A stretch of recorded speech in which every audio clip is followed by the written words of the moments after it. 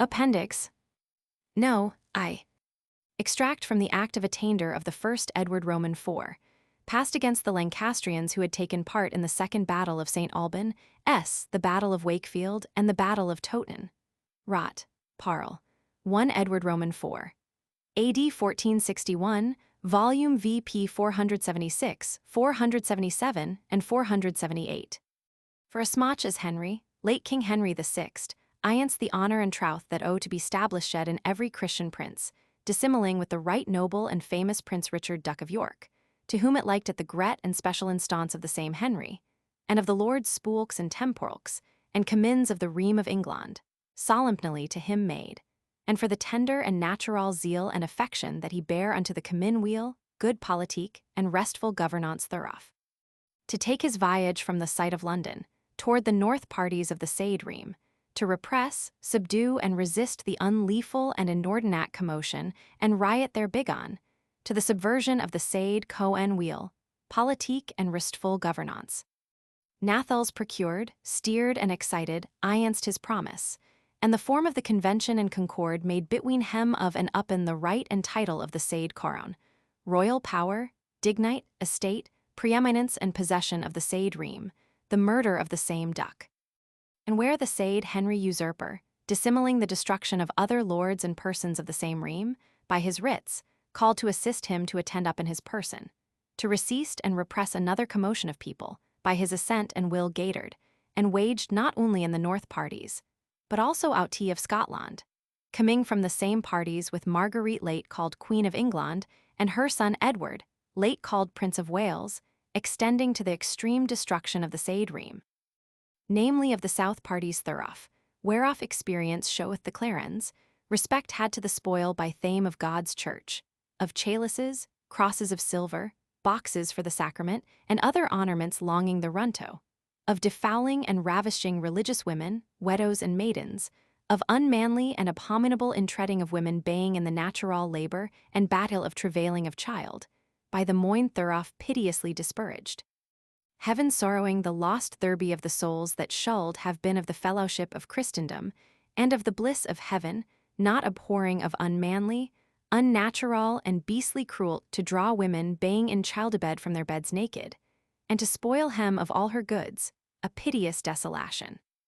The same Henry, actor, factor, and provoker of the Sade commotion, and assenting of Cavan with the Sade Marguerite, Henry Duke of Somerset, and Henry late Earl of Northumberland, in a battle to be showed unto him, and offered of fraudulent dissimulation, in a feld beside the town of St. Albans, the Roman 17-day of feverer last past, not joining his person and blowed to the defense, tuition and salvation of the same lords and persons common to assist him by his octorite and commandment.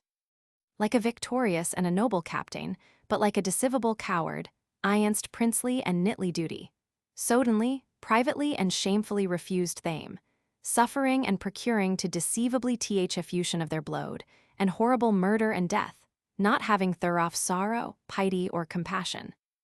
Adhering to the Sade Margaret, and to the Sade Duke of Somerset, and other lords and persons that committed the Sade horrible and cruel murder of the Sade Duke of York, and of the Earls of Rutland and Salisbury, and also of the Sade people, in the Sade felda beside the Sade town of St. Albans, yeving therefore to the Sade Duke and other assisting thame therein, a special laud and thank. From thenceforth applying to thame, and to their outrageous and unlawful riots and misgovernance. After that suffering wilfully through worthy and good knights, William Lord Bonville and Sir Thomas Curiel, for the prowess of knighthood approved in their persons called to the order of the Garter, and William Gower Squeer, the bearer of one of his banners, whom to he made faith and assurance under Kinge's word, proeting from his mouth, to keep and defend thame there from all hurt, Jew party and peril, to be murdred. And after that tyrannously heated, with great violence, without process of law or any piety. Contrary to his Sade faith and promise, abominable in the hearing of all christened princes. For a smock also as Henry Duke of Somerset, purposing, imagining, and compassing, of extreme and insatiate malice and violence, to destroy the right noble and famous prince of worthy memory, Richard late Duke of York, fader to our liege and sovereign Lord King Edward IV, and in his life very king in right of the ream of England, singular protector lover and defensor of the good governance, policy, commonweal, peace, and tranquillite thereof. and also Thomas Courtenay, late Earl of Devonshire, Henry Earl of Northumberland, Thomas Lord Roos, John late Lord Neville, John Whelpdale late of Lichfield, clerk, Philip Lowes late of Thoweresby and the Count of Lincoln, clerk, Bodwin Fulforth knit, Alexander Hodie knit, Nicholas Latimer knit, James Lottrell knit, Edmund Mountford knit, Thomas Finder knit, Henry Lewes knit, John Heron of the Ford knit, Richard Tunstall knit, Henry Bellingham knit, Robert Whittingham knit. William Grimsby late of London late square, Thomas Tunstall late of Thurland in the Shire of Lancaster, square, Simond Homs knit, Thomas Dalton late of Lilbourne in the Count of Northumberland gentleman, James Dalton late of the same gentleman, George Dalton late of the same gentleman, John Clapham late of Skipton in Craven in Yorkshire Yeoman, Andrew Trollope late of Geisnes square, Anthony Notehill knit, John Baudelaire late of Houck in the Count of Dorset square. Gon Lamplugh late of Warkworth in the Shire of Northumberland gentleman, Edmund Fish late of York Taillier, Thomas Freisel late of the same Smythe, John Smothing late of the same Yeoman, John Catterall late of Brayton in the Count of York gentleman, Thomas Barton late of Helmesley in the Count of York gentleman, William Phipps late of Sonthefeld in the Count of York Yeoman, Henry Cliff Th. Elder late of Lockington in the Count of York Yeoman, Robert Tomlinson late of Hellog in the Count of York Yeoman, and Thomas Barton late of York Mason. At Wakefeld in the Shire of York, on Tywesday the XXX day of December, last past, with great despite and cruel violence, horrible and unmanly tyranny, murdered the said right noble Prince Duke of York. And were also Henry Duke of Exeter, Henry Duke of Somerset, Thomas Courtenay late Earl of Devonshire, Henry late Earl of Northumberland, William Viscount Beaumont, Thomas Lord Roos, John late Lord Clifford, Leo late Lord Wells, John late Lord Neville, Thomas Grey knit Lord Rugiman Grey, Randolph late Lord Dacre, Humphrey Dacre knit, John Morton late person of Blokesworth in the Shire of Dorset, clerk, Rolf Mackerel late person of Riceby in the Shire of Suff, clerk, Thomas Manning late of New Windsor in Berkshire, clerk, John Whelpdale late of Lichfield in the Count of Stafford, clerk, John Naylor late of London square, John Preston late Wakefield in the Shire of York, priest, Philip Wentworth knit, John Fortescue knit, William Tailbays knit, Edmund Mountford knit, Thomas Tresham knit, William Vaux knit, Edmund Hampton knit, Thomas Finder knit, John Courtenay knit, Henry Lewes knit, Nicholas Latimer knit. Walter Nuthill late of Riston in Holdern's in the Shire of York square, John Heron of the Ford knit, Richard Tunstall knit, Henry Bellingham knit, Robert Whittingham knit, John Ormond otherwise called John Baudelaire knit, William Mill knit, Simond Homs knit, William Holland knit called the Bastard of Exeter, William Joseph late of London square, Everard Digby late of Stokedry in the Shire of Ruthlon square, John Meafin late of Southwark in the Shire of Sur square, Thomas Philip late of Durdington in Devonshire square, Thomas Brampton late of Geisnes square, Giles Saintlow late of London square, Thomas Claymond, the said Thomas Tunstall square, Thomas Crawford late of Calais square, John Aldeley late of Geisnes square, John Lench of Witch in the Shire of Worcester square, Thomas Ormond otherwise called Thomas Baudelaire knit, Robert Bellingham late of Burnelshed in the Shire of Westmoreland square, Thomas Everingham late of Newhall in the Shire of Leicester knit, John Pennacock late of Weybridge in the Count of Sur square, William Grimsby late of Grimsby in the Shire of Lincoln square,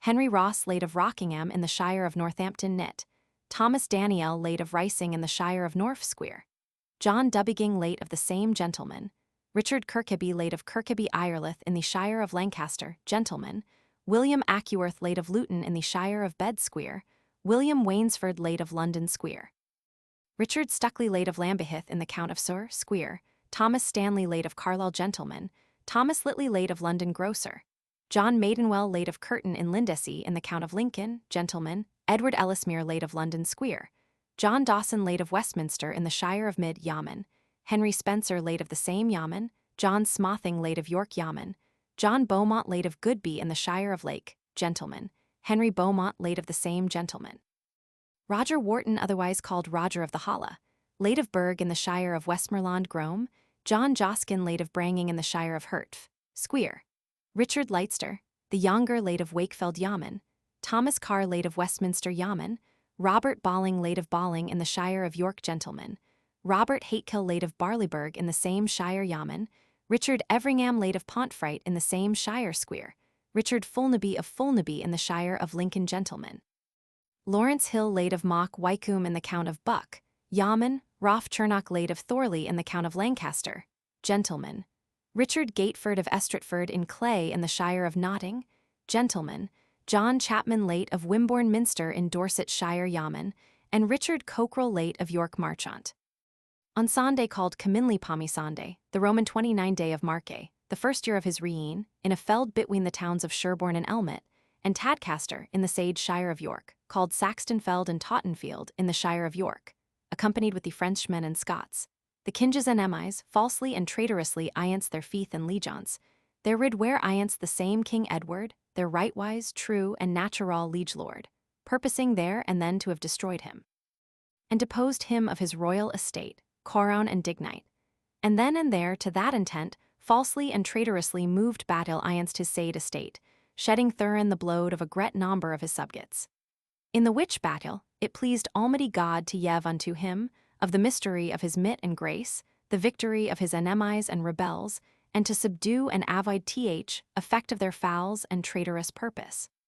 And were also the said Henry, late called King Henry VI, Marguerite his wife, late called Queen of England, and Edward her son, late called Prince of Wales, and also Henry Duke of Exeter, Henry Duke of Somerset, Thomas Lord Roos, Thomas Grey Knit Lord Rugeman Grey, in the fest of St. Mark Evangelist last past, purposing and imagining the destruction of our said sovereign Lord King Edward, to depose him of his royal estate and dignite, procured of James King of Scots, and of his subjects, then enemies of our said sovereign Lord, their aid, assistance, and armed power, to entreat up in the same our sovereign Lord into his said realm, to put him from the reign thereof, and to destroy him.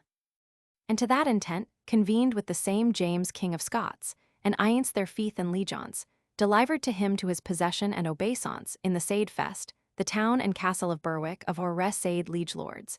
Then bang their rightwise, true, and natural liege lord to that end and effect, that the said King of Scots soothe and possessed of the said town, and castle, the key of the marches of England, should there be heaven tre, to execute the unjust, untrue, and malicious purpose and intent of the same Henry, Margaret, and Edward. And for a smock also as the said Marguerite, and also Henry Duke of Exeter, Henry Duke of Somerset, Jasper Earl of Pembroke, James late Earl of Wiltshire, Robert Lord Hungerford, Thomas Manning Clerk, John Lax, late Parson of Walton in the Shire of Somerset Clerk, Henry Lewes Knit, Robert Whittingham Knit, John Ormond otherwise called John Baudelaire Knit, Freer Robert Ghastly of the Order of the Freers Prechowers, and Thomas Cornwell Squire, have ianced their feith and legions. Divers times sith the 4th day of Marche last past, steward, laboured and provoked the enemies of our said sovereign Lord King Edward IV, of outheward lands, to entray into his said realm with great battle, to rure where ianced his estate within this said realm, to conquer the same from his possession and obeisance, to depose him of royal estate, corowns and dignite, and to destroy his most noble person and subjects. And were also the same Marguerite and Edward her son, and also the said Henry Duke of Exeter, Thomas Grey Lord Rugemond Grey, Humphrey Dacre Knit, Edmund Hampton Knit, Robert Whittingham Knit, Henry Bellingham Knit, and Richard Tunstall Knit, adhering to the Scots, enemies of our said sovereign Lord King Edward IV, convened with the same Scots, procuring, desiring, and waging thame to enter into his said realm, to make there where ianced his royal majest. Bringing the same Scots and enemies to his site of Carlisle, besieging and environing it, brenning the suburbs thereof, destroying the houses, habitations, and lands of his subjects nig the runto in manner of conquest, purposing, ianced their feith and legions, to have delivered the said site, the key of the west marches of England, into the possession and obeisance of the said King of Scots, and to have spoiled the corown of England thereof, as they did of the said town of Berwick. And over that, where the said Henry, late called King of England VI, and also Thomas Lord Roos, Thomas Grey Lord Rugeman Grey, Humphrey Dacre Knit, John Fortescue Knit, William Tailbees Knit, Edmund Mountford Knit, Thomas Neville late of Bronsapath in the bishopric of Durham Clerk, Humphrey Neville late of the same square, and Thomas Elwick late of Calais Square, the Roman 26th day of Jine last past, at Righton and Bronsapath in the bishopric of Durham. With standards and jicherins unrolled, rid where ianced our said Lord King Edward, purposing to have deposed him of his royal estate, corown and dignite, ianced their feith and legions. And for a smock also as Henry Duke of Exeter, Jasper Earl of Pembroke, and Thomas Fitz Harry late of Hereford Square, at a place called Tooty Hill, beside the town of Carnarvon in Wales, on Friday next after the festive translation of St. Edward last past, rid iance the same our sovereign Lord, purposing then and there to have proceeded to his destruction, of fouls and cruel violence, iance their feith and legions. The act then declares Henry, late called King Henry VI, convicted of high treason, and to forfeit all castles, manors, lordships, lands, and sea, parcel of the Duchy of Lancaster. And the said Margaret, late called Queen of England, convicted of high treason, and the said Margaret, and also the said Edward her son, disabled from having or enjoying any name of dignity, preeminence, and sea.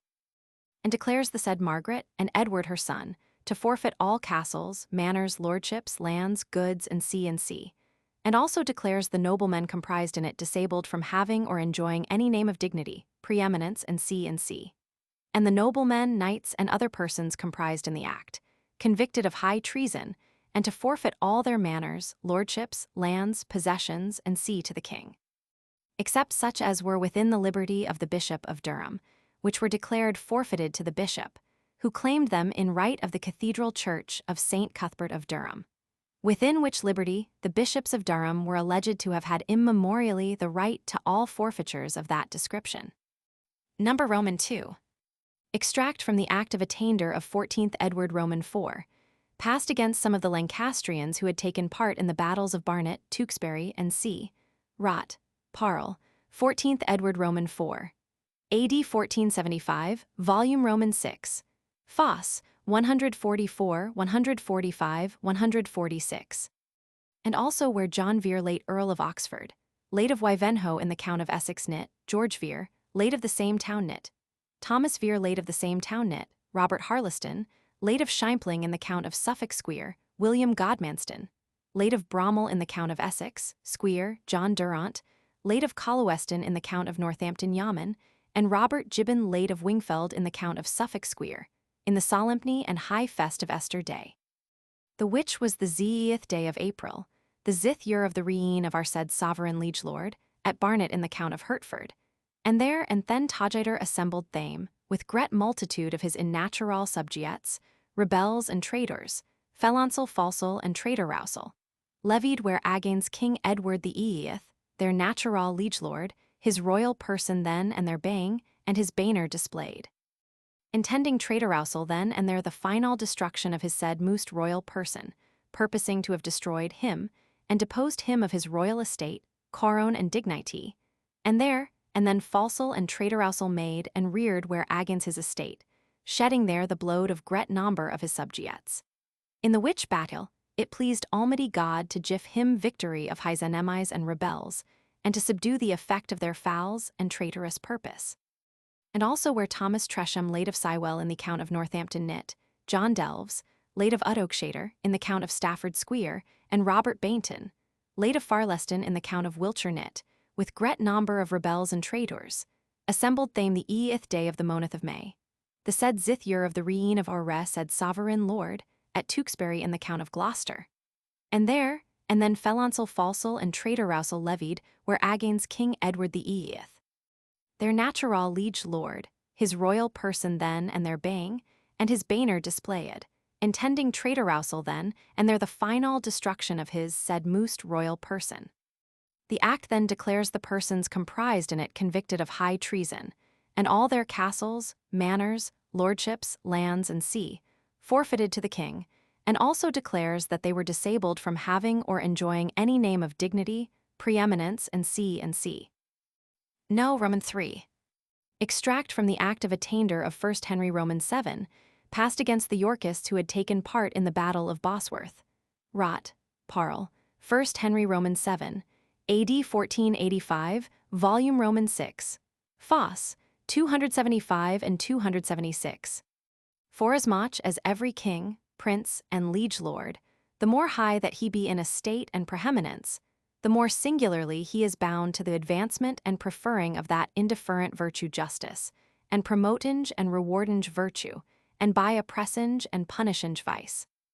Wherefore or res sovereigny lord, callinge unto his blessed remembrance thys high and gret charge adjoined to his royal majesty and estate, not oblivious nor puttinge out of his godly mind the unnatural, mischievous, and gret perjuries, treasons, homicides, and murders, in shedding of infants' blood, with many other wrongs, odious offences, and abominations against God and man, and in ease Paul or res said sovereigny lord, committed and doon by Richard late Duke of Gloucester. Holinshed and Naimanch himself by usurpaken, King Richard the Eid.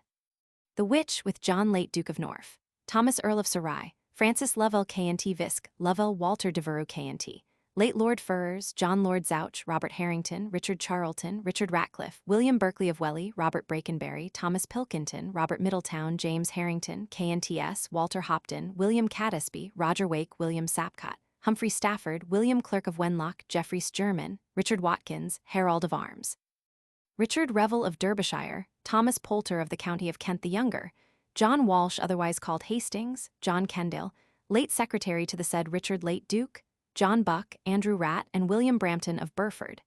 The exist day of August, the first year of the reign of our res sovereigny lord, assembled to thame at Leicester in the county of Leicester a gret host, traitorously intendinge, imagininge, and conspiringe the destruction of the kinges royal sound. Our res sovereigny lage lord.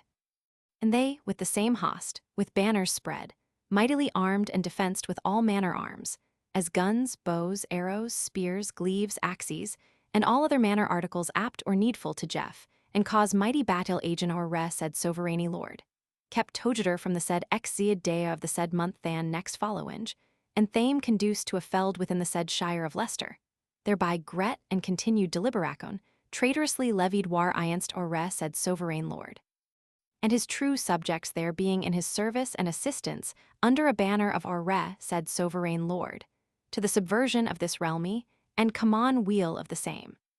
The act then proceeds to declare Richard Duke of Gloucester otherwise called King Richard Roman III, and all the noblemen, knights, and other persons comprised in the act, convicted of high treason, and disabled and forejudged of all honours, dignity, preeminences, and sea, and all their castles, manors, lordships, lands, goods, and sea, forfeited to the king.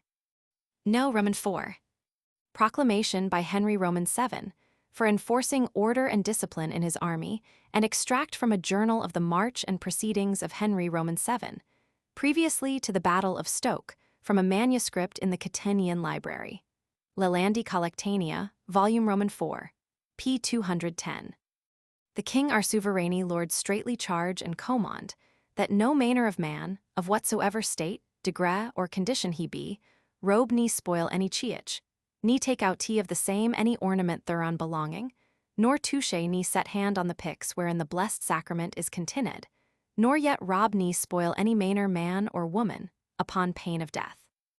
Also that no manner of persons ne persons whatsoever they be make no quarrel to any man, nor cease nor vex ne trouble any man by body or goods for any offence, or by colour of any offence heard off or done or committed, agents the royal majesty of the king our said sovereigny lord, without his auctority and a special commandment, given unto him or thame, that so doon in that behalf upon pain of death. Also that no manner of persons ne persons whatsoever they be, ravish no religious woman, nor man's wife, daughter, maiden, ne no man's ne woman's servant, or take, ne presume to take, any manner of vital, horsemeat, nor man's meat, without paying therefore the reasonable price thereof, assized by the clerk of the market or other the king's officers therefore ordined, upon pain of death. Also that no manner of persons ne persons, whatsoever they be, take up and thame to log thameselfs, nor take no manner of logging ne harbigage, but such as shall be assigned unto him or thame by the king's herbigers, nor dislog no man, nor change no logging after that he be assigned, without advise and assent of the said harbigers, up in pain of imprisonment, and to be punished at the will of our said sovereigny lord. Also that no manner of man, whatsoever he be, make no quarrel with any other man, whatsoever be, for no manner of cause, old ne new. Ne make no manner of fray, within the host ne without, upon pain of imprisonment, and to be punished according to their trespass and defaults. And if there happen any such quarrel of affray to be made by any evil disposed persons, that then no manner of man, for any acquaintance or fellowship that they be of, take new part with no such misdoers in any such affrays or quarrels, upon pain of imprisonment, and to be punished at the king's will. But that every man endeavour himself to take all such misdoers and bringe thame to the marshal's ward, to be punished according to their deserts. Also that no manner of person, whatsoever he be, hurt trouble bete, ne let no manner of person, man, woman, or childa bringing any victual unto the king's houst, upon pain of imprisonment and his body to be at the king's will. And over this, that every man, being of the retin of our said sovereigny lord, at the first sound or blast of the trumpet to saddle his horse, at the 2d do bridle, and at the 3d be redy on horseback to wait upon his highness, upon pain of imprisonment. Also, that no manner of person, whatsoever he be, make no scries, shoutings, or blowing of horness in the king's houst after the wash be set, upon pain of imprisonment, and his body to be at the king's will. Also, that no vagabond, nor other, follow the king's houst, but such as be retinned, or have maisters within the same, upon pain of imprisonment, and to be punished in example for other. And that no common woman follow the king's houst, upon pain of imprisonment, and openly to be punished in example of all other. Also, whensoever it shall please the king our sovereigny lord to command any of his officers of arms to charge anything in his name, by his high commandment, or by the commandment of his constable or marshal, that it be observed and kept, upon pain of imprisonment, and his body to be punished at the king's pleasure. From thence, the king proceeded to Coventry, where the Bishop of Winchester took his leave and went to the Queen and the Prince, and the substance of his company waited upon the king, under the standard of his nephew Th Earl of Devonshire.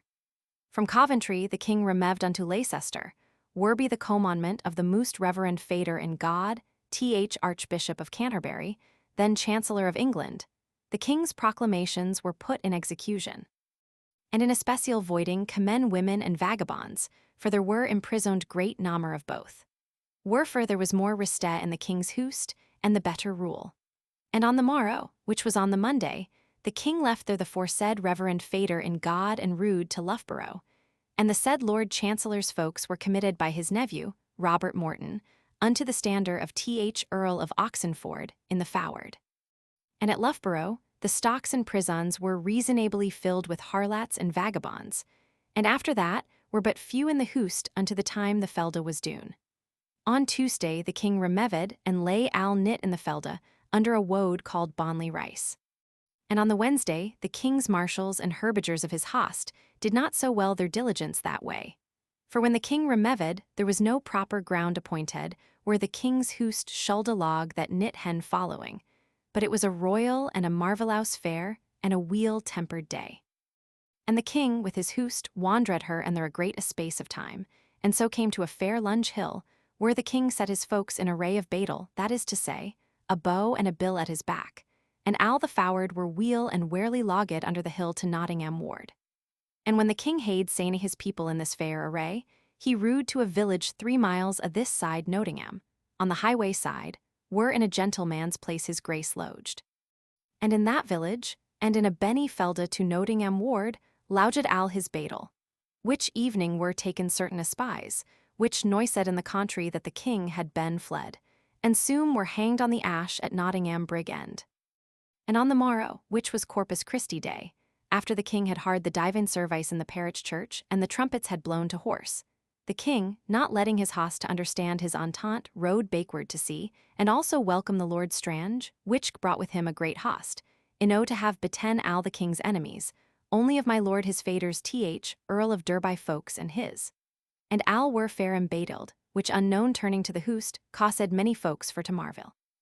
Also the king's standard, and much carriage followed after the king, unto the time the king was advertised by Garter king of arms, whom the king commanded to turn them all agin, which so died thame all in battle on the header side of the great hill a this side Nottingham, unto the time the king came. That knit the king's houst lay under the end of all that hill toward Nottingham to Lenton ward, and his foward before him to Nottingham Bruge ward. And Th Earl of Derby's host on the king's lift hand to the meadows besides Lenton. And that evening there was a great scry, at which scry there fleed many men, but it was great joy to see how soon the king was redy and his true men in array. And from thence on the Friday, the king, understanding that his enemies and rebels drew towards Newark ward, passing by Southwell and the first side of Trent, the king with his host removed the darwards, and logged that knit beside a village called Ratcliffe, 9 miles outy of Newark. That evening there was a great scry, which caused many cowards to flee. But Th Earl of Oxenford, and all the nobles in the foward with him, were sown in a good array and in a fair battle, and so was the king and all the very men that there were. And in this estry I heard of no man of worship that fled but rascals. On the morn, which was Saturday, the king early arose and hard 2 masses, whereof the Lord John Fox, Bishop of Exeter, sang the tun. And the king had 5 good and true men of the village of Ratecliffe, which shewed his grace the beste way for to conduct his hoose to Newark, which knew well the country, and shewed were Mars, and was the river of Trent, and were villages or grovies for bushments or straight ways, that the king might conduct his hoose the better. Of which guides the king gave 2 to Th Earl of Oxenford to conduct the foward, and the remnant retinned at his pleasure. And so in good order and array, before 9 of the clock, beside a village called Stook, a large mile outie of Newark, his foward recontred his enemies and rebels, were by the help of Almighty God, he had the victory. And there was taken the lad that his rebels called King Edward, whose name was indeed Lambert, by a valiant and a gentle esquire of the king's house, called Robert Bellingham. And there was slain Th Earl of Lincoln John, and divers other gentlemen, and the Viscount Lord Lovell put to flight. And there was slain of English, Dutch, and Irishmen mei. And that day the king made 13 bannerets and lignets, whose names in sooth. Thays be the names of the bannerets. Sir Gilbert Talbot, Thays Roman 3 were made by for the battle, Sir John Cheney. Sir William Stowe. And after the battle were made the same day. Sir John of Arundel, Sir Richard Croft. Sir Thomas Coxey, Sir Humphrey Stanley. Sir John Forstin, Sir Richard de la Ver. Sir Edward Benningfelde, Sir John Mortimer. Sir James Blount, Sir William Trouthbeck. The names of the knights made at the same battle. Sir James Audley, Sir James Harrington. Sir Edward Norris, Sir John de Venish. Sir Robert Clifford, Sir John Sabarats. Sir George Opdone, Sir Thomas Leville. Sir Robert of Broughton, Sir Humphrey Savage. Sir John Paston, Sir Anthony Brown. Sir Henry Willoughby, Sir Thomas Grey. Sir Richard Pole, Sir Nicholas Vaux. Sir Richard Fitzlewes, Sir William Tyrwhitt. Sir Edward Abra, Sir Amyas Pallet. Sir George Levell, Sir Ralph Langforth. Sir John Longville, Sir Henry Bold. Sir Thomas Terrell, Sir William Redmill. Sir Roger Bellingham, Sir Thomas Blount. Sir William Carew, Sir Robert Cheney. Sir William Trouthbeck, Sir John Wyndon. Sir Thomas Poole, Sir John A. Musgrove. Sir William Vampage, Sir George Neville. Sir James Parker, Sir Ralph Shirley. Sir Edward Darrell, Sir William Littleton. Sir Edward Pikeringe, Sir William Norris, 315a. Sir Thomas of Woolton, Sir Thomas Hansade. Sir William Sands, Sir Christopher Rotten. Sir Robert Brandon, Sir Thomas Lynn. Sir Maurice Barclay, Sir Moses Abarrow. Sir John Digby, Sir Thomas Mannington. No, v. Extract from the Act of Attainder against John, Earl of Lincoln, and his adherents. Roddle, Parle, 3rd Henry Roman 7, AD 1487, Volume Roman 6, Foe, 397. Forasmuch as the 6th day of the month of Marche last past John, late Earl of Lincoln, nothing considering the great and sovereign kindness that our rest sovereignly lage lord that no wise, at divers sundry times continually showed to the said late Earl. But the contrary to kind and natural, remembrance his faith troth and allegiance conspired, and imagine the most dolorous and lamentable murder, death, and destruction of the royal son of our re, said sovereignly and lage lord. And also destruction of all this realmy, and to form his said malicious purpose traitorously departed to the parties beyond the sea. And there accompanied himself with many other false traitors and enemies to our said sovereignly lage lord, by longe time containing his malice, prepared a great navy for the coasts of Brabant, and a reved in the ports of Ireland, where he, with Sir Henry Bodrigan, 315b, and John Beaumont, squire, imagined and conspired the destruction and deposition of our re, said sovereignly liege lord. And for the execution of the same there, the xth day of May last passed at the site of Devellen, contrary to his homage and faith, troth, and allegiance, traitorously renounced, revoked, and disclaimed his own said most natural sovereign lage lord the king, and caused un Lambert Simnel, a child of year of age son to Thomas Simnel, late of Oxford, join honour to be proclaimed, erect and reputed as king of this realmy, and to him did feith and homage. To the great dishonour and despite of all this realmy, and from thence continuing in his malicious and traitorous purpose arrived with a great navy in Ferns, in Lancashire, the 8th day of June last past, accompanied with a great multitude of strangers with force and arms. That wise to say, swordies, sparris, marespikes, bows, gons, harneys, brigandines, hauberks, and many other weapons and harneys defensible. And from thence the same day he, with Sir Thomas Broughton, Knit, Thomas Harrington, Robert Percy. Of Knaresborough in the county of York, Richard Harleston, John A. Broughton, brother unto the said Sir Thomas Broughton, Knit, Thomas Badle, James Harrington, Edward Frank, Richard Middleton, Squeers, Robert Hilton, Clement Skelton, Alexander Apilby, Richard Bank, Edmund Juice, Thomas Blandry Hassett, gentlemen. John Mallory, of Lichborough in the county of Northden, Robert Mallory, of Fallisley in the same county, Giles Mallory of Grevis Norton in the same county, William Mallory of Stowe in the same county, Robert Manning, late of Dunstable, William K. of Halifax, gentleman, Roger Hartlington, Richard Hoygasone, John Aventry, Roland Robinson, yeomen.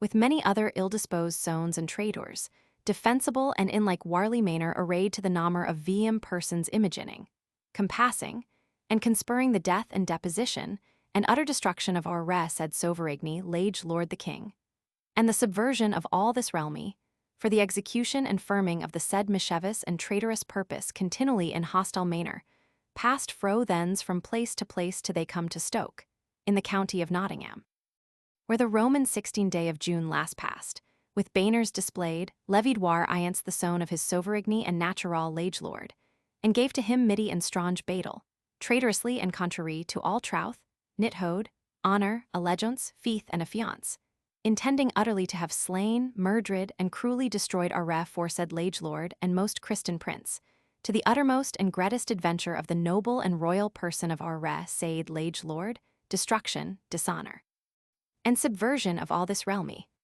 For the which malicious compassed great and heinous offence, not alunely committed ion our said sovereignty lord, but also against the universal and commend weal of this realmy, wise requisite sore and grevis punishin, and also for an example hereafter that none other be bold in like wise to offend.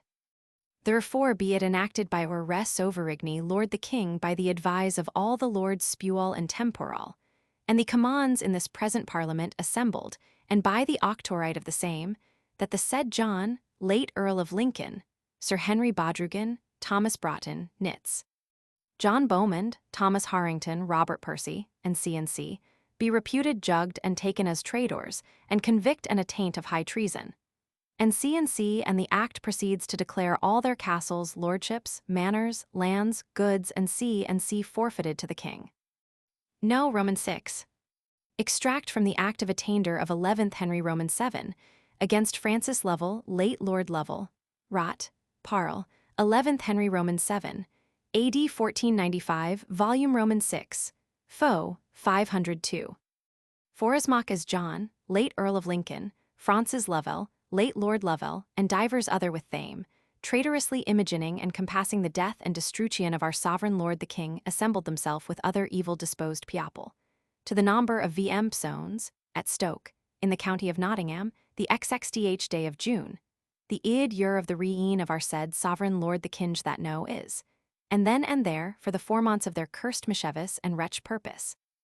In plain failed at the same Stoke, in the said county, with their banners displayed, contrary to their allegiance against the King our and their natural sovereign Lord, levied and rid war and made battle against him.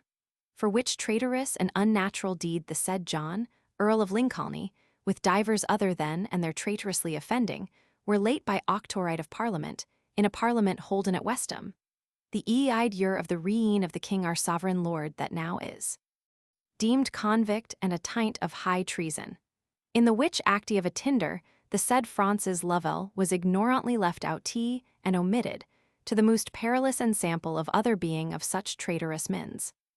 Wherefore be it ordained, enacted, and established by the Lords Spewal and Temporal, and the commands in this present Parliament assembled, and by octorite of the same, that the said Francis stand and be deemed adjudged, convict, and attaint of high treason, for his rehearsed traitorous deed, and forfeit to the King all the honours, castles, manors, lordships, possessions, hereditaments, and C, which he possessed on the 20th June in 2nd Henry Roman 7. This is a most extraordinary statute. It commences with calling Lord Lovell the late Lord Lovell, without there appearing to be any certain proof of his death, and it is contradictory of the act attainting the Earl of Lincoln and others, see Appendix No. V, which alleges that their forces amounted to 8,000 men, and that the battle took place on the 16th of June, whilst in this the insurgent troops are only stated to be 5,000, and the 20th of June is mentioned as the day of the battle.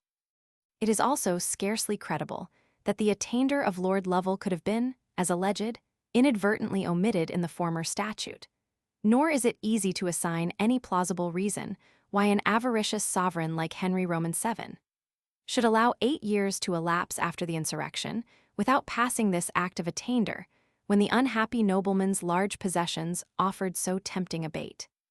Indeed, if Henry's object in passing it were to be enabled legally to seize upon them, such a statute appears unnecessary, because Lord Lovell was attainted by the act of 1st Henry Roman 7. For fighting at Bosworth, see Appendix No. Roman 3. And there is no reason to suppose that this attainder was ever reversed, or that he ever submitted himself to allegiance to Henry. There is a tradition that Lord Lovell escaped from the field of battle of Stoke, and took refuge in the north of England, and there, like Lord Clifford, lived several years in obscurity, concealed from his enemies, but it does not appear to be authenticated or supported by any historical authority. Number Roman 7.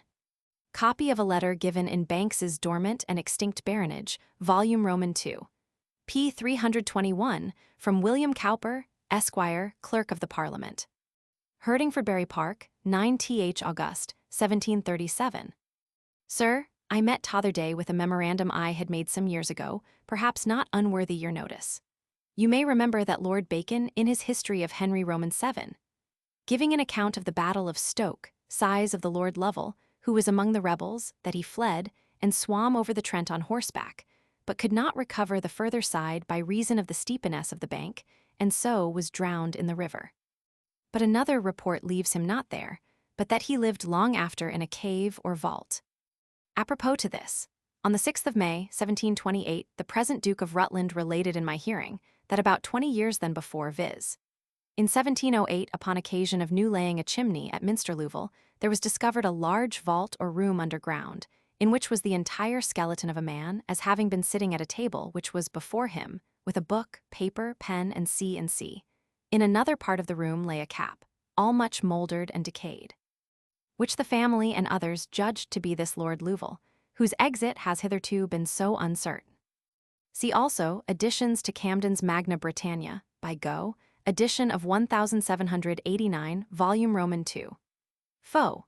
289, where the same circumstance is narrated, with the addition that the clothing of the body seemed to have been rich, that it was seated in a chair, with a table and a mass-book before it, and also that, upon the admission of the air, the body soon fell to dust. Additions and Corrections, 321. Page 1, Note 2, after the words, and May, 1856. Add, and also in September, 1856, which was after part of this work had been sent to the press. 2 in the last line of note, after the words, according to, insert the name, Fabian. 3 before Market Drayton, insert Hodnet end.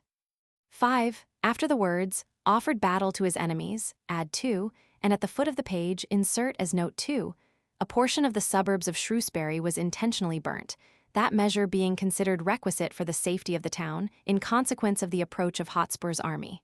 Rot. Parle, 9 Henry Roman 4, volume Roman 3. Fo. 619. 5 for note 2, substitute 3.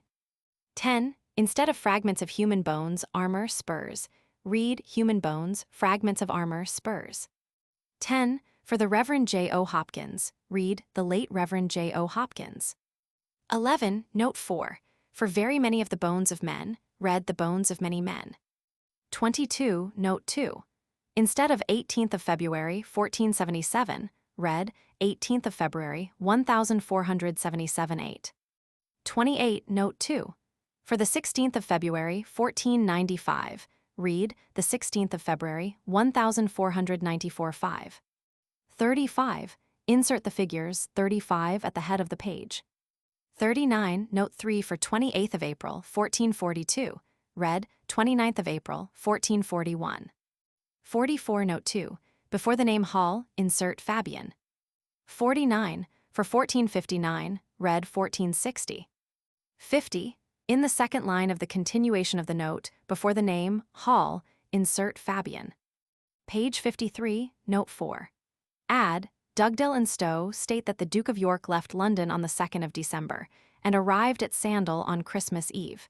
If he consumed 22 days in his march from London to Sandal, the delay seems very extraordinary. 54, note 3. Instead of Henry Beaufort, Duke of Somerset, the son of Edmund Beaufort, grandson of John of Gaunt, Duke of Lancaster, after the death, read Henry Beaufort, Duke of Somerset, was the son of Edmund Beaufort, grandson of John of Gaunt, Duke of Lancaster, who, after the death. 54. In the seventh line of the same note, instead of his eldest son Henry, read the eldest son Henry. 55, note 1. After the words, fighting on behalf of Henry Roman VI, and there buried, add, Leland in his itinerary, volume Roman VI. Foe, 93 also states that Thomas Earl of Devonshire was slain at Tewkesbury and buried there. 58. Instead of his army, surrendered and overwhelmed with numbers, read, his array nearly surrounded and overwhelmed by numbers. 64, note 2. Instead of quare has not the lane been, read the lane is. And instead of which formerly stood, read which stands or very recently stood. 68. In the continuation of the note after the words, volume V foe, 464, add, and Fabian foe, 218. 72. In the continuation of the note, for 21st of December, 1493, read 21st of December, 1495. 73. For his forces courageously attacked the army, read his army courageously attacked the forces. 73. At the end of note 4, add Fabian foe, 627 calls him a nit of Wales. 92, note 1. Instead of the Reverend George Townsend, read the Reverend George Filer Townsend, and instead of P12, insert pages 12 to 16. 99, note 1. After the words each horseman, add in marching order. 103, note 4. After the words battles of Wakefield, insert see chapter Roman 4, P60. Page 104, note 1. After the words Dugdale's Baronage, add volume I, and after the passage Leland's Call, volume Roman 2, P715, omit, and insert, in which is the following statement, Sir John Neville the Earl of Westmoreland's brother and Andrew Trollope were killed at this time. 111. After the words were restored, add for, and as a note at the foot of the page, insert, for Leland mentions the titles and rank conferred by Edwa. Roman 4. Upon his friends and adherents as follows. Thomas Blunt made Lord Montjoy, William Hastings made Lord Hastings. Edward at his coronation created his brother George Duke of Clarence, and Richard the Younger, Duke of Gloucester, the Lord Montacute, the Earl of Warwick's brother, the Earl of Northumberland, William Stafford Esquire, Lord Stafford of Southwark, Sir Herbart, Lord Herbart, and after Earl of Pembroke, and the said Lord Stafford, Earl of Devonshire, the Lord Grey of Ruthyn, Earl of Kent, the Lord Berkshire, Earl of Essex, the Lord John of Buckingham, 323, Earl of Wiltshire. Sir Thomas Blunt Knight, the Lord Montjoy, Sir John Howard, Lord Howard, William Hastings, Lord Hastings and Great Chamberlain, and the Lord Rivers, Denham Esquire, Lord Denningham, and worthy as is aforeshewed. Lell. Collect, volume Roman 2, p. 716. It is of course admitted that Edward at his coronation ennobled his brothers the Duke of Clarence and Duke of Gloucester. But Leland appears to have expressed himself either not clearly, or not with his usual accuracy, with respect to the dates of the conferring of the titles upon several of the other personages, before mentioned, as may be easily ascertained by a reference to the works of Ralph Brooke or Dugdale. From which it plainly appears that although Edward did not forget eventually to reward many of his supporters and adherents with rank and titles, yet in some instances several years elapsed after his coronation before they were ennobled, or, as the case might be, were advanced in the peerage. Page 117, note 2. Instead of ocknected, read connected. 123. Instead of called by Stowe, read called by Leland and Stowe. 123 Note 2. Add before the name Stowe the words Lel, Itinerary Volume Roman 6, Fo, 17. 127 Note 4. Instead of des mowers, read Sir les mowers. 140. For right hand to be, read right hard to be. 142 Note 1. For the mills were, read the mills are. 143 Note 1. After the words, in the abbey church there, add, Leland in his Itinerary, Volume Roman 6. Fo. 92 states that she died at the Castle of Warwick on the 22nd of December, 1476, and was buried at Tewkesbury, of which she was the patroness. 145 Note 1. For Sanderson S, read Sandford S. 149 Note 3. For home castle, read home ground. 162. Introduce as Note 1 to the words, third husband of his mother, one as follows. Margaret Beaufort, sole daughter and heiress of John Beaufort, 1st Duke of Somerset, became Countess of Richmond by her marriage with her first husband, Edmund Tudor, Earl of Richmond. Her second husband was Sir Henry Stafford, a son of Humphrey Stafford, 1st Duke of Buckingham, slain at the Battle of Northampton, and a brother of Humphrey Stafford, Earl of Stafford, slain at the First Battle of St. Alban, S., and also a brother of John Stafford, Earl of Wiltshire. And her third husband was Thomas Lord Stanley, afterwards Earl of Derby. The Countess of Richmond had only one child, viz., Henry Earl of Richmond, afterwards King Henry Roman VII, by her marriage with Edmund Earl of Richmond. See Pedigree No. 4, Chapter Roman 9. p. 201, and she had not any children either by her second or third husband, as if, to use the words of Sandford in his genealogical history, p. 319, she had been designed to be the mother of a king only. She lived to see her son Henry Roman VII, and her grandson Henry Roman VIII, successively kings, and died in the first year of the reign of the latter, on 3rd July, 1509, and was buried in Westminster Abbey. Page 162. For Note 1 read 2, and in the note for Anne Beam read Anne Beam. 170.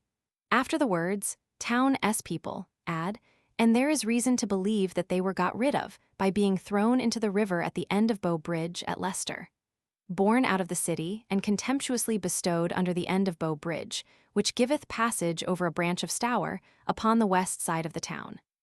See Speed's Annals, Fo. 936. See also Thoresby's Views in Leicestershire, p. 338, and instead of the words, were deposited, insert, had been deposited. 170, Note 1. After Hutton 143, add Sandford's Genealogical History, p. 410. A tablet has been recently, in 1856, put up on one of the new buildings near Bow Bridge, with an inscription treating the locality as if it were the supposed place of the final interment of Richard Roman III. But although it may perhaps be a disappointment to those who have caused the tablet to be placed there, to learn that the correctness of their theory is not admitted by others, still, it is only proper to mention that there does not appear to be any authority for such a supposition. Indeed, after his remains had been pulled out of the grave and got rid of at the river, it is not likely that anybody would know or care what became of them. 173. Instead of which he afterwards gave, read, which was afterwards given. 180. In Note 1 instead of Chapter Roman 4, read Chapter V. 189. For the cliff occupied by his left wing was, as before observed, almost inassailable, read, the cliff occupied, as before observed, by his left wing was almost inassailable. 193, Note 1, instead of read. 203. After the words, in the 15th century, insert, and had no relation to the wars of York and Lancaster. 210, Note 2, add Ms. Chronicle by Warkworth p. 16. 274. Instead of the Brook Farm estate, read the Brook Farm.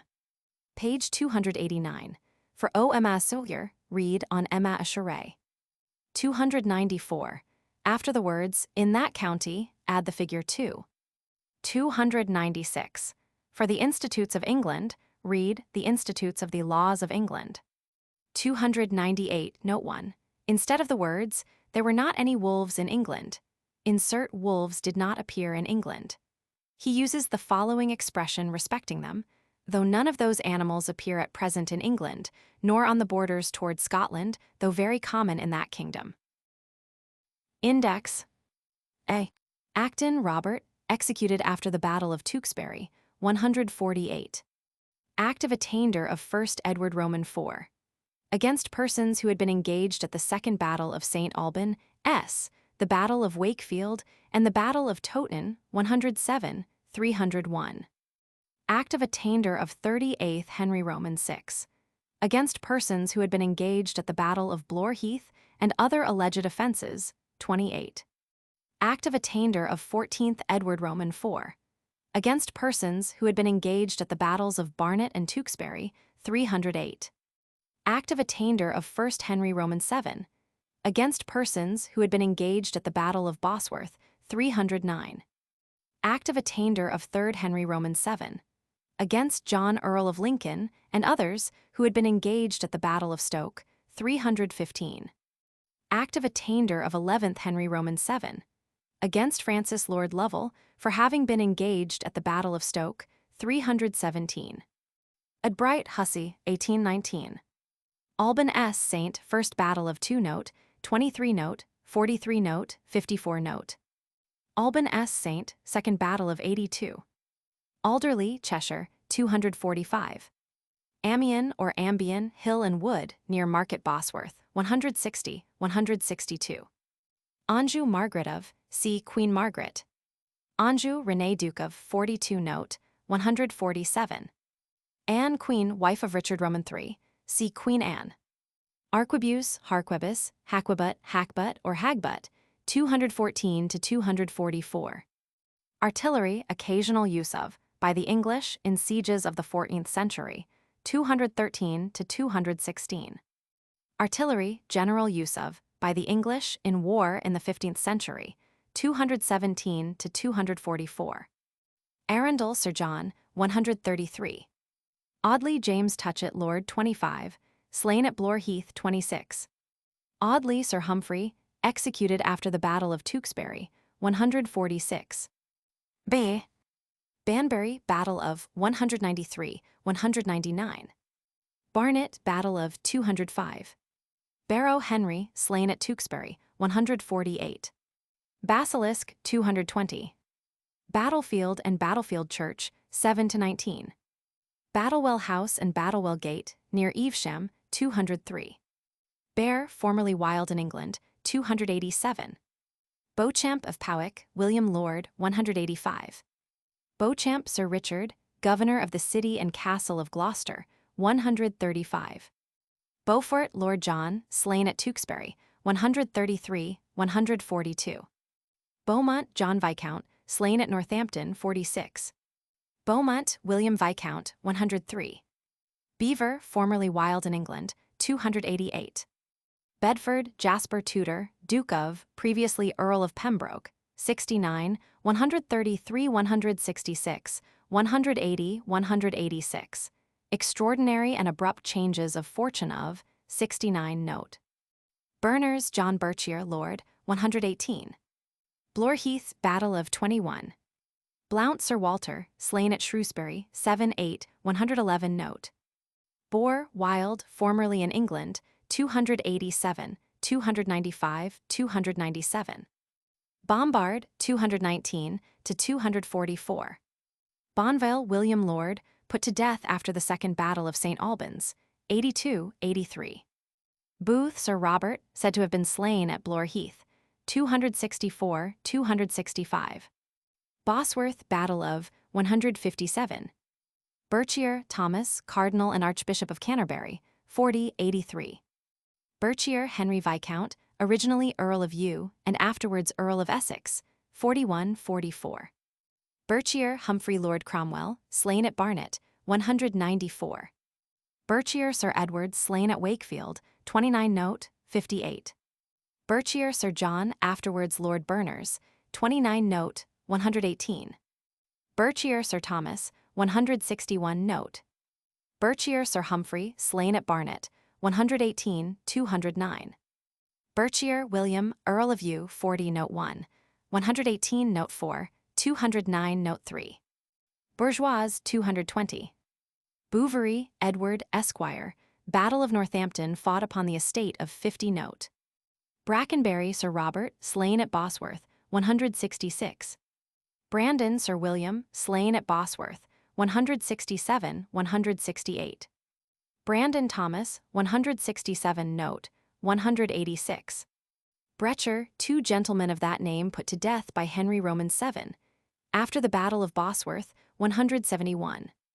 Brereton, Cheshire family of 269. Brereton, Sir William, Bart, the distinguished parliamentary commander, 270. Bromley, Sir Robert, Bart, Battle of Stoke fought upon the estate of 185, 190. Broughton, Sir Thomas, slain at Stoke, 178, 187. Bows and arrows used in war in this country, as late as in the Civil War of Charles I and the Parliament, 214. Bows and arrows, option given by an Act of Parliament of Philip and Mary, to provide a bow and arrows or a haquebut, 215. Buckingham, Lord Henry Stafford, of 106. Buckingham, Humphrey Stafford, 1st Duke of 43, slain at Northampton, 46. Buckingham, Henry Stafford, 2nd Duke of, beheaded in 1st year of Richard Roman 3, 48 note, 49, 50 note. Buckingham, Edward Stafford, 3rd Duke of, beheaded in 13th year of Henry Roman 8, 50. Bull Black, a standard of Edward Roman 4. At the Battle of Towton, 117. Burgundy, Charles Duke of, slain at the Battle of Nancy, 23 note, 177, 194, 199. Burgundy, Margaret Duchess of, 23 note, 177, 199. Burton, Sir John, slain at Towton, 106. Byron, Sir John, 167. 100. Calverley, Sir John, 8. Cannons, occasional use of, by the English, in sieges, in the 14th century, 213 to 216. Cannons and other firearms, general use of, by the English, in war, in the 15th century, 213 to 244. Canterbury, Thomas Berchier, Cardinal and Archbishop of, 4083. Canterbury, John Morton, Cardinal and Archbishop of, 107. Carey Quare Carr, Sir William, executed after the Battle of Tewkesbury, 146, 148. Catesby William, put to death by Henry Roman 7. After the Battle of Bosworth, 171. Cecily Duchess of York, extraordinary afflictions and calamities in her family, 192 to 197. Chapel commenced at Towton Field, by Richard Roman 3, 100. Chapel Garth or Chapel Hill at Towton Field, 101. Cheadle Church, Cheshire, 267 to 281. Cheney, Sir John, 168, 186. Clarence, George Duke of, 110, 139, 143. Put to death in the Tower, 194, 199. Clarence, Lionel Duke of, 22, 68, 198. Clarence Thomas Duke of, slain at Beaugay in France, 171. Clifford John Lord, slain at Dintingdale, 56, 86, 115. Clifford Thomas Lord, slain at the First Battle of St. Alban S, 56 note, 86 note. Clifton Sir Gervase, 106 note.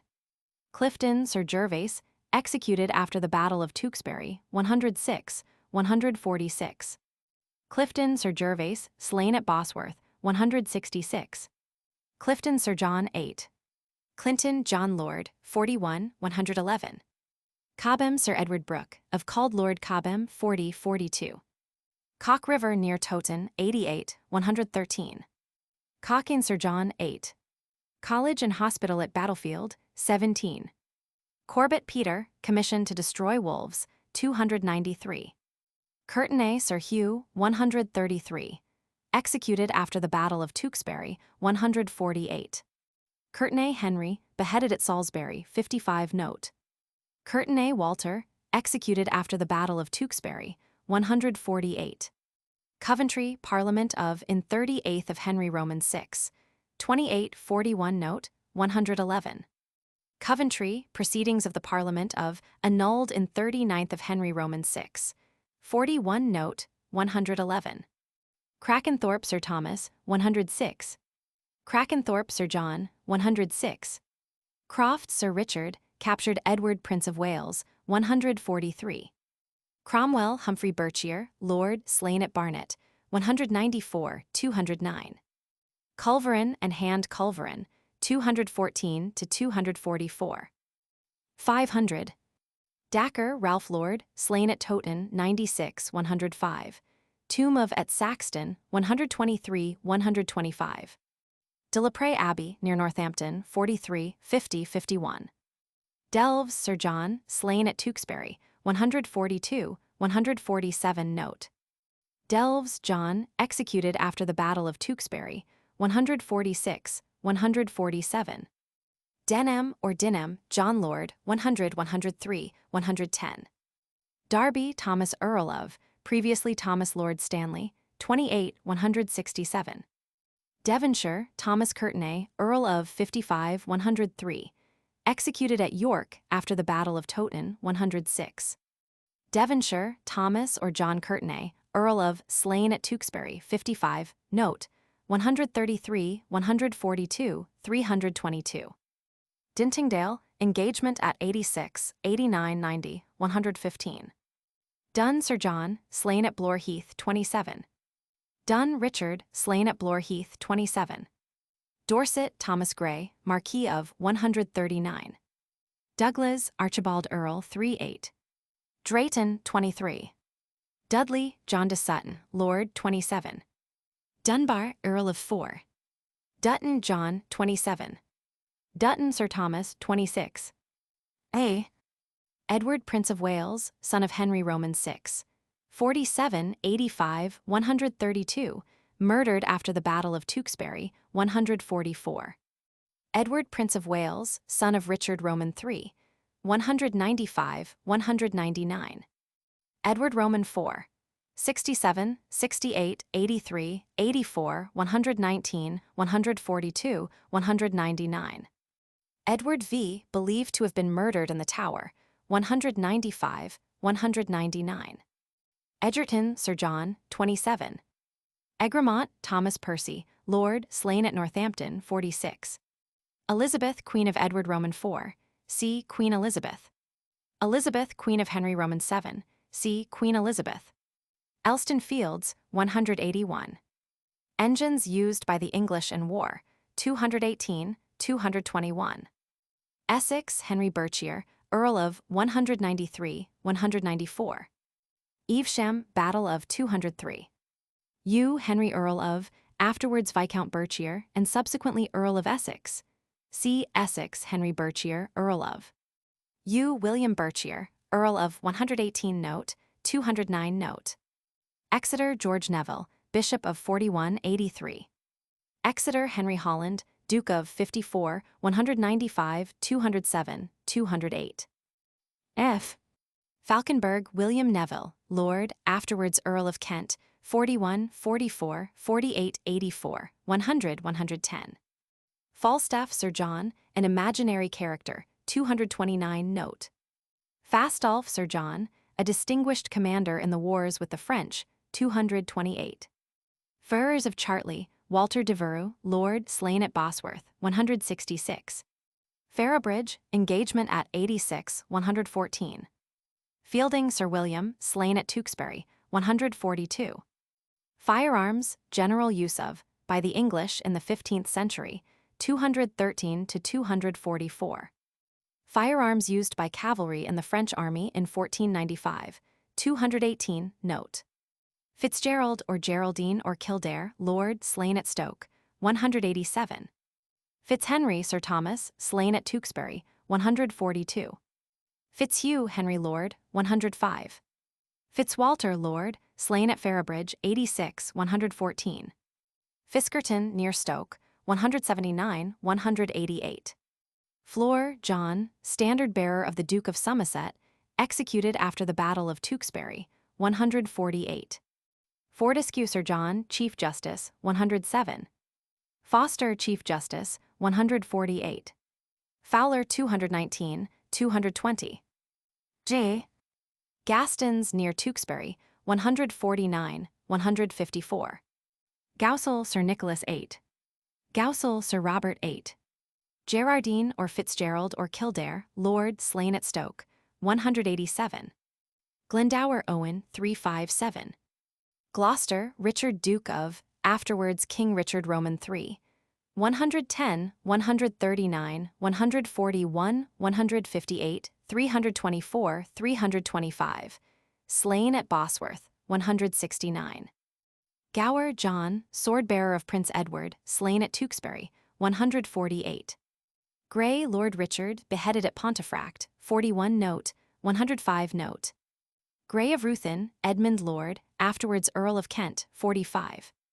Grey of Rougemont, Thomas Lord, 105. Grey Richard Lord Powys, 29 note. Grey Friars, Monastery at Northampton, 47. Grimsby Sir William, executed after the Battle of Tewkesbury, 146. Gunpowder, early use of in war, 215 note. Guns, occasional use of by the English in sieges, in the 14th century, 213 to 216. Guns, general use of by the English, in war in the 15th century, 213 to 244. Gups Hill near Tewkesbury, 149, 150, 152. A. Hall Sir David, slain at Wakefield, 58. Hallidown Hill, Battle of 3. Hampden Sir Edmund, slain at Tewkesbury, 142. Homs Sir Edmund, 106.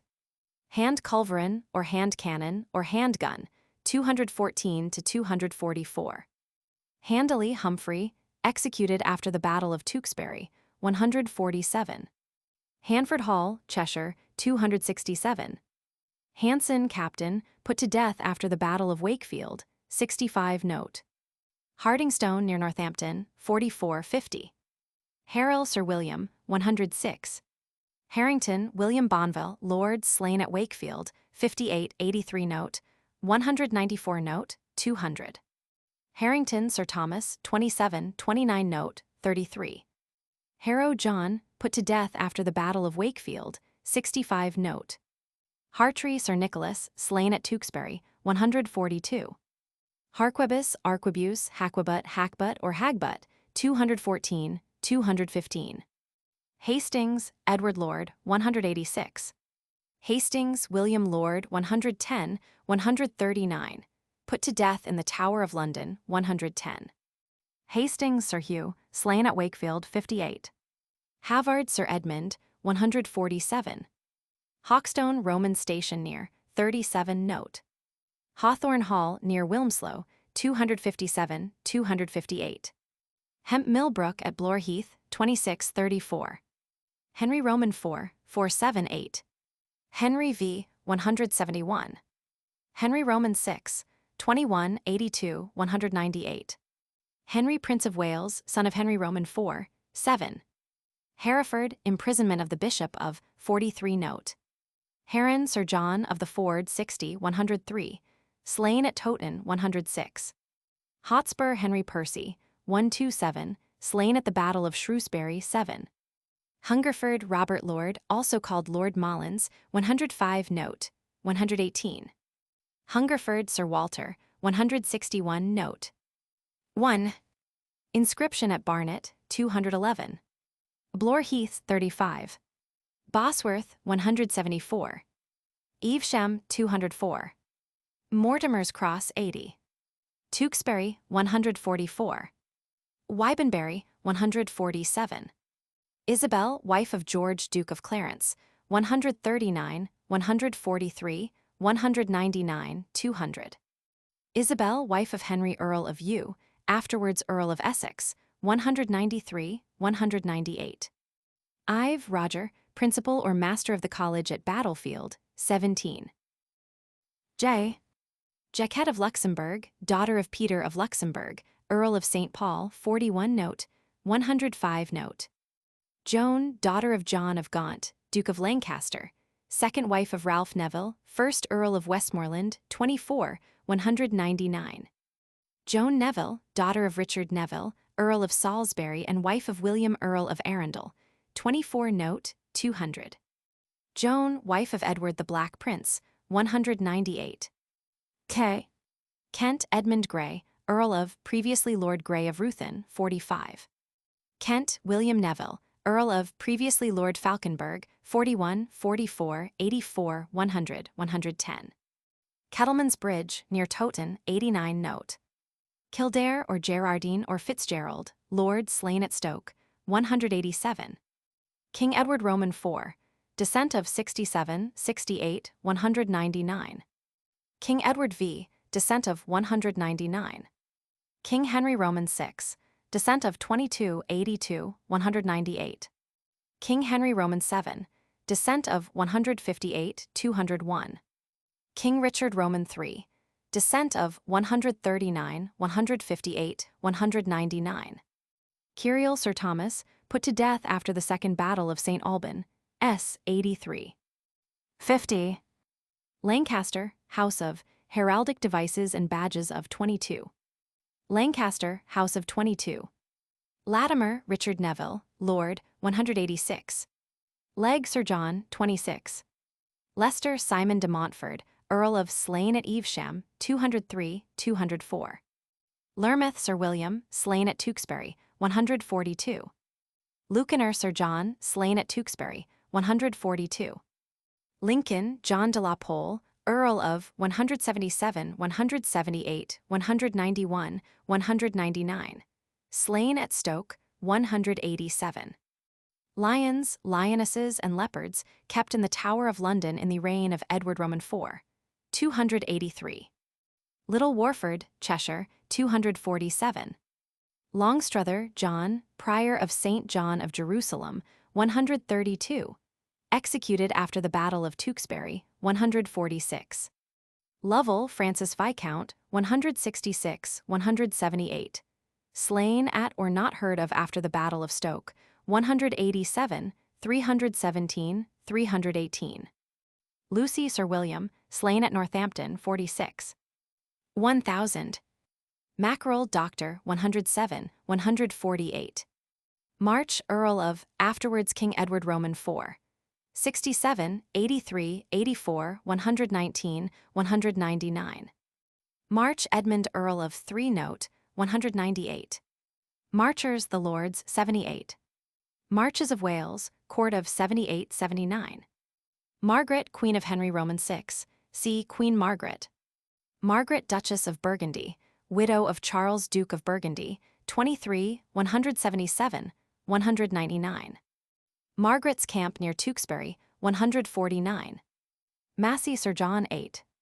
Menagerie, Royal in the Tower of London, 283. Millwater John, slain at Barnet, 208. Molyneux Sir Richard, slain at Blore Heath, 26. Malins or Malins Lord, also called Robert Lord Hungerford, 106 note. Malin Sir Roger, 106. Montague John Neville, Marquis of, previously Lord Montague, then for a short time Earl of Northumberland, 27, 110, 118 note. Slain at Barnet, 208. Monte Walter Blount, Lord, 111. Mortar, 219. Mortimer Sir Hugh, slain at Shrewsbury, 8. Mortimer Sir Hugh, slain at Wakefield, 58. Mortimer Sir John, slain at Wakefield, 58. Mortimer's Cross, Battle of 67. Morton John, Cardinal and Archbishop of Canterbury, 107. N. Narbohue Sir Henry, 106. Nen or Nene, River near Northampton, 43, 46, 50. Neville George Bishop of Exeter, afterwards Archbishop of York, 41, 83. Neville John Lord, slain at Towton, 104, 193. Neville William Lord Falkenberg, afterwards Earl of Kent, 41, 44, 84, 100, 110. Neville Sir Henry, put to death after the Battle of Banbury, 193, 199.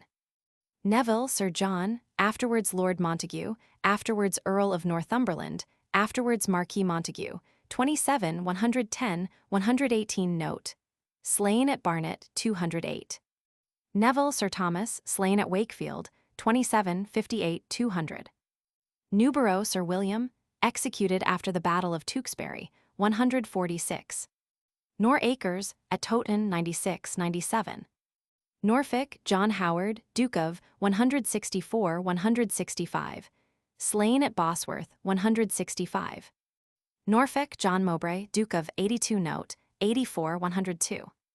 Northampton, Battle of 39. Northumberland, Henry Percy, 1st Earl of 1-3, beheaded at York 2 note. Northumberland, Henry Percy, 2nd Earl of, slain at the First Battle of St. Alban S. 2 note. Northumberland, Henry Percy, 3rd Earl of 99, slain at Towton 103. Northumberland, Henry Percy, 4th Earl of 164-165.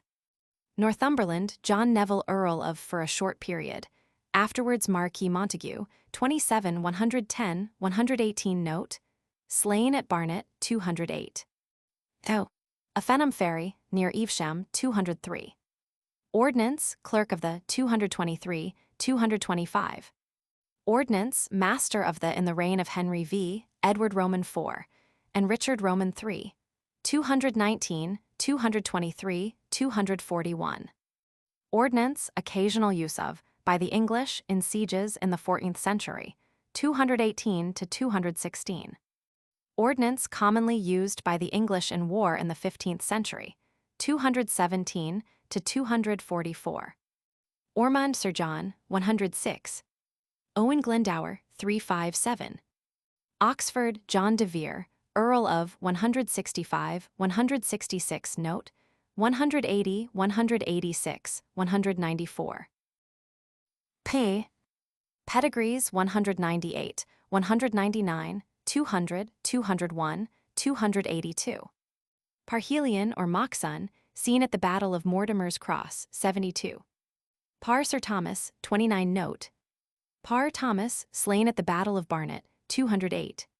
Pembroke Jasper Tudor, Earl of, afterwards Duke of Bedford, 69, 133, 166, 180, 186. Extraordinary and abrupt changes of fortune of, 69 note. Percy Henry, called Hotspur, 127, 198. Percy Sir Richard, slain at Towton, 106. Pickering Sir James, 29 note. Pigot Sir Ralph, 106. Pole John de Law, Earl of Lincoln, 177, 178, 191, 199. Slain at Stoke, 187. Pole John de Law, Duke of Suffolk, married a sister of Edward Roman IV. 177 note, 191, 199. Powys Richard Grey, Lord, 29 note. Queen Anne, wife of Richard Roman III. 139 note, 158, 196, 199, 200. Queen Elizabeth, wife of Edward Roman IV. 41 note, 105 note, 199. Queen Elizabeth, wife of Henry Roman VII. 158, 199, 201. Queen Margaret, wife of Henry Roman VI. 25, 42, 53, 82, 132, 146, 198, 201. Queen Eleanor's Cross, 48, 51. Ratcliffe Sir Richard, slain at Bosworth, 166. René, Duke of Anjou, 42 note, 147. Richard Roman III. 139, 158, 199. Slain at Bosworth, 169, 196. Richmond Henry Tudor, Earl of, afterwards Henry Roman VII. 71 note, 158. Richmond Margaret Countess of, 324. Rivers Anthony Woodville, Earl, previously Lord Scales, 40 note, 105 beheaded at Pontefract, 41 note, 105 note. Rivers Richard Woodville, Earl, 40 note, 105 note. Roe Deer, formerly wild in England, 288, 297. Roos Thomas Lord, 56, 104. Rose Quare Roos, Sir Henry, executed after the Battle of Tewkesbury, 146, 148. Rosthern, parish of in Cheshire, 247. Rouse Quare Roes, Sir William, slain at Tewkesbury, 142, 148. Rougemont, Thomas Lord Grey of 105. Ruthyn, Edmund Lord Grey of, afterwards Earl of Kent, 45 note. Rutland, Edmund Earl of, murdered after the Battle of Wakefield, 59, 193, 199. S. Sabbath days, 3 battles fought on, 127 note. Salisbury, Richard Neville, Earl of 24, put to death after the Battle of Wakefield, 58-59. Salisbury, Thomas de Montacute, Earl of 24 note, 39 note, 228. Salisbury, Bishop of, Pacific exertions of before the Battle of Northampton, 44. Sandal Castle, 54-58-63. Savage, Sir John, 167. Saxton, 86-87. Church and Parish, 122. Say James Fiennes, Lord, put to death by Jack Cade, 209 note. Say William Fiennes, Lord, fought at Northampton and slain at Barnet, 42 note, 209. Scales, Anthony Woodville, Lord, afterwards Earl Rivers, 40 note, 105 beheaded at Pontefract, 41 note, 105 note. Scales, Thomas Lord, 40, 42 note, murdered in 1460, 40 note. Serpentine, 219. Seymour, Sir Thomas, slain at the Battle of Tewkesbury, 142, 148. Shirley, Sir Hugh, 8. Shrewsbury, Battle of 1. Shrewsbury, John Talbot, 1st Earl of, slain at Castellan, 46 note, 103 note 6. Shrewsbury, John Talbot, 2nd Earl of, slain at Northampton, 46, 103 note. Shrewsbury, George Talbot, 4th Earl of, 180. Simnel, Lambert, the Impostor, 178, 187.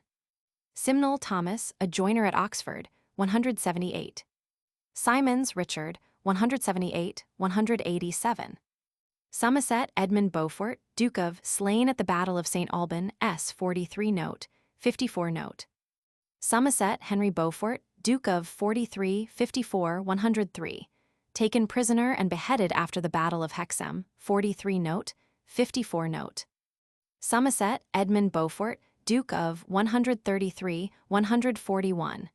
Executed after the Battle of Tewkesbury, 146. Sauce Moss Hall, Cheshire, 245 to 251. St. Alban S. First Battle of 2 note, 23, 43 note, 54 note. St. Albans, Second Battle of 82. St. John, Hospital of at Northampton, 48. St. John of Jerusalem, Knights of 132. St. John, John Longstrother, Prior of 132, 140. Executed after the Battle of Tewkesbury, 146. St. Leger, Sir Thomas, executed and attainted, 191, 195, 199. Stafford, Edmund Earl of, slain at Shrewsbury, 8. Stafford, Humphrey Earl of, slain at the First Battle of St. Alban S. 48, note, 49, 199. Stafford, Lord Henry of Buckingham, 106 note. Standard of Edward Roman IV, 117. Henry Roman VII, 117 note. Richard Roman III, 117 note. Stanley, Sir William, 28, 31, 168. Stanley, Thomas Lord, afterwards Earl of Derby, 28 note, 167, 180. Stoke, Battle of, 177. Stoke, Village of, 180, 190. Strange, George Lord, 162, 180. Stutton, Bridge of 89. Suffolk, John de la Pole, Duke of, married Elizabeth, sister of Edward Roman IV. 177 note, 191, 192, 199.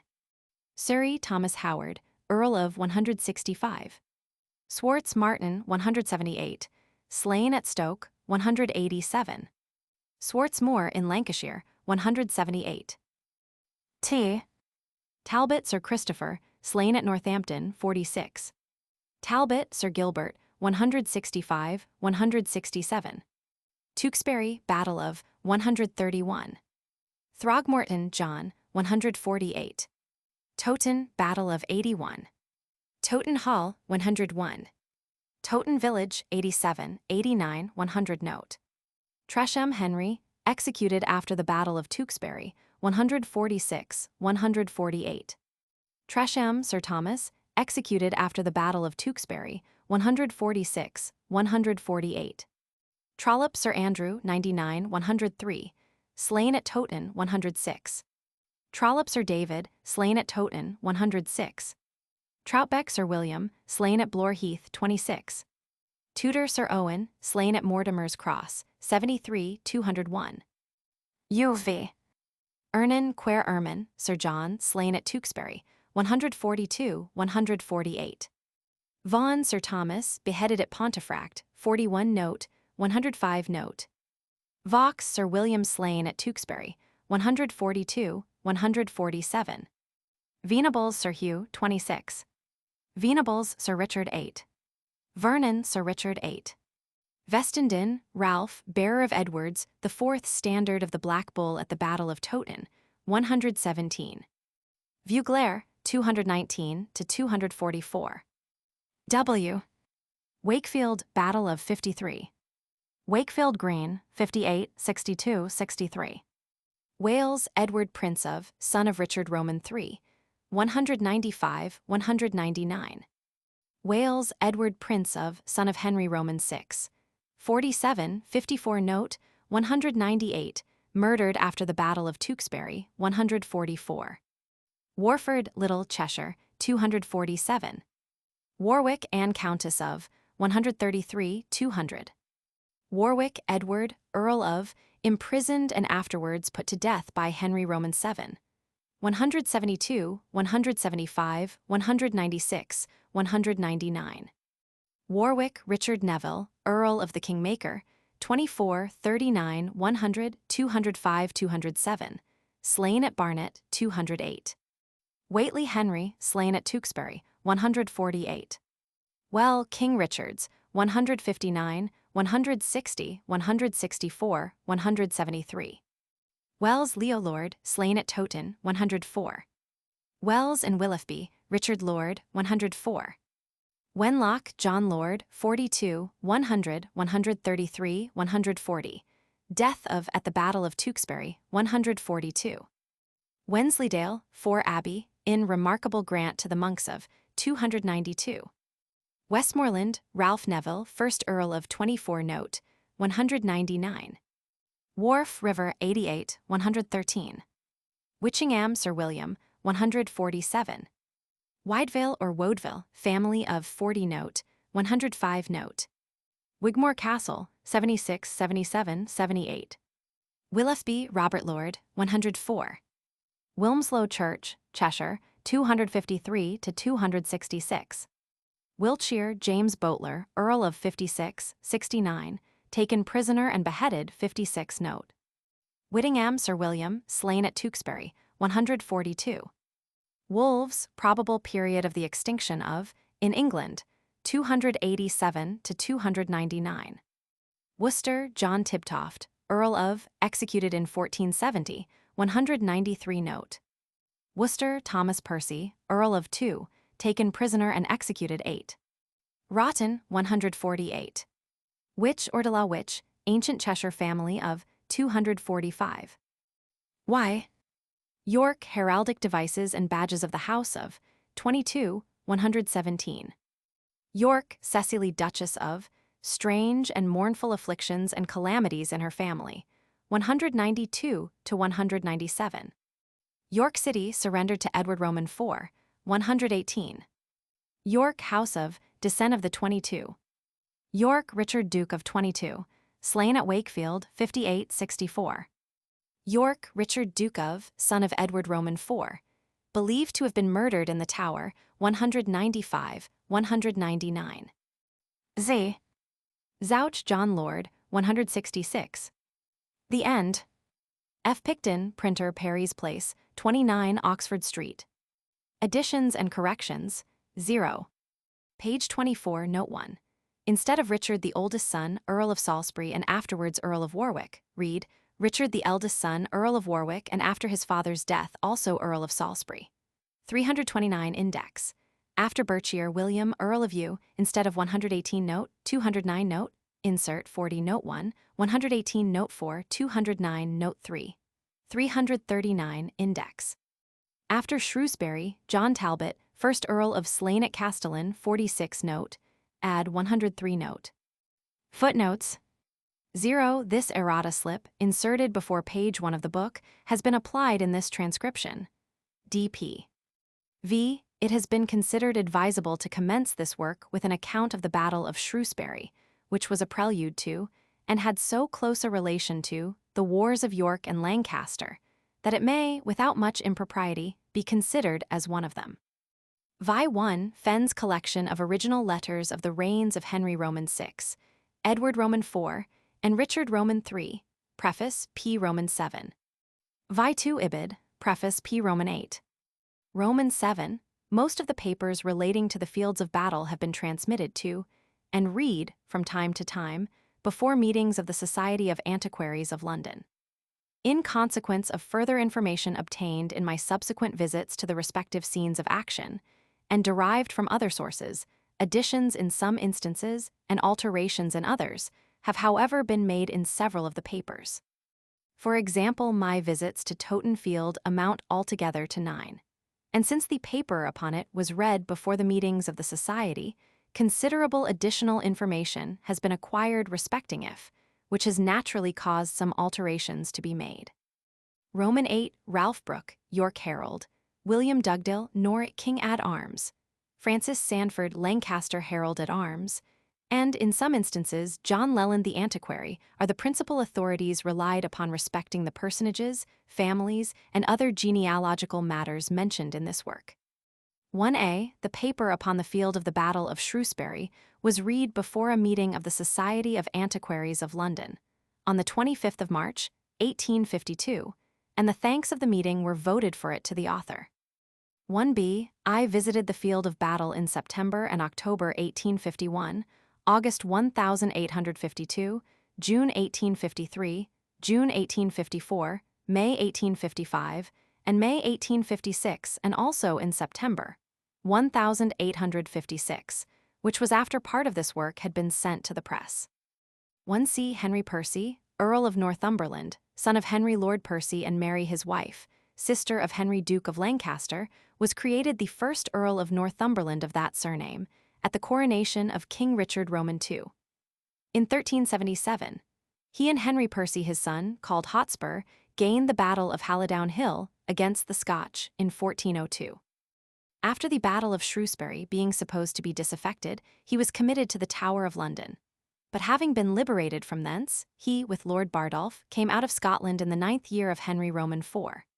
With considerable forces against Henry, and at Bramham Moor was encountered by Thomas Rokeby, Sheriff of Yorkshire, where the Earl was taken prisoner, and Lord Bardolph dangerously wounded, and they were brought to York, where they were both beheaded in 1408. He married 2 wives.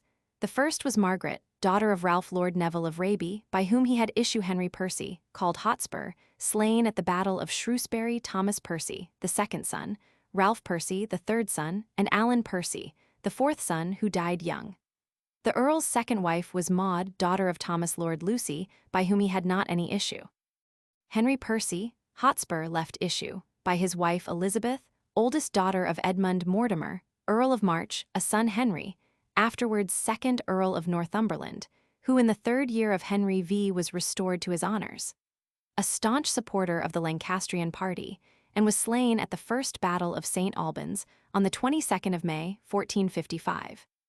2c. And a daughter, Elizabeth, married to John Lord Clifford, and after his death to Ralph Neville, 2nd Earl of Westmoreland of that surname.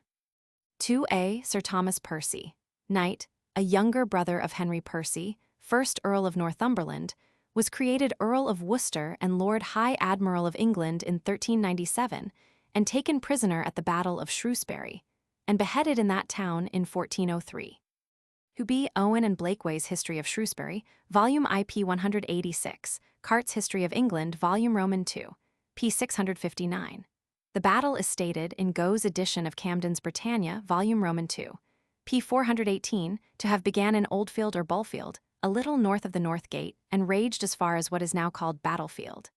In Stowe's Annals the place is, called Oldfield, alias Bulfield, not far from a place called Barwick.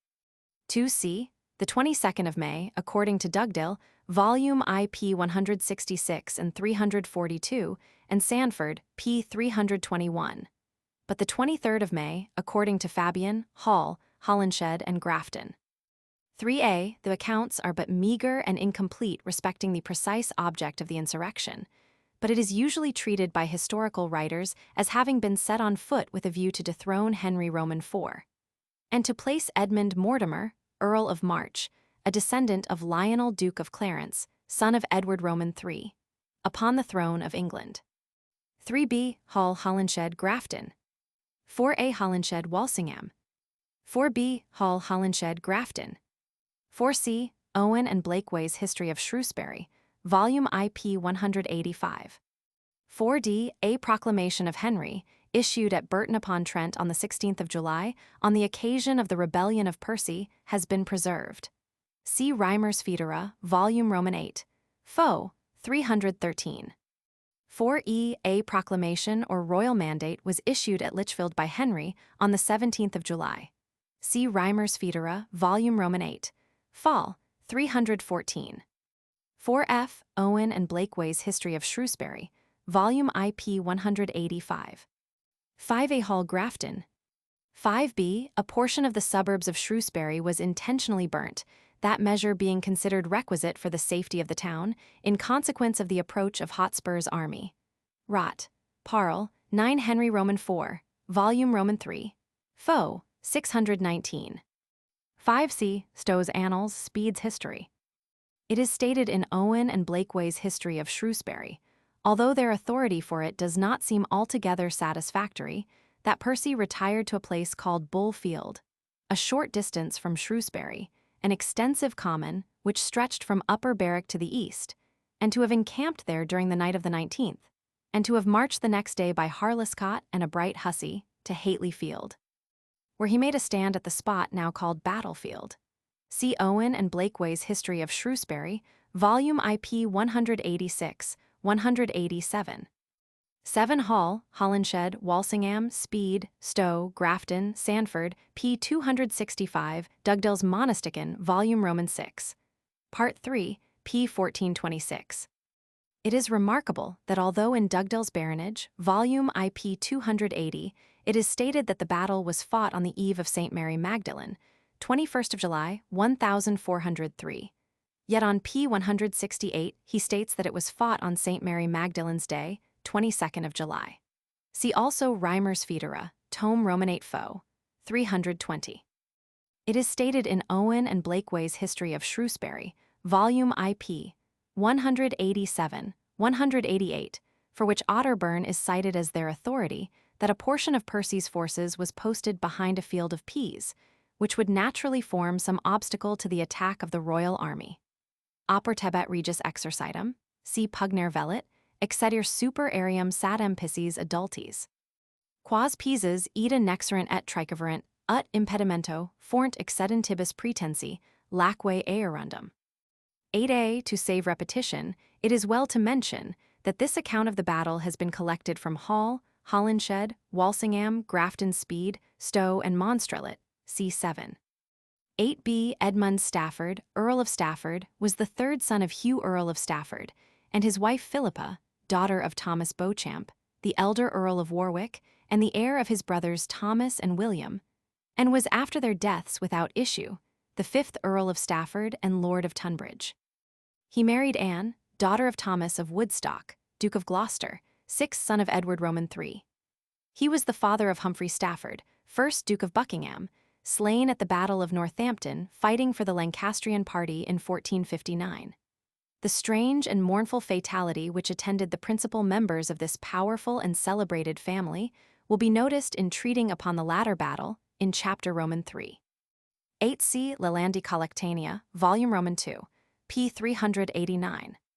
9, in note 5 of Owen and Blakeway's Shrewsbury, volume IP 194.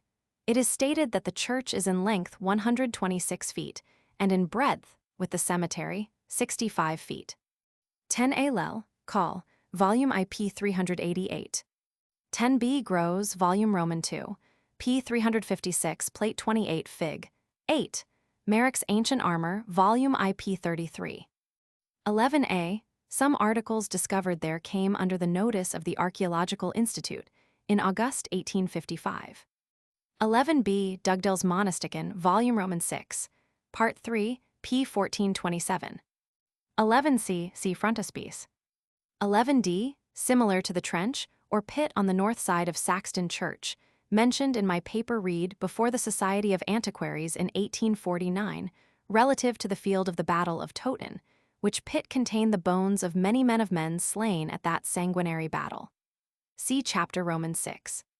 11e. In a note 5 to Owen and Blakeway's History of Shrewsbury, volume I, p. 194, referring to Ms., it is stated that a pit was made there for the slain, 160 feet long, 68 feet broad, and 60 feet deep, over which the church was afterwards built. But those dimensions, and especially the depth, are evidently very greatly exaggerated. In modern warfare, much smaller pits suffice for the dead. 11f. Leland's Itinerary, volume Roman 4, p. 181. 12. When I visited the church in May 1856, I was very sorry to hear that a subscription had been entered into, for the purpose of what was termed renovating this curious and interesting edifice. As far as respects removing the modern pillars and the plastered ceiling from the chancel, and making the latter appear more in accordance with its ancient state, few persons would object to that measure. But it ought to be borne in mind that the chancel will accommodate, and much more than accommodate, the whole number of churchgoers of the very scanty population of Battlefield Parish, and that the renovation or rebuilding of any other part is wholly unnecessary, with reference to the spiritual requirements of the parishioners. It would evince great want of taste and judgment to renovate or restore the ancient nave and tower. The remains are most valuable to the historian and archaeologist.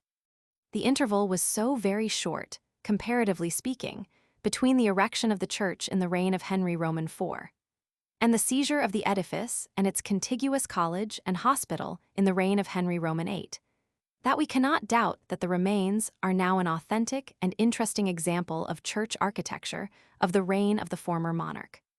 The parties who wish for or recommend the renovation of the nave, or the restoration of the whole of Battlefield Church, may possibly find some architect, who, like an old clothes man, may undertake to renovate the article which he is accustomed to deal in, or, in other words, to make it as good as new.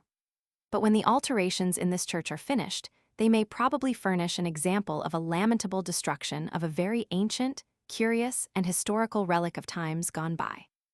As a proof of the mischief which may be done by so-called restorations, let any person of good taste, who has paid even moderate attention to archaeology and church architecture, look around, and say whether, out of the numerous ancient churches which have been attempted to be restored or renovated, during the last quarter of a century, there can be found more than some 5 or 6, where bad taste or presumption has not been evinced in the attempts of the various architects to restore or renovate them.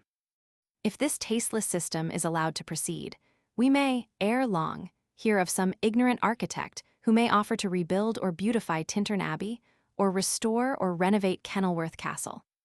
13a. There were in 1856 only 2 pinnacles on the north aid, and 3 on the south side of the tower. 13b. Of the description usually called a newel staircase. 14a. See frontispiece. 14b. The figure of the Virgin with the dead Christ in her lap is usually designated a Pieta, and it is said that the sculptors of the 15th century were very fond of the subject. It is mentioned in the Gentleman's Magazine, volume Elzai, p. 893, and volume Roman 44. September, 1855, p. 296, in noticing the proceedings of the Archaeological Institute. A view of the church is also engraved in volume Elzai, p. 898. 17a. Dugdale's Monastican, volume Roman 6, part 3, p. 1426. Duke's Antiquities of Shropshire, p. 34, and Appendix Roman 35. Leland's Itinerary, volume Roman 4, fo. 181. 17b. Duke's Antiquities of Shropshire, p. 34. 18a. Quondam placem terri, cam omnibus edificiis super edificatis, infra dominium druid Brighton hussy, juxta salopium, jacentem in campo qui vocatur Batlefield, in quo campo, bellum inter nos, et Henricum Persi defunctum, et citeros rebels nostros, super extitit, et per de gratiam victoriam habuimus et triumphum. Qui quaedam placia terri fosso includitur, continens in longitudine et latitudine duas acras terri, unacum duobus ingressibus et egressibus. Uno, viz., extendent in longitudine de hadnalistone direct super terram Ricardi Hussey Domini dud Brigton Hussey, incomitatu Salopii, and C in another part of the charter is the following passage. Habendum et tenendum dictum placem terri, fosso sic inclusum, and C. Dugdale's Monastican, Volume Roman 6. Part 3 pp. 1426-7. 18b. Idem Bodris nuper de licentia regia habuit, ex dono et fifamento predicti Ricardi. Dugdale's Monastican, Volume Roman 6, Part Roman 3, p. 1426. 19a. Dugdale's Monastican, Volume Roman 6, Part 3, p. 1426. 19b. Et animabis alorum, qui in dicto bello interfecti, et ibidem humati existunt, et animabis omnium fidelium defunctorum celebraturis in perpetuum. Dugdale's Monastican, Volume Roman 6, Part 3, p. 1427. 19c. Communicated by the Reverend J. O. Hopkins. The author only heard of his death after this work had been sent to the press.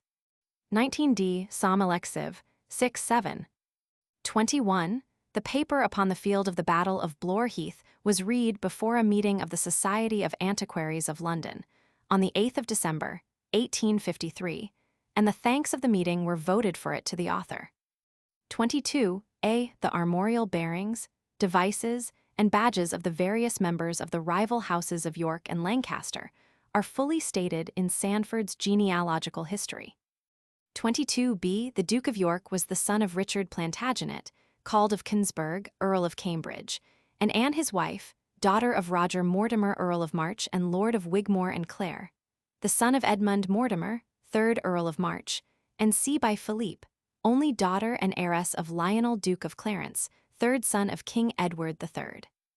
Besides which, the Duke of York was descended from Edward Roman III. By his father's side, in consequence of being the only son of Richard, Earl of Cambridge, who was the son of Edmund of Langley, Duke of York and Earl of Cambridge, 5th son of Edward Roman III, by Isabel, the daughter of Peter, King of Castile and Leon. The Duke of York married Cecily, daughter of Ralph Neville, 1st Earl of Westmoreland, by Joan his second wife, daughter of John of Gaunt, Duke of Lancaster. By that marriage he became related to or connected with most of the great noblemen of England. His wife had for brothers, Richard Neville Earl of Salisbury, father of Richard Neville Earl of Warwick, called the Kingmaker, William Neville Lord Falconberg, George Neville Lord Latimer, Edward Neville Lord Abergavenny, and Robert Neville Bishop of Durham. And for half-brothers, Ralph Neville Earl of Westmoreland, and Neville Lord of Owsley or Oversley, in Warwickshire, in right of Mary his wife. The Duke of York's power, with the additional aid of that of his wife's relations, soon enabled him to bring forward his claims to the throne, and although he was cut off by death in battle before he could compass his views, his son Edward succeeded in obtaining the crown. The Duke left by his wife 8 sons and 4 daughters. The sons were first Henry, who died young, second Edward Earl of March, born at Rouen on the 29th of April, 1441, afterwards King Edward Roman IV. Third, Edmund Earl of Rutland, murdered after the Battle of Wakefield in 1460 by Lord Clifford. Fourth, William, born at Fotheringay in Northamptonshire. Fifth, John, born at Fotheringay.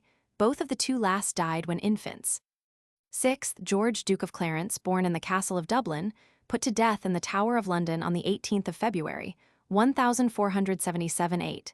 Seventh, Thomas, who died in his infancy.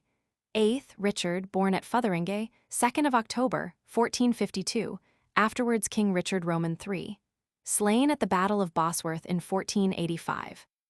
The daughters were, first, Anne, married to Henry Holland, Duke of Exeter, but being divorced from him in 1472, she then married Sir Thomas St. Leger, by whom she had issue. Anne married to George Manners Lord Roos, by whom she had Thomas Manners Earl of Rutland. Second, Elizabeth married to John de la Pole, Duke of Suffolk. Third, Margaret, married in 1468 to Charles, Duke of Burgundy, called the Bold or the Rash. And Ursula, of whom nothing is said by historical writers, and it is, therefore, presumed that she died young. The Duke of York was the first nobleman in the kingdom, in point of family and power. His claim to the throne of England was grounded on his descent from Lionel, third son of King Edward Roman III. Lionel's first wife was Elizabeth, daughter and heiress of William de Burgh, Earl of Ulster, in Ireland, in whose right he, Lionel, was created Earl of Ulster. And because he had with her the honour of Clare, in the county of Suffolk, as parcel of the inheritance of her grandmother, Elizabeth, co-heir of the last Gilbert de Clare, Earl of Gloucester and Hertford, he was in 1362 created Duke of Clarence. 23b, from which duchy the name of Clarencia, King of Arms, of the south parts of England, is derived.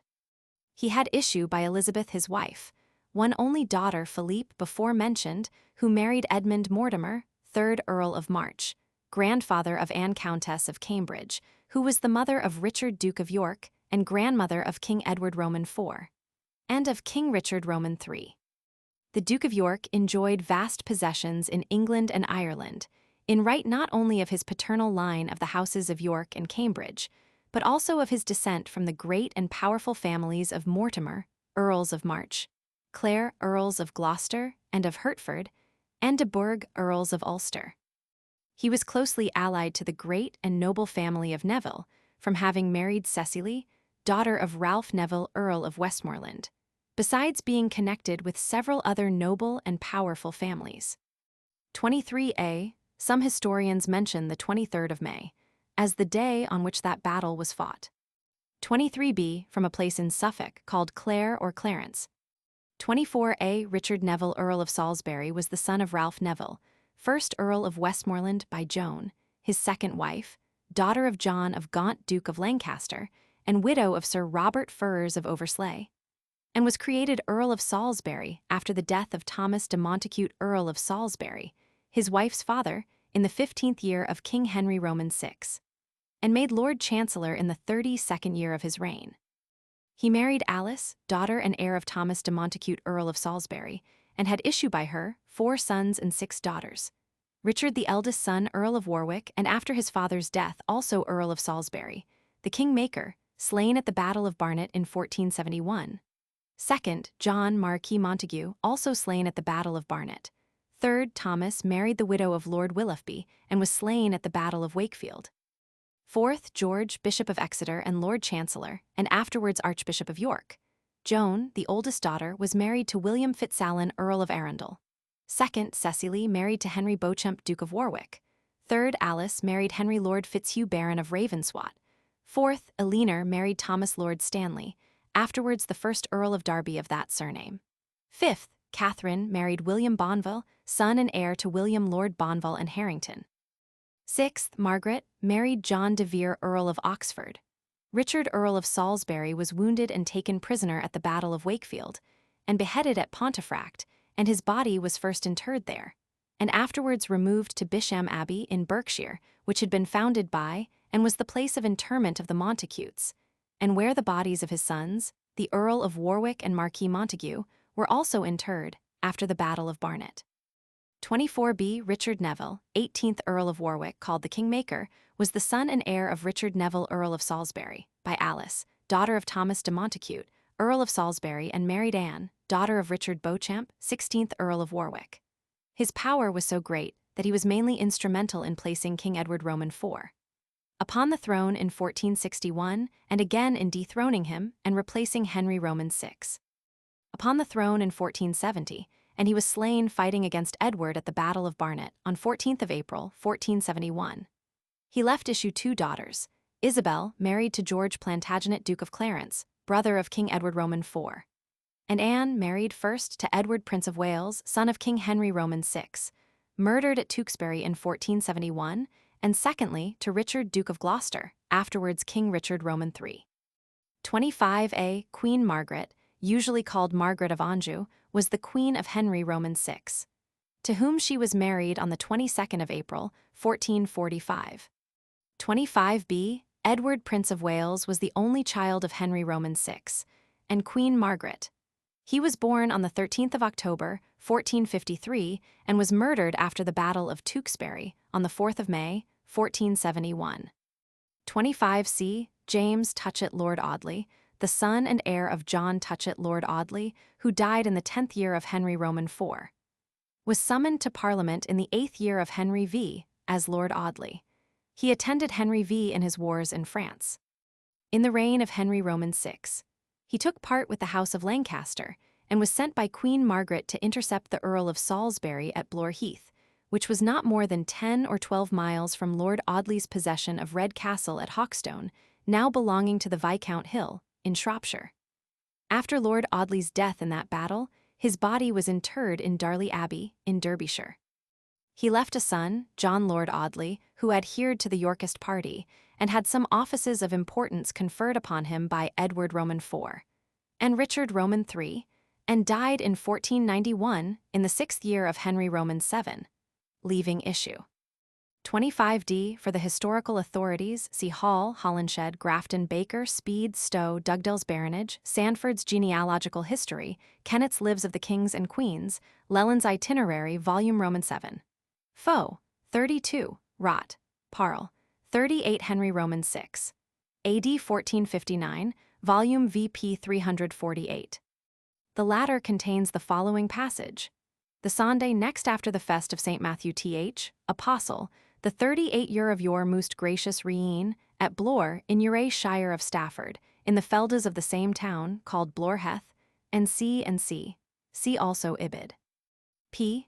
369, in which it is stated that Queen Margaret and Edward Prince of Wales had been at Chester, and afterwards at Eccleshall, previously to the battle, and that Lord Stanley was directed, before it took place, to come with his forces and join the Lancastrians, and that he sent his servant to the Queen and the Prince with a promise to do so in all haste, but failed, and by his failing to join them, the Lancastrians were defeated, although he was, with 2,000 men, within 6 miles of Blore Heath, and that he stayed 3 days at Newcastle, only 6 miles from Eccleshall, where the Queen and Prince of Wales then were. And that in the morning after the defeat of the Lancastrians, Lord Stanley sent a letter to the Queen and Prince, extenuating his not having assisted them with his forces, and that he then departed home again, and also that the people and tenants of the King and of the Prince in the hundreds of Wirral and of Macclesfield had been prevented by Lord Stanley from going to the assistance of the King. And he was also accused of having, on the night ensuing the battle, sent a letter of congratulation to the Earl of Salisbury. If those charges were true, it looks very much as if he had been a Yorkist at heart, but disposed to keep fair with both sides. 26a. Sir Richard Molyneux was an ancestor of the Earl of Sefton. 26b. It is remarkable that Ormerod in his Cheshire, Volume IP, Roman 32, mentions that it was Sir William Troutbeck who was slain in the battle, but in Volume Roman 2. pp. 27 and 28, his son, Sir John Troutbeck, is mentioned as the person who was slain there, and it is stated that the former had been, and that the latter was at that time, Chamberlain of Chester. 27a. Stowe's Annals, p. 405. See also Holinshed's Chronicles, p. 649. 27b. Rot, Parle, Volume V 38th of Henry Roman 6, p. 348, Leland's Itinerary, Volume Roman 7, Foe, 32. 27c. John de Sutton Baron of Dudley, called in the Act of Parliament of 38th of Henry Roman 6. 1459, John Lord Dudley, being a firm adherent to the Lancastrian interest and being surprised at Gloucester in the 29th year of Henry Roman 6, by Richard Duke of York, upon his return at that time out of Ireland, was sent prisoner to the castle of Ludlow. Stowe's Annals, and Dugdale's Baronage, Volume Roman 2, p. 215. He was wounded at the Battle of Blore Heath. Leland's Itinerary, Volume Roman 7, Foe, 32. The imprisonment of the Baron of Dudley in the Tower of London in 1455 is mentioned in Fenn's collection of original letters, sometimes called the Paston Letters, Volume IP 107. It should seem, therefore, that he was twice imprisoned at the instance of the Duke of York. After the accession of Edward Roman IV, Dudley was, however, reconciled to the House of York, and he does not appear to have ever afterwards assisted the opposite party. By his wife Elizabeth, daughter of Sir John Berkeley of Beverston in Gloucestershire, he had issued 3 sons. Edmund, who died in his father's lifetime, leaving issue John, from whom the Earls of Warwick and Leicester derived their descent, and William Bishop of Durham. He had also a daughter, Margaret, married to George Longville, of Little Billinge, Northamptonshire, Esquire. 27d. Sir John Neville was afterwards Marquis Montague, and slain at the Battle of Barnet in 1471, and Sir Thomas Neville was slain at the Battle of Wakefield in 1460. 27e. Hall's Chronicles Foe, 173, Holinshed's Chronicles Foe, 649, Baker's Chronicles Foe, 195, Stowe's Annals Foe, 405. 28a. Afterwards John Lord Wenlock. 28b. William Stanley, afterwards Sir William Stanley, Knight, was the second son of Sir Thomas Stanley, Chamberlain to Henry Roman VI. Sir Thomas Stanley was summoned to Parliament as Lord Stanley on the 20th of January, 1455-6, in the 34th of Henry Roman VI, and died in the 37th year of that king's reign, 1459. He married Joan, the daughter of Sir Robert Goushill, of Hoveringham in the county of Nottingham, by whom he had 3 sons and 3 daughters, and was succeeded by his oldest son Thomas, afterwards 1st Earl of Derby, who was summoned to Parliament amongst the barons of this realm, on the 24th of May, 1461, in the first year of Edward Roman IV, by the title of Baron Stanley of Latham. Dugdale's Baronage, Volume Roman III. p. 248, Collins's Peerage, Volume Roman III. p. 41, 42, and the Memoirs of the House of Stanley, published by J. Harrop in 1767, p. 31.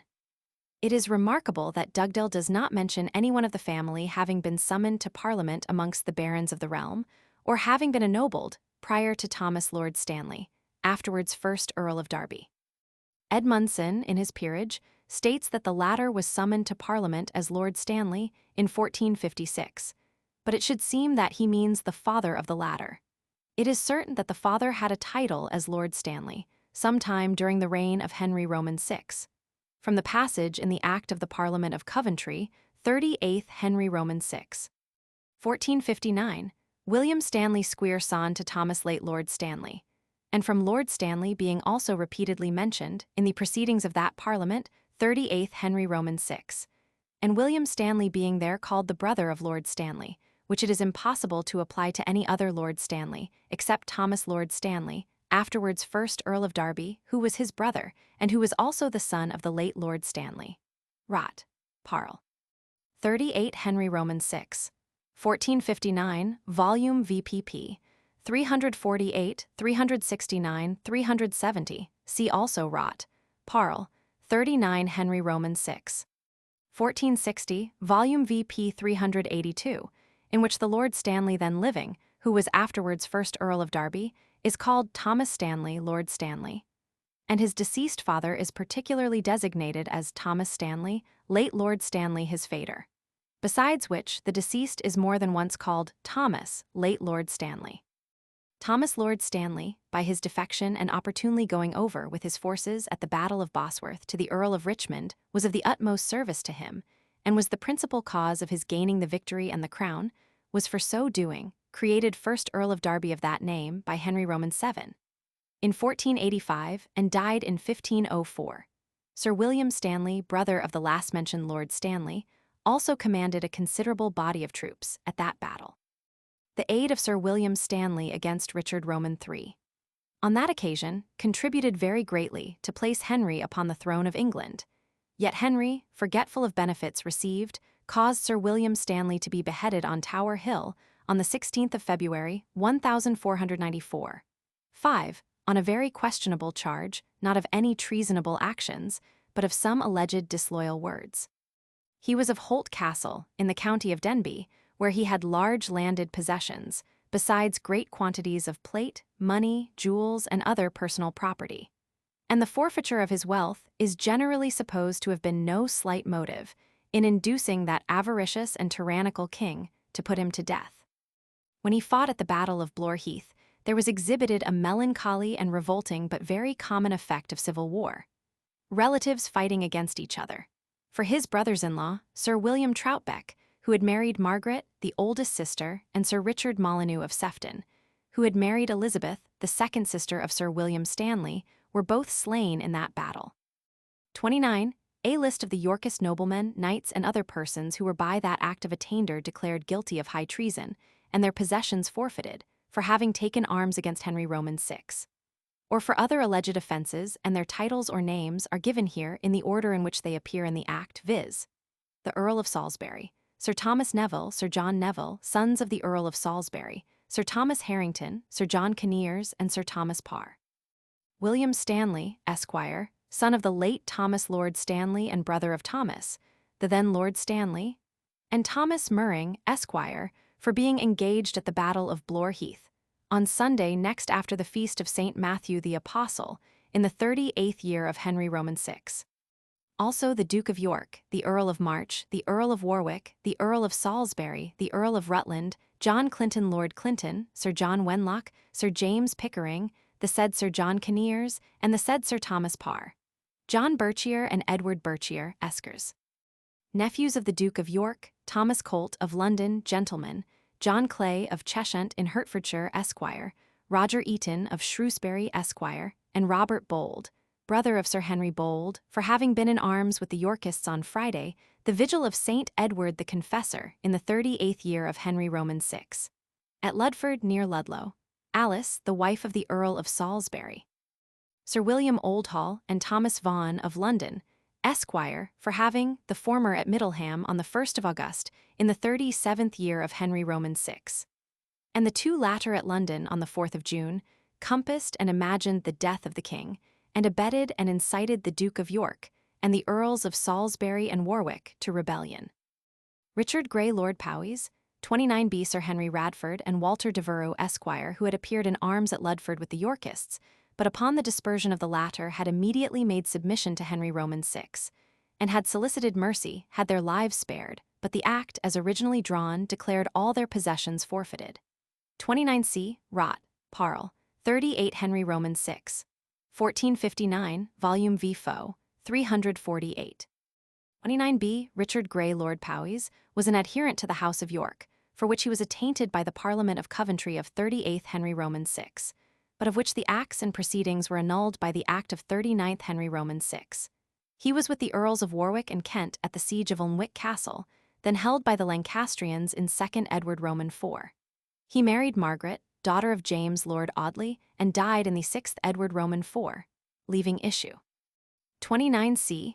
The king, however, did not give his assent to the latter part of it, against Richard Grey Lord Powys and Walter Devereux. 30a. Rot, Parl, 38 Henry Roman VI. 1459, Volume V. Foe, 348. 30b. Ibid, Volume V. Foe, 369. 34a. Rot, Parl, 38th Henry Roman VI. 1459, Volume VP 369, 370. 34b.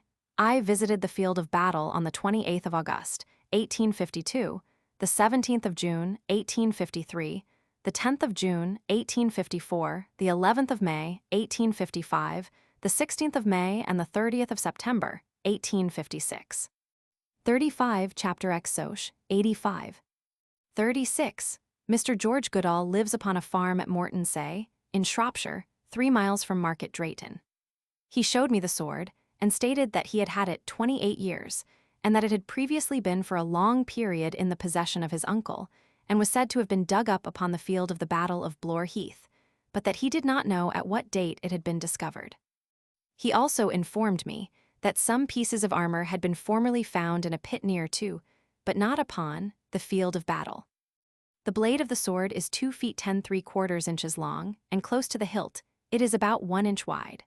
The blade is fluted on both sides, and with one edge to within 11 inches of the point, and from thence it has 2 edges, as if it had been calculated for thrusting and not for cutting.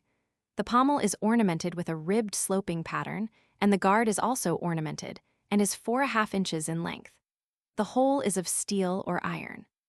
The hilt is 5½ inches long, and 3 inches in circumference, and there is a substance resembling the hard shell-like skin or covering of some kind of fish remaining round the gripe of the hilt. The whole of the sword is tolerably perfect, except that for some inches from the point it is injured by rust. I cannot possibly doubt the veracity of those who spoke to me respecting it, but they may have been misinformed as to its history. It certainly may have been found at Blore Heath, but does not bear any ancient marks upon it, and from its appearance, make, and state of preservation, I am disposed to think that it is of a date considerably more modern than that of the Battle of Blore Heath. 37. Any person desirous of visiting both the fields of battle of Shrewsbury and of Blore Heath may easily do so by going from Shrewsbury to Battlefield, and from thence to Holinshed, and then proceeding by Market Drayton and Blore Heath to the Whitmore Station in Staffordshire upon the London and North Western Railway, or vice versa. In either ease, he will have an opportunity, if disposed to archaeological pursuits, of visiting on the way a remarkable and curious relic of antiquity, called the Barry Walls, upon the estate of the Viscount Hill, and not more than half a mile from his park Hawkstone. The place called Barry Walls is generally believed to have been a Roman station, and its extraordinary and almost perfect ramparts, mounds, and ditches are very interesting, and rarely to be found equaled in this country. The beautiful scenery of Hawkstone Park and grounds well merits the attention of persons traveling in that vicinity, whether they are archaeologists or not. And thanks to the liberality and kindness of the noble owner, strangers are allowed access to the walks and views without any other restriction than some trivial ones with respect to the mode of enjoying themselves, such as taking refreshments or convivial practices, which are generally considered objectionable, and are much better avoided in a nobleman's park. 39a.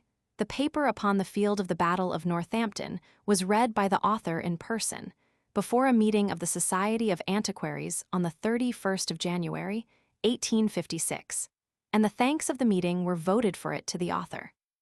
39b. Richard Neville, the great Earl of Warwick, called the Kingmaker, the son and heir of Richard Neville, Earl of Salisbury, by Alice his wife, daughter of Thomas de Montacute, Earl of Salisbury, was slain at the Battle of Barnet on the 14th of April, 1471. See chapter Roman II. 39c. Edward Earl of March, born on the 29th of April, 1441, was the oldest son of Richard Duke of York, by Cecily his wife, daughter of Ralph Neville, 1st Earl of Westmoreland, and after the death of his father he claimed the throne, in consequence of being descended from Lionel Duke of Clarence, 3rd son of Edward Roman III. He was afterwards King Edward Roman IV. See chapter V and Pedigrees Nos. 1 and 2, chapter Roman IX. 39d. Richard Neville, Earl of Salisbury, 3rd son of Ralph Neville, 1st Earl of Westmoreland, by Joan, his second wife, daughter of John of Gaunt, Duke of Lancaster, was put to death after the Battle of Wakefield in 1460. See chapter Roman IX. 40a. Thomas Berchier, Archbishop of Canterbury, was of the blood royal of England, being a son of William Lord Berchier, Earl of Yu in Normandy, and Anne his wife, daughter of Thomas of Woodstock, Duke of Gloucester, 6th son of Edward Roman III, and Eleanor his wife, daughter of Humphrey de Bohun, Earl of Hereford and Constable of England, and widow of Edmund, Earl of Stafford. He was a brother of Henry Berchier, Earl of Yu, afterwards of Essex, and became Bishop of Ely and afterwards Archbishop of Canterbury in 1454, and retained that see until he died, very aged, in 1486, having held it 32 years and in the reigns of 5 kings. He was also Lord Chancellor and a cardinal. 40b. Called Lord Cobham by Hall and Holinshed, and by Sandford p. 296, and Edward Broke Lord Cobham by Dugdale in his baronage, volume Roman II, p. 159. But see Dugdale's baronage, volume Roman III, p. 281, where he is called Sir Edward Brooke, knight, called Sir Edward Brooke of Cobham, the son of Sir Thomas Brooke and Joan his wife. According to Dugdale, he favoured the title of the Duke of York, upon his return out of Ireland, in the 29th year of Henry Roman VI. Took part with the Earls of Salisbury and Warwick, on purpose to raise an army, which, under the pretence of removing evil counsellors from the king, might advance the Duke to the throne. He fought against the Lancastrians at the first battle of St. Alban, in 1455, and, after the accession to the throne of Edward Roman IV, attended him into the north, when the Lancastrians were endeavouring to make head again, and had got possession of some strong places in Northumberland in 1462. He died in the 4th year of Edward Roman IV, and was succeeded by John Brooke, his son and heir, who had first summons to Parliament by the title of Lord Cobham, in the 12th year of Edward Roman IV. Consequently, although the son was ennobled, there does not appear to be any good authority for Hall and Holinshed's designating the father as Lord Cobham. Now, as they passed through Kent, there came to them the Lord Cobham, John Guilford, William Petch, Robert Horne, and many other gentlemen. Holinshed's Chronicles, Volume I-4, 653. 40c. Thomas Lord Scales, of Newsells in Herefordshire, was a commander of celebrity in the French wars.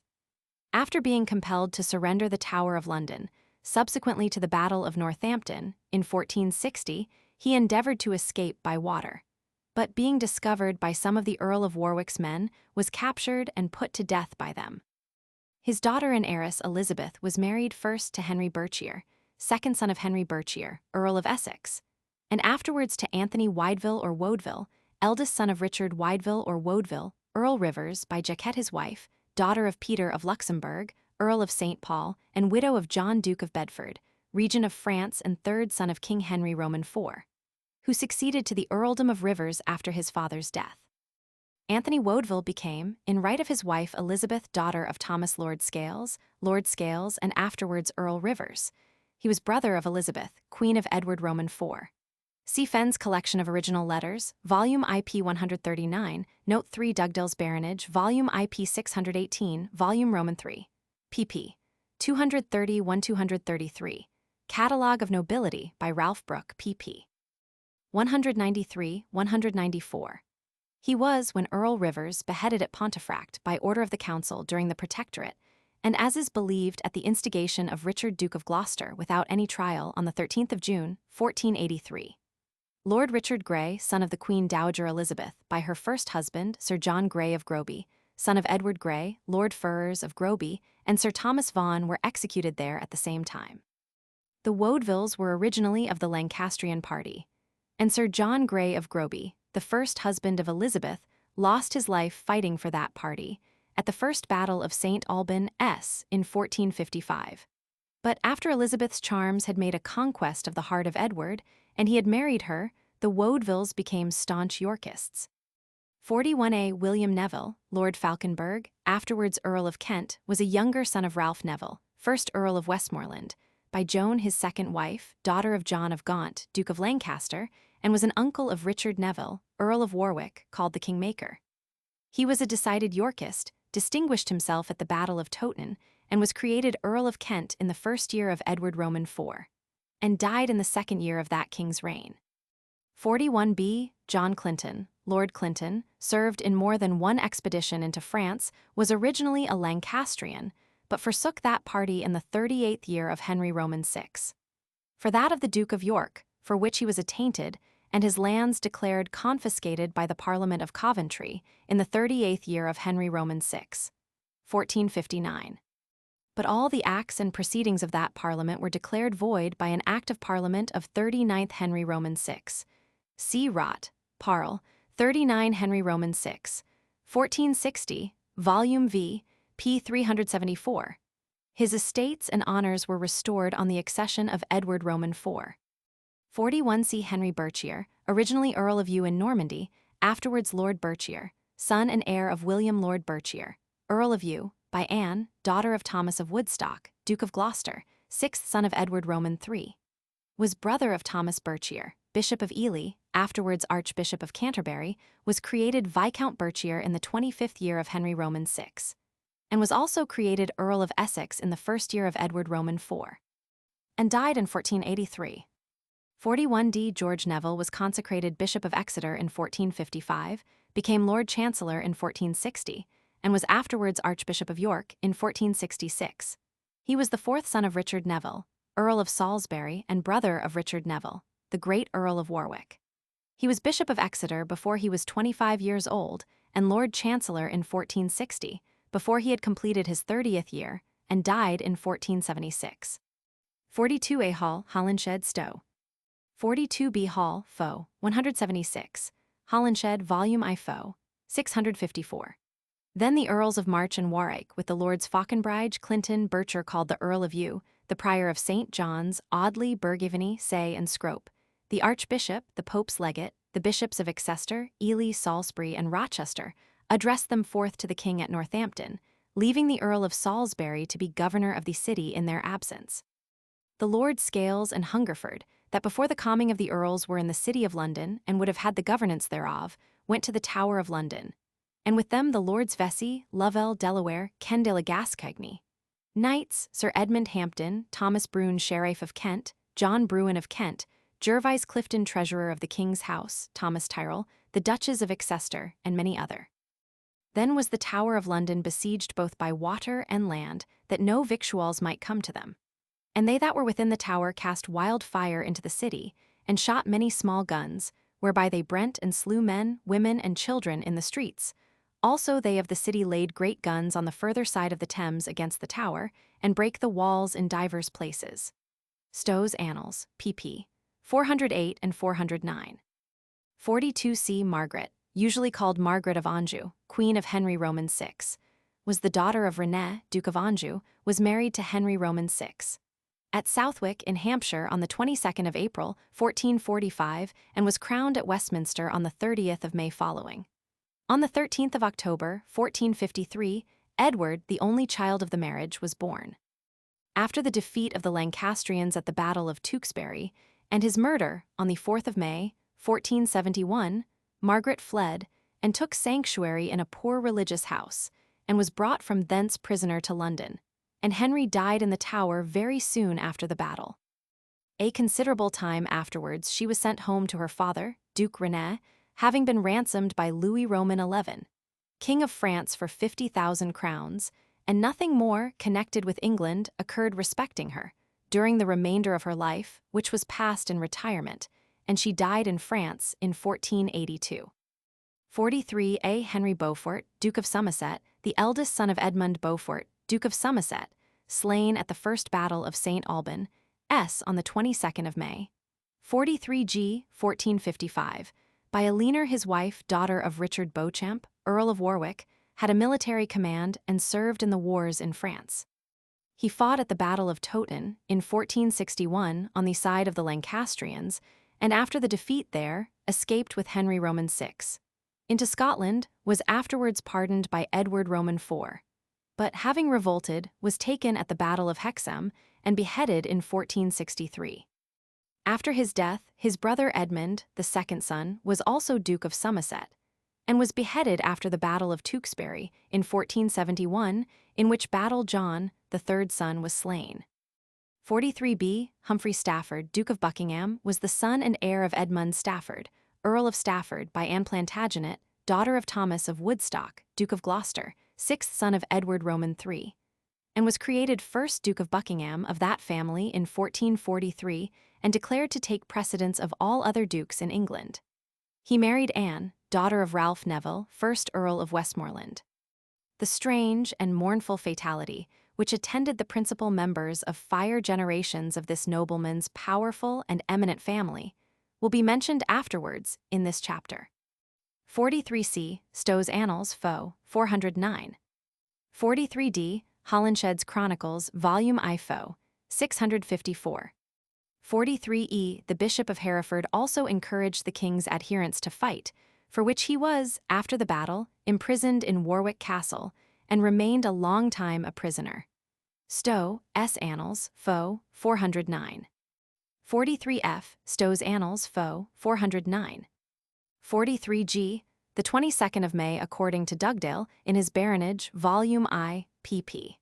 166 and 342, and Sanford, p. 321, but the 23rd of May, according to Hall, Holinshed, and Grafton.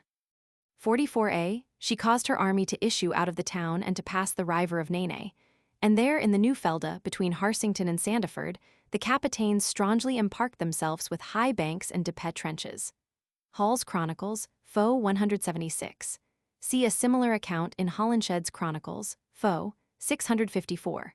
The Meadows and de la Prée Abbey are in the Pariah of Hardingstone. I have not been able to learn that there is any place or ford there called Sandyford. It probably was a ford of the river Nen, the name and situation of which are now forgotten. 44b. Fabian Hall, Holinshed, Grafton, Speed, and Dugdale, Volume IP, 305 and Volume Roman II, p. 161. It is remarkable that Dugdale in different parts of his baronage does not always give the date consistently. He calls it the 9th of July, in volume IP 305 and volume Roman 2. p. 161, the 27th of July in volume IP 166, the 10th of July in volume IP 331, where he professes to give a copy of the epitaph of the Earl of Shrewsbury, slain in the Battle of Northampton, and the 10th of July in volume Roman 2.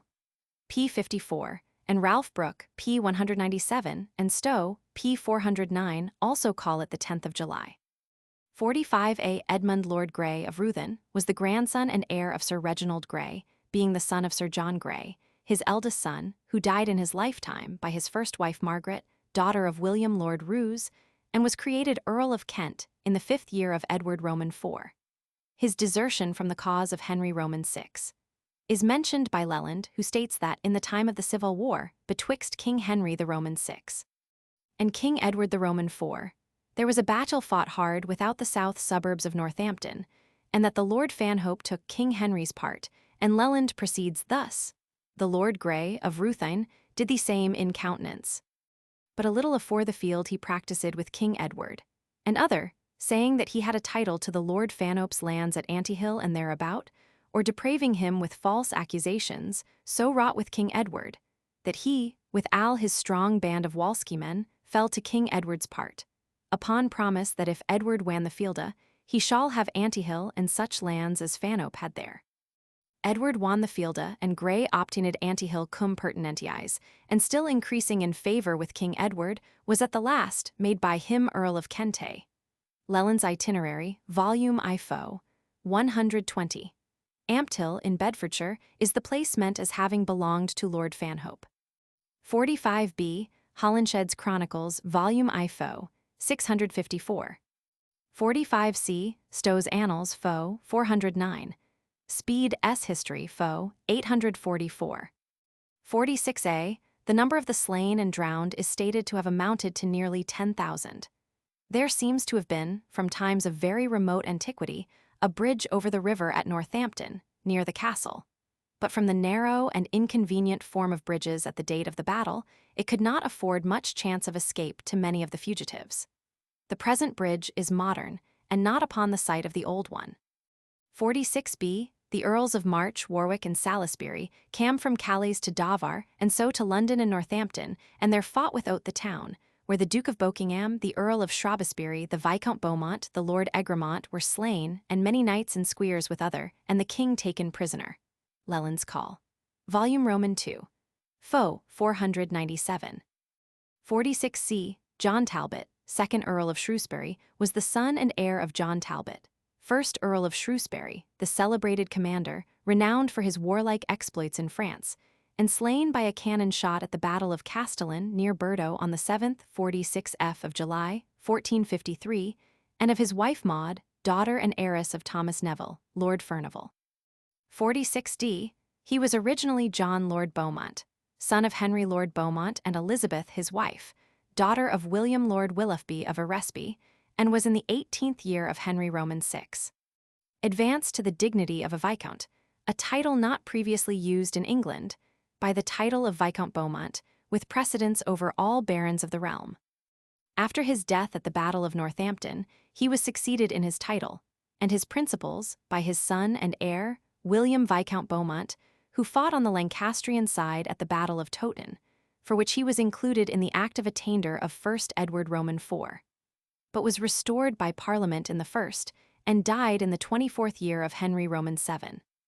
46e. Thomas Percy, Lord Egremont, originally Sir Thomas Percy, knight, the 3rd son of Henry, the 2nd Earl of Northumberland, who was slain at the First Battle of St. Alban in 1455, and Eleanor his wife, daughter of Ralph Neville, 1st Earl of Westmoreland, and widow of Richard Lord Spencer, was created Lord Egremont in the 28th year of Henry Roman VI. 46f. On the 7th of July, 1453, according to Ralph Brooke, p. 196.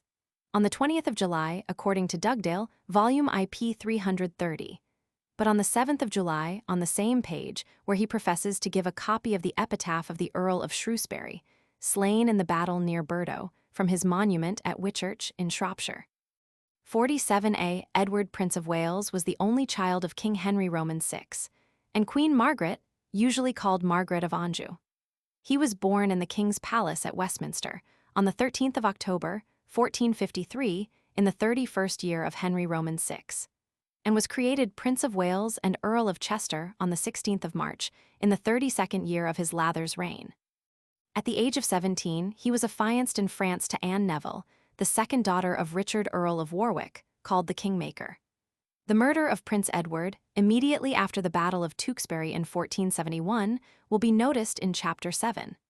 After his death, Anne, his widow, was married to Richard, Duke of Gloucester, afterwards King Richard Roman III. 47b. Catalogue of Nobility by Ralph Brooke. The Grey Friars Monastery was in the northeast quarter of the town, but is now demolished, and most of its site is built upon. But it stood in that part of the town which now lies between Newland and Victoria Streets, and to the eastward of the upper end of Grey Friars Street and of Ladies' Lane. A small portion of an ancient wall, with buttresses, and some little remains of masonry, built up in the walls of the adjoining houses, are now visible, contiguous to a deep hollow or depression, which lies on the northward side of Victoria Street and formed part of the monastic edifice. Its site has also been identified by stone coffins discovered near there, in excavating the soil for building purposes. 48a. Catalogue of Nobility by Ralph Brooke. 48b. The Hospital of St. John in Bridge Street is one of the old charitable institutions which is still kept up. The ancient edifice, with its handsome rose window and its curious little chapel, are well worth a visit. 48c. Leland states, there was a great battle fought in Henry VI's time at Northampton on the hill without the south gate, where is a right goodly cross, called as I remember the Queen's Cross, and many Welshmen were drowned in Avon River at this conflict. Many of them that were slain were buried at de la Prée, and some at St. John's Hospital. Leland's Itinerary, Volume IFO. 9. The battle was certainly fought at the southward side of the town, and near Queen Eleanor's Cross, yet there seems to be some want of care on Leland's part, in stating that the battle was fought on a hill near the cross. Although not far from the cross, the place where it was fought is not a hill, although the ground has a gradual ascent from the river and de la Prée Abbey, up to the cross, which stands rather elevated, and is a conspicuous object from the abbey, and its park and grounds. Again, he is evidently incorrect in mentioning the river Avon, instead of the river Nen or Nene. 48d. The descent of the Duke of Buckingham from King Edward Roman III was as follows. Humphrey de Bohun, Earl of Hereford, a nobleman of immense possessions, had 2 daughters, his co-heiresses. Eleanor, the eldest daughter, married Thomas of Woodstock, Duke of Gloucester, 6th son of King Edward Roman III. Thomas, Duke of Gloucester, had by her, amongst other issue, a daughter Anne, whose first husband Edmund Stafford, 5th Earl of Stafford, was slain at the Battle of Shrewsbury. They had a son, Humphrey, 1st Duke of Buckingham, who married Anne, daughter of Ralph Neville, 1st Earl of Westmoreland, and was slain at the Battle of Northampton. Their eldest son was Humphrey, Earl of Stafford, who married Margaret, daughter of Edmund Beaufort, Duke of Somerset, and was slain at the First Battle of St. Albans. Their son Henry Stafford, 2nd Duke of Buckingham, married Catherine, daughter of Richard Wydeville or Woadville, Earl of Rivers, and was executed in the first year of Richard Roman III. Besides the descent of Henry Stafford, 2nd Duke of Buckingham, from Edward Roman III. As above mentioned, he was also descended from him, through the Duke of Buckingham's mother, Margaret Beaufort, from John Beaufort, Earl of Somerset, son of John of Gaunt, Duke of Lancaster, 4th son of Edward Roman III. By Catherine Swynford, but born before their marriage, in which defect of a legitimate title, by his maternal descent. His case resembled that of King Henry Roman VII. The Duke of Buckingham, however, from one or both of those sources of descent, probably flattered himself with the hope of one day being King of England, and it has been very reasonably suggested that it was fortunate for the Earl of Richmond, afterwards King Henry Roman VII, that his first expedition and attempt to land in England was a total failure, and terminated in the execution of the Duke of Buckingham, for if that powerful and ambitious nobleman had succeeded in deposing Richard Roman III, it is very probable that he would have attempted to have seized the throne in his own right. Mary, the second daughter of Humphrey de Bohun, Earl of Hereford, married Henry, Earl of Derby, afterwards King Henry Roman IV. And it should be here observed that the Duke of Buckingham was entitled, by descent from a leaner, eldest daughter of the Earl of Hereford, to at least half of his great possessions. After the line of Henry Roman IV had become extinct, the other half was vested in Edward Roman IV and his heirs, but Buckingham considered himself entitled to it as heir at law of Mary, the second daughter of the Earl of Hereford. Shakespeare seldom wrote without a meaning, and from what is above stated, his object in the drama of Richard Roman III will be at once apparent in causing the Duke of Gloucester to offer the following inducement to the Duke of Buckingham to support his claim to the throne. And look, when I am king, claim thou of me the earldom of Hereford, and all the movables whereof the king, my brother, was possessed. Shakespeare's King Richard Roman III, Act 3, Scene 1.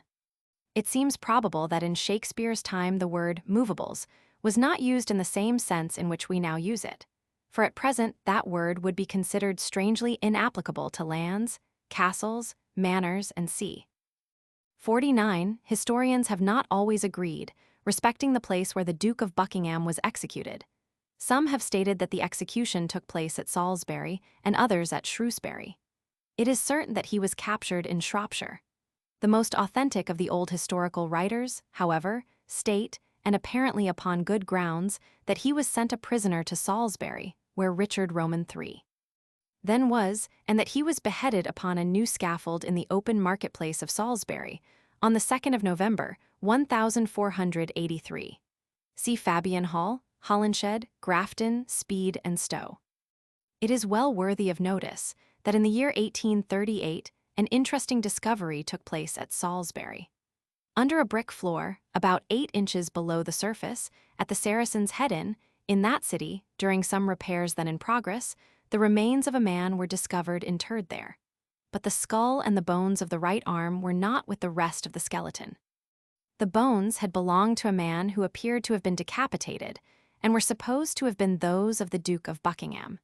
See the Liverpool Courier of the 12th of September, 1838, in which the above particulars appear copied from the Salopian Journal. There is nothing surprising in the fact of the bones of the arm, as well as the skull, being wanting, because formerly the different members and quarters, as well as the heads of persons executed, were not unfrequently severed from the bodies and fixed up in conspicuous places. That was done even as recently as in the time of the wicked Judge Jeffreys, after the suppression of the Duke of Monmouth's rebellion. In the case of the Duke of Buckingham, it was very probable, as he was beheaded in 1483 for high treason, in taking arms and making war against the king, that the Duke's right arm would also be fixed up wherever his head was placed. 50A Hall, Holinshed, Leland's Itinerary, Volume IFO, 9. The king, lying in the friars at Northampton, ordained a strong and mighty field in the meadows beside the nunnery, having the river at his back. Stowe's Annals, Fo. 409. 50B. I beg to tender my thanks to Edward Bouverie, Esquire, for the courtesy and attention which I received from him, when inspecting the mansion, and visiting the park and grounds, in the hope of discovering some indications of the position occupied by one or both of the hostile armies. I visited the field of battle on the 29th and 30th of May, 1855, and on the 31st of May, 1856. 51. Richard Plantagenet, Duke of York. See Chapter Roman II. 53A. The paper on the field of the Battle of Wakefield was read before a meeting of the Society of Antiquaries of London on the 20th of January, 1853, and the thanks of the meeting were voted for it to the author. 53B. Richard Plantagenet, Duke of York. See Chapter Roman II. 53C. Queen Margaret, usually called Margaret of Anjou, was the queen of Henry Roman VI, to whom she was married in 1445. See Chapter Roman III. 53D. Appointing his son, the Earl of March, to follow him with all his power, and came to his castle of Sandale near Wakefield in Yorkshire on Christmas Eve. Dugdale's Baronage, Volume Roman II, Title York, p. 161. Stowe's Annals, Fo. 412.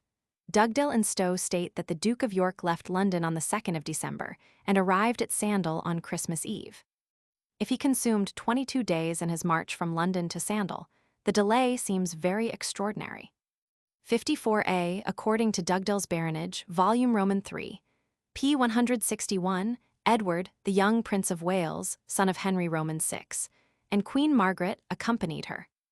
54b. Henry Holland, Duke of Exeter and Earl of Huntingdon, the son of John Holland, Duke of Exeter, by his first wife, Anne, daughter of Edmund, Earl of Stafford, was one of the principal leaders of the Lancastrian party.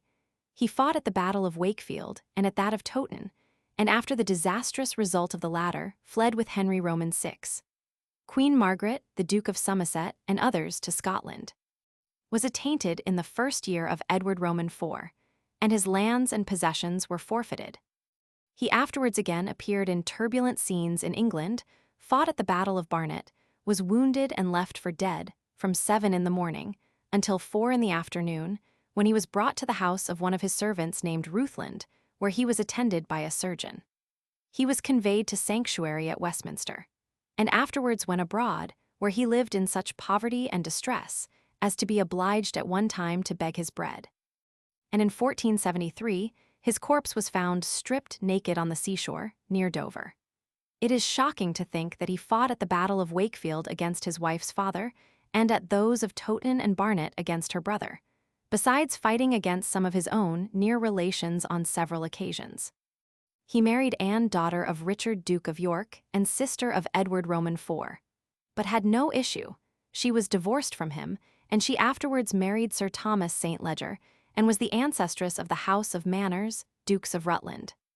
54c. Henry Beaufort, Duke of Somerset, was the son of Edmund Beaufort, grandson of John of Gaunt, Duke of Lancaster, who, after the death of his eldest brother John Beaufort, 1st Duke of Somerset without issue male, was created 1st Marquis of Dorset, and in the 25th year of Henry Roman VI, was made Duke of Somerset and was slain at the First Battle of St. Alban, on the 22nd of May, 54d. 1455.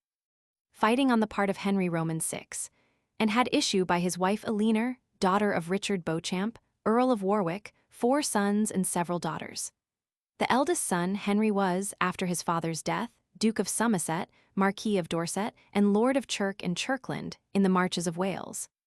He was one of the Lancastrian commanders at the Battle of Wakefield, and, as there is every reason to believe, also at the Second Battle of St. Alban, although that circumstance is not distinctly mentioned by historians. He was also a principal commander and fought at the Battle of Towton, and after the defeat there, escaped into Scotland and was afterwards pardoned by Edward Roman IV. But having revolted from Edward to the Lancastrians, and having, with the Lords Roos, Molins, and Hungerford, Sir Henry Neville, Sir Thomas Wentworth, and Sir Richard Tunstall, fought at the Battle of Hexham, he was taken prisoner by John Marquis Montague, and was beheaded in 1463. Edmund, the second son, was also Duke of Somerset after his brother, and was beheaded after the Battle of Tewkesbury in 1471. John, the third son, was slain in that battle, and Thomas, the fourth son, died without issue. The family was noted for its strong attachment and exertions in the cause of the House of Lancaster. 54d. The 22nd of May, according to Dugdale, Volume IPP 166 and 342, and Sanford, p. 321, but the 23rd of May, according to Hall, Holinshed, and Grafton. 55. Thomas Courtenay, Earl of Devonshire, a strong supporter of the House of Lancaster, fought at the Battle of Wakefield. He afterwards fought at the Battle of Towton on the 29th of March, 1461, was taken prisoner, and beheaded at York. Some degree of confusion seems to exist respecting the Earl of Devonshire who fought at Wakefield and at Towton, and the Earl of Devonshire who afterwards fought at Tewkesbury. The old historians state that the former, being taken prisoner, was beheaded after the Battle of Towton, and that seems to be in no small degree confirmed by the Act of Attainder against him and the other Lancastrian leaders of the 1st of Edward Roman IV, in which he is called Thomas Courtenay, late Earl of Devonshire, the word late being also used with reference to other noblemen and persons who were dead and were attainted for having been engaged in that battle. In the Catalogue of Nobility by Ralph Brooke, p. 61, it is stated that Thomas Courtenay, Earl of Devonshire, son of Hugh Courtenay, Earl of Devonshire, being at the Battle of Towton, was taken prisoner and beheaded at York, that he married Margaret, daughter of John Beaufort, Earl of Somerset and Marquis of Dorset, by whom he had issued 3 sons and 2 daughters. That Thomas, the eldest son, being at the Battle of Towton with King Henry Roman VI, against King Edward Roman IV, was there taken prisoner and his head smitten off, that Henry, the second son, was also beheaded at Salisbury in the 8th of Edward Roman IV, and that John, the third son, was slain at the Battle of Tewkesbury. It seems probable that that account is correct, and it is rather corroborated by the Act of Attainder of 1st Edward Roman IV, in which Thomas Courtenay, late Earl of Devonshire, and also Sir John Courtenay, were attainted for having been engaged at the Battle of Towton. But the account given by Sanford in his genealogical history, page 313, differs in some respects from it. He states that Thomas Courtenay, 7th Earl of Devon, married Margaret, second daughter of John Earl of Somerset, and siding with King Henry Roman VI. Against the Yorkists was by King Edward Roman IV, taken prisoner at the Battle of Towton and beheaded at York the 3rd of April n. 1 Edward Roman IV. In the year 1461, and that their children were, Thomas Earl of Devon, made prisoner at the same battle, and being attainted in a parliament at Westminster, the 4th of November, n. 1 Edward Roman IV. Soon after lost his head, that Henry Courtenay, the second son, had his head cut off in the same quarrel at Salisbury, and that John Courtenay, the third son, fell in the Battle of Tewkesbury. Dugdale in his Baronage, volume IP 641, however, states that Thomas Earl of Devonshire was, for being at the Battle of Towton with his father, attainted by the Act of 1st Edward Roman IV, but did not suffer death, as it seems, for it appears that he was slain at the Battle of Tewkesbury, fighting on behalf of Henry Roman VI. And there buried, Leland in his Itinerary, volume Roman VI. Foe, 93, also states that Thomas Earl of Devonshire was slain at Tewkesbury and buried there. It is stated in Banks, Dormant and Extinct Baronage, volume Roman III, p. 249, that Thomas Earl of Devon, a firm Lancastrian, died just before the accession of Edward Roman IV to the throne, and had by his wife Margaret, daughter of John Beaufort, Earl of Somerset, 5 daughters and 3 sons, Thomas his successor, Henry beheaded for his attachment to the house of Lancaster, and John slain on the same side at the Battle of Tewkesbury. Is it not probable that the personage who fought at Tewkesbury, called the Earl of Devonshire, was only the nominal earl of that title, and that he was the same person who, as Sir John Courtenay, fought at Towton and was attainted in the 1st of Edward Roman IV, and who was afterwards called by the Lancastrians the Earl of Devonshire? 56a James Boteler or Butler, the son and heir of James, 4th Earl of Ormond, was created Earl of Wiltshire in the 27th of Henry Roman VI. In the 30th of Henry Roman VI, by the death of his father, he also became Earl of Ormond. He was a staunch Lancastrian and fought for that party at the First Battle of St. Alban, S. in 1455, also at the Battle of Wakefield, and again at the Battle of Mortimer's Cross. He appears also to have been at the Battle of Towton. See Dugdale's Baronage, volume Roman III, p. 235. After that battle he was captured by the Yorkists and was beheaded upon the 1st of May, 1461, at Newcastle. It is very remarkable that although historians state that he fought on the Lancastrian side at the Battle of Wakefield, and although he was attainted by the Act 1st Edward Roman IV, 1461, his name is not included amongst those of the noblemen and others who were attainted for taking a part in the Battle of Wakefield.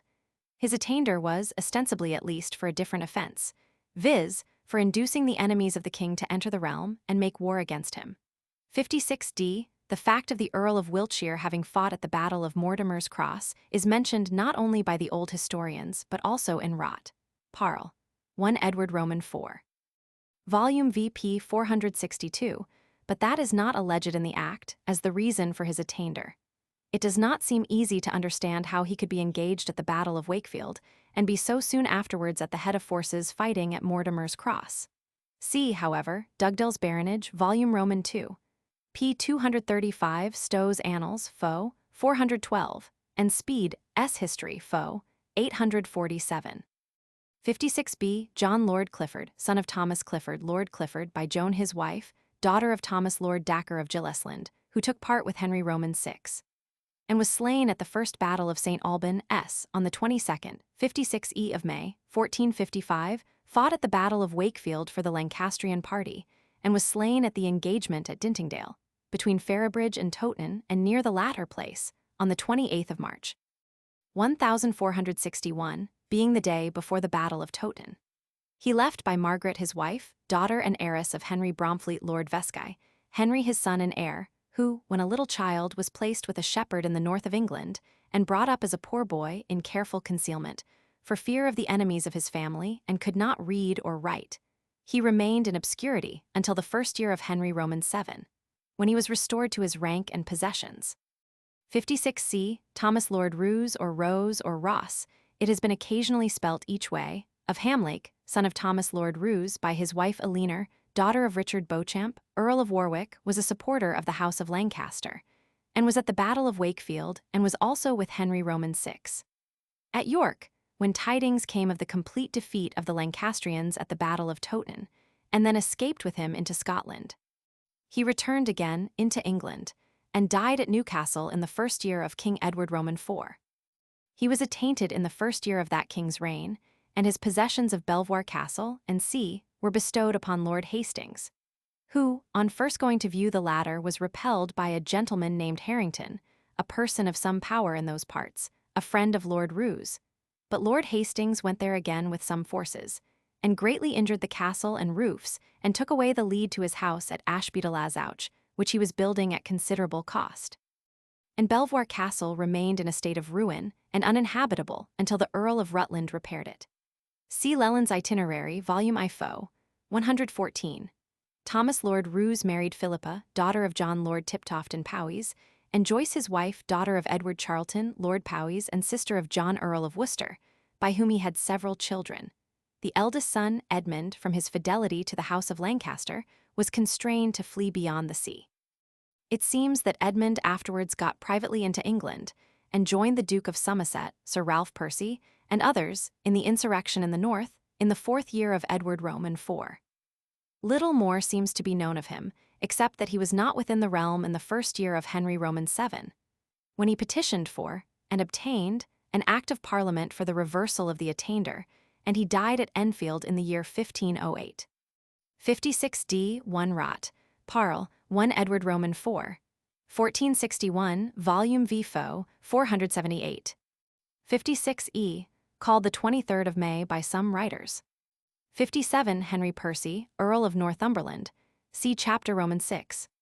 58a. C. Speed, Stowe, Grafton, Dugdale's Baronage, Volume Roman III, p. 236, Title Bonville, Sandford's Genealogical History, pp. 297-372. Fabian, however, states it to have been on the 30th of December, and it is so stated twice in Rot. Parl, 1 Edward Roman IV, Volume VPP, 466-477. 58b. Sandford, pp.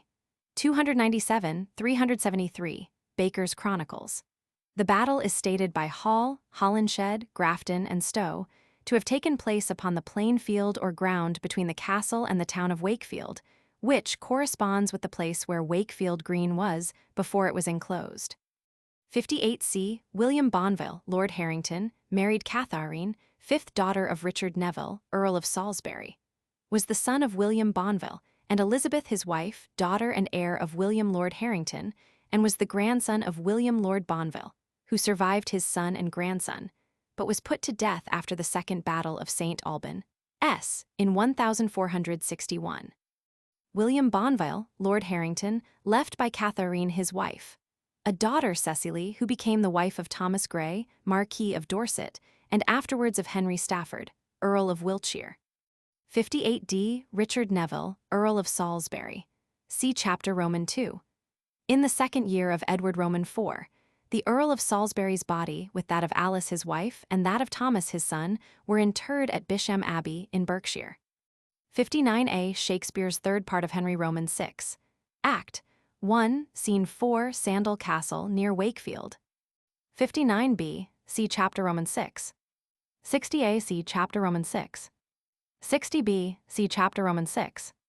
60c. Rot, Parl, 1st Edward Roman IV, 1461, Volume V. Fo, 447, see Appendix No. 1. 61a. That was my impression on the occasion of my first visit to Sandal, and I so communicated it in my paper on the Battle of Wakefield, read before the Society of Antiquaries. But after a second and third visit to Sandal, and to the field of battle, I altered my opinion, and I now consider it certain that the Lancastrians advanced on the westward side of the Calder, and that Wakefield and the bridge were in their possession at the time of the battle. 61b. On the 29th of July, 1853, I paid a second visit, and on the 4th of August, 1854, a third visit to Sandal and to the field of the Battle of Wakefield. 62. Leland, in his quaint language, gives a tolerably accurate account of the place where the battle was fought, when he says, "There was a sore battle fought in the South Fields by this bridge, and in the flight of the Duke of York's part, other the Duke himself or his son, the Earl of Rutheland, was slain a little above the bars beyond the bridge going up into the town of Wakefeld, that standeth full fairly upon a cliving ground. At this place is set up a croce, in re memoriam, Leland's Itinerary, Volume I Fo, 34. 63. See chapters I and Roman 6. 64a. Additions to Camden's Britannia, Goes edition of 1789, Volume Roman 3. Fo. 39. Leland says, "At this place is set up a cross, in re memoriam, Leland's Itinerary, Volume I Fo, 45, but whether he means in memory of the Duke of York, or of the young Earl of Rutland, or of the battle, seems to admit of doubt." 64b. Quare. The lane is occasionally called Cock and Bottle Lane, from the sign of an old public house which stands, or very recently stood in the neighborhood. 64c. His body was ultimately interred at Fotheringay. Dugdale's Baronage, Volume Roman 2, p. 161. Ralph Brooke seems to intend to make a similar statement in his Catalogue of Nobility, Fo. 267, and see Sandford's Genealogical History, p. 373. It was first interred at Pontefract, and afterwards at Fotheringay. And it seems extraordinary that the Lancastrians, who practiced such an indignity to his memory, as fixing his head upon the gate of York, should take the trouble of carrying his headless corpse to Pontefract for interment. But we learn from more than one historical source that the corpse was first buried at Pontefract, and afterwards removed and interred at Fotheringay. After the Battle of Towton, Edward Roman IV had the Duke of York's head taken down from York Gate and interred with the body. Leland adverts to the removal of the Duke's body from Pontefract to Fotheringay by Edward Roman IV, as follows. Caused the body of his father Duke of York to be brought from Pontefract thither, and to be laid on the north side of the high altar, where is also buried King Edward Roman IV.'s mother, in a vault over the which is a pretty chapel. 65b. The body of the young Earl of Rutland was also first interred at Pontefract, and afterwards at Fotheringay. Sandford's Genealogical History, pp. and 375. Catalogue of the Nobility, and c. by Ralph Brooke, p. 65a. John Harrow of London and a captain named Hanson were taken prisoners at the battle, and were beheaded with the Earl of Salisbury at Pontefract, and their heads were set upon the gates of York. See Fabian's Chronicles, Fo. 210. 65b. Leland's Itinerary, Volume I Fo. 6. 67a. The paper upon the field of the Battle of Mortimer's Cross was read before a meeting of the Society of Antiquaries of London on the 18th of January, 1855, and the thanks of the meeting were voted for it to the author. 67b. Edward was Earl of March and Ulster, and Lord of Wigmore and Clare, and afterwards King Edward Roman IV. And, although not usually called Duke of York by historians, there does not seem to be any reason why he was not so called between the time of his father's death and his accession to the throne of England. Edward was the eldest son of Richard Plantagenet, Duke of York, and Cecily his wife, and was born at Rouen in Normandy on the 29th of April, 1441. His claim to the throne of England was founded upon his being descended from Lionel, Duke of Clarence, third son of King Edward Roman III. See Pedigree's Nos. 1 and 2 in Chapter Roman 9. His reign commenced on the 4th of March, 1461, C. Rot, Parle, 1 Edward Roman IV. Volume V. Fo. 464 and Fabian, Fo. 218. He was crowned at Westminster on the 29th of June, 1461, and died on the 9th of April, 1483, in the 42nd year of his age and the 22nd of his reign. 69a. James Butler, Earl of Wiltshire. See Chapter Roman 4. 69b. The following it a copy of a paper upon the extraordinary and abrupt changes of fortune of Jasper Earl of Pembroke, afterwards Duke of Bedford, in the 15th century, written by the author of this work, and read by him in person on the 31st of March, 1856, before a meeting of the Literary and Philosophical Society of Liverpool, for which the thanks of the meeting were voted to him. Jasper Tudor, Earl of Pembroke, often called Jasper of Hatfield from the place of his birth, was a nobleman celebrated for his descent, and for the royal and illustrious alliances of his family. He was one of the noble personages who lived and distinguished himself in the 15th century, a period memorable in the history of England for foreign and domestic wars and civil dissensions, and for the strange mutations of fortune, which its princes and nobles were doomed to experience. And perhaps we may search the pages of history in fruitless endeavors to discover an instance of any nobleman who experienced such abrupt and extraordinary vicissitudes and such sudden and astonishing transitions on several occasions from power and wealth to exile and poverty, and again from the miseries of a poor outlaw and fugitive to rank, possessions, and honors, as fell to the lot of Jasper, Earl of Pembroke. It matters now little to us whether in the wars of York and Lancaster, and the violence and exasperation of the contending factions, the one party or the other was in the right. But under every possible circumstance, whether the cause which he espoused was successful or unfortunate, he uniformly supported the Lancastrian interest. And when we consider how many personages of high rank fought during those lamentable conflicts, sometimes on one side and sometimes on the other, and joined the winning party, as seemed best to suit their own interests, we must at least give him credit for consistency, and perhaps for sincerity. One reason of some moment may, however, be found for his strenuous and consistent support of the Lancastrian party. He was half-brother of King Henry Roman VI, being the son of Sir Owen Tudor, who was descended from persons of the first consideration, and of a family of great antiquity in Wales by his wife Queen Catherine, daughter of Charles Roman VI, King of France and widow of Henry V, King of England, and had by Queen Catherine 2 sons, the oldest of whom was Edmund, Earl of Richmond, usually denominated Edmund of Haddam, who married Margaret, daughter of John Beaufort, Duke of Somerset, son of John, Earl of Somerset, a son of John of Gaunt, Duke of Lancaster, 4th son of Edward Roman III, by whom he had a son, Henry, Earl of Richmond, who was afterwards King Henry Roman VII. And the second son of Sir Owen Tudor was Jasper Tudor, who was in consequence of his father's marriage with Queen Catherine, uncle of King Henry Roman VII. King Henry Roman VI created Jasper Tudor, Earl of Pembroke, and in consequence of his recovering the castle of Denbigh and other strongholds in Wales out of the hands of the adversaries of Henry, he obtained a grant of 1,000 marks, payable out of the lordships of Denbigh and Radnor. The Earl of Pembroke appeared in 1461, in arms, with James Butler, Earl of Wiltshire, and a considerable army, as supporters of Henry Roman VI. And on the 2nd of February in that year, fought at the Battle of Mortimer's Cross against the Yorkists, under the command of Edward, Earl of March, afterwards King Edward Roman IV. But the Lancastrian army was completely defeated, and the 2 earls were compelled to escape by flight. It may be fairly presumed that he was not present at the Battle of Towton in 1461, as he was not included in the list of those persons who were attainted by the Act of Parliament of 1st Edward Roman IV. 1461, Rot, Parl, Volume V. Fo.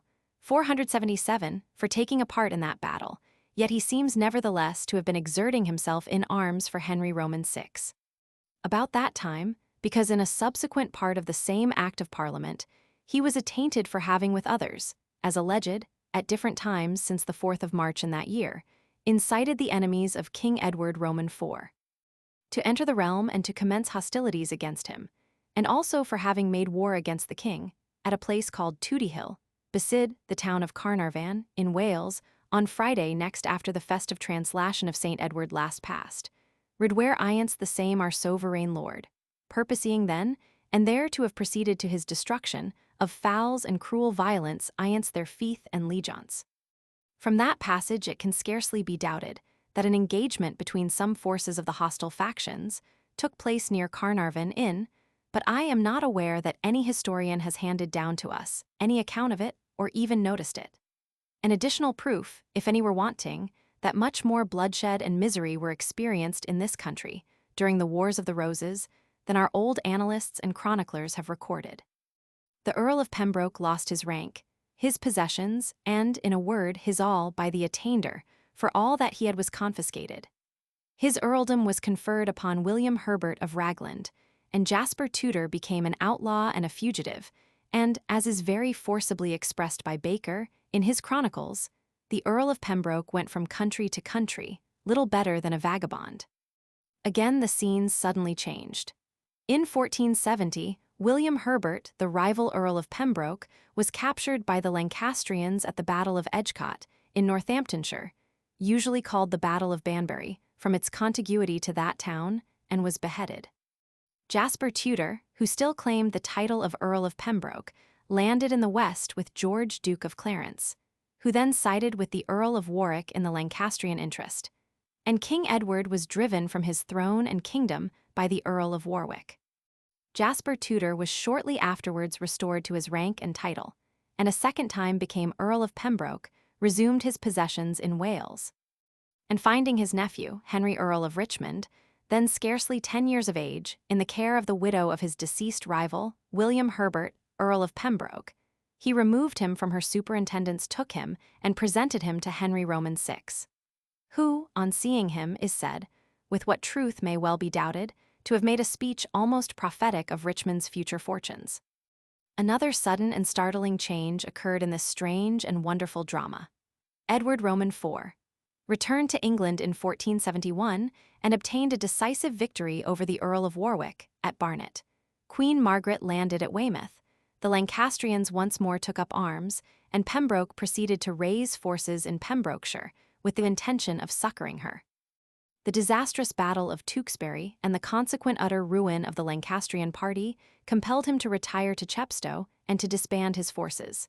He then had a very narrow escape with his life.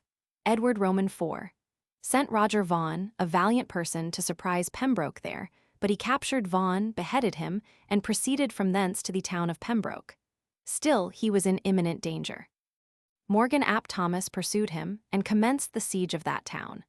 But David ap Thomas, who was the brother of Morgan ap Thomas, although of the opposite party, came to his assistance, and succeeded in raising the siege, and Pembroke got from thence in 8 days, and sailed with his nephew, the young Earl of Richmond, from Tenby, intending to proceed to France. His ill fortune still prevailed. The winds drove them upon the coast of Brittany. They were forced to put into a port of that country, and could not be well excused from paying their respects to the Duke of Brittany. But when they would have taken their departure, they were given to understand that they were not at liberty to proceed. The Duke of Brittany, considering that these 2 noblemen might be of some advantage to him, assigned to them the town of Vannes for their residence. They were outwardly treated with all respect due to their birth and rank, but were narrowly watched. Pembroke's exile was a protracted one, and he remained abroad, an outlaw, a fugitive, and in poverty during several years, most of which he passed in Brittany, but a short time was spent in France just before his return to England, as after mentioned. His earldom was conferred by Edward Roman IV upon his son, Prince Edward, and was afterwards held by Richard Roman III. At length, in consequence of the death of Edward, the odium and unpopularity in which Richard was held by many, and the English nation being at last weary of civil war, violence, and bloodshed, the prospect was opened of his return to England, and of the accession to the throne of his nephew, Henry Earl of Richmond.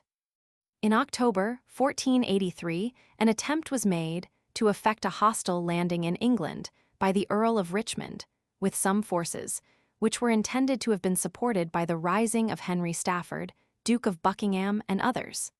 That expedition was an utter and disastrous failure. Richmond's fleet was dispersed by a storm, and although the ship in which he sailed appeared off Poole in Dorsetshire, he found it dangerous as well as useless to attempt to land and was compelled to return to Brittany. The insurrection was suppressed, the Duke was executed, and Jasper Tudor, with the bitterness of disappointed hopes, was doomed for some time longer to remain in banishment. The old historians do not expressly mention his having been with Richmond in that expedition, but it seems quite impossible to doubt the fact of his having accompanied him. Once more the scene changed in this most strange and eventful drama. In 1485, the Earl of Richmond, with Jasper Tudor and some few troops from France, landed at Milford in South Wales, and having been joined by their friends and supporters, the Battle of Bosworth, at which the latter had a principal command, placed Richmond on the throne of England, by the title of Henry Roman VII. By that event Jasper Tudor found himself for the third time Earl of Pembroke. He was restored to his honours and possessions, created Duke of Bedford, made one of the Privy Council, and one of the commissioners for executing the office of High Steward of England, on the occasion of the ceremony of the coronation of Henry, also Justice of South Wales and Lord Lieutenant of Ireland, and had besides considerable and valuable possessions, lands, and offices conferred upon him. In 1487, he was joint general, with John de Vere, Earl of Oxford, at the Battle of Stoke, where the Earl of Lincoln was defeated. He was afterwards again appointed joint general with the Earl of Oxford, of the army sent into Flanders, in aid of the Emperor Maximilian against the French. He married Catharine, sixth daughter of Richard Wideville or Woadville, Earl of Rivers, sister of Elizabeth, Queen of Edward Roman IV, and widow of Henry Stafford, Duke of Buckingham, who was executed, as before mentioned, in 1483. He continued to enjoy his titles, ranks, and great possessions until his death, which took place on the 21st of December, 1495. He did not leave any issue and was interred in the Abbey of Keynsham.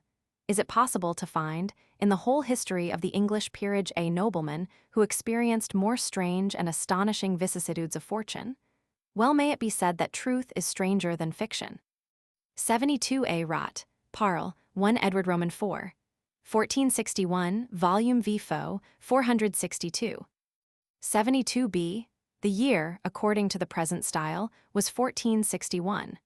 But at that time the legal year did not commence until the 25th of March following, and until that day arrived, the then year would be called 1460. 72c, I have 3 times visited the field of battle of Mortimer's Cross, viz., in May 1854, May 1855, and May 1856. 73a, on the occasion of my last visit to the field of battle, on the 24th of May, 1856, I witnessed there a rare and very beautiful natural phenomenon.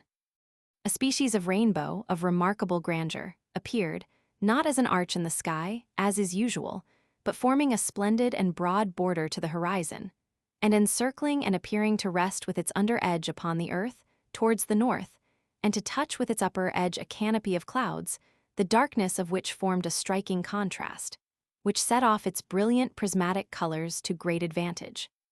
Its beauty and singularity strikingly brought to my mind the remarkable phenomenon seen by Edward on the same spot so many years before. 73b, many years afterwards, at the Battle of Barnet, Edward's device was accidentally of great service, because in the mist, the star with rays, the device of the Earl of Oxford, who was fighting on the side of Lancaster, was mistaken for that of Edward, the sun in splendor. And the Lancastrian archers, deceived by the resemblance, shot at the followers of the Earl of Oxford, and the mistake contributed considerably to the loss of the battle by the Lancastrians. 73c Hall says, he fiercely set on his enemies, and them shortly discomfited. 73d, he is called Sir Owen Tudor by Hall, Holinshed, Speed, and Grafton in their respective accounts of the battle, and he is also so called by Sandford in his genealogical history, p. 297, and Sir Owen ap Meredith ap Tudor, Ibid. p. 242, which are certainly high authorities for believing that he was a knight, but Sandford elsewhere calls him Owen Tudor only, Ibid. p. 283, 284. Yet Baker, in the part of his chronicles in which the marriage of Owen Tudor with Catherine, widow of King Henry V, is mentioned, calls him Owen Tudor and Esquire of Wales. He is also called Esquire of Wales in Leland's Collectanea, Volume Roman II, Fo. 492. Ralph Brooke, in his Catalogue of the Nobility, and c. says that Catherine married a noble gentleman named Owen Theodore of Wales. Fabian, Fo. 627, calls him a Nit of Wales. 73e. Owen Meredith, alias Tudor, buried in the Grey Friars in Navi Ecclesiae, in Sacelo sine ulla sepulchri memoria. Leland's Itinerary, Volume Roman IV. Fo. 175.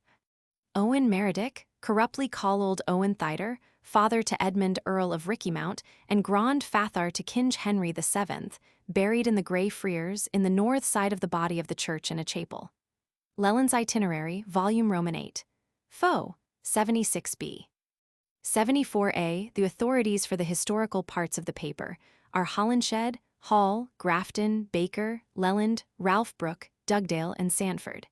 It is remarkable that Fabian does not give an account of the Battle of Mortimer's Cross. 74b. This spot is sometimes called Westfield. 75a.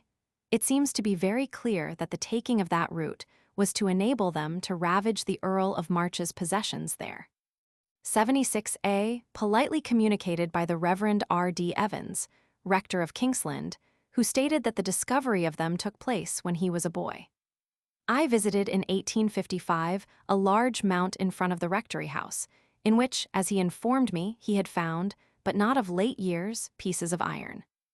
Leland states, there was a castle at Kingesland a 2 miles west-northwest from Leominster, the ditches whereof and part of the keep be yet seen by the west part of Kingsland Church. Constant fame saith that King Merwold sometimes lay at this place, since of later times it longed to the of Marke, now to the king. Leland's Itinerary, Volume Roman 4, Part 2, Fo. 178. Kingsland Church well merits inspection, as it contains several objects of interest to an antiquary. It is said to have been erected by one of the Mortimers in the reign of Edward I. See an account of it in the Gentleman's Magazine of 1826, Volume XCVI. Part 2, pp. 393-583. 76b. There is in the museum at Hereford an ancient spur found in the neighborhood of Mortimer's Cross, but not upon the field of battle. Of the description called the prick spur, of steel, plated with silver, presented to the museum in 1839, and which I saw in the museum in May 1855. 77. Leland's Itinerary, Volume Roman 8, Fo. 32. 78a. Blackstone's Commentaries, 3rd edition, by Stephen, Volume Roman 2, p. 584. 78b. Byrne, S. Law Dictionary, Volume Roman 2, p. 108. The same observations equally apply to the Lord's Marchers on the boundaries between England and Scotland. 79a. Cart's England, Volume Roman 3, p. 135. There was also a seal of the Marches, which was abrogated by the Act 4th Henry Roman 7, which enacted that all grants and writings of lands or things pertaining to the earldom of March should be under the broad seal and not under a special seal. 79b. Statute 27th Henry Roman 8, c. 27. But notwithstanding the abolition of the local jurisdiction and of the almost lawless powers of the Lords Marchers, by the effect of the Act 27th Henry Roman 8, c. 27, the court of the Lord President and Council of the Marches of Wales was still kept up. It was a court of extensive jurisdiction, which was erected by King Edward Roman IV, in honor of the Earls of March from whom he was descended, and he appointed it to be held at Ludlow, and in the 33rd year of Henry Roman 8. The court was confirmed by Act of Parliament, which enacted, that there shall be and remain a President and Council in the Dominion of Wales and Marches of the same. The first President is said to have been Anthony Wideville, Earl Rivers, in the 18th of Edward Roman 4. And the last was the Earl of Macclesfield in 1689, the court having been abolished by Act of Parliament of 1st William and Mary. 80a. Some parts of the inscription seem open to objection. From what has been already mentioned in a former note, it may easily be conjectured why the year is stated to be 1460 instead of 1461, as a modern historical writer would have designated it. But it does not appear easy to assign a reason why the name Mortimer is inscribed instead of Plantagenet. 80b. The inscription is not altogether accurate in stating that the Battle of Mortimer's Cross fixed Edward Roman IV on the throne of England. He certainly was proclaimed king by his partisans in London soon after that battle, but he was indebted to the subsequent Battle of Towton for his being really placed upon the throne. The statute 1st Edward Roman IV, passed in 1461, declares the 4th of March to be the date when Edward Roman IV commenced his reign. The 4th day of the moneth of Marche last past took upon him to use his right and title to the Sade Ream of England and lordship, and entered into the exercise of the royal estate, dignite, preeminence, and power of the same corown, and to the reign and governance of the Sade Ream of England and lordship. And the same 4th day of March Moeved Henry late called King Henry the Sixth son to Henry, son to the Sade Henry late Earl of Derby, son to the Sade John of Gaunt, from the occupation, usurpation, intrusion, reign, and governance of the same ream of England and lordship. Rot, Parl, 1 Edward Roman 4. 1461, Volume V. Foe, 464. See also Fabian, Foe, 218. 81a, the paper upon the field of the Battle of Towton, was read before meetings of the Society of Antiquaries of London, on the 11th and 18th of January, 1849, and the thanks of the meetings were voted for it to the author. Several additions have, however, been made in it, and some material alterations and corrections have been introduced, in consequence of further information acquired by the author during his subsequent visits to the field of battle.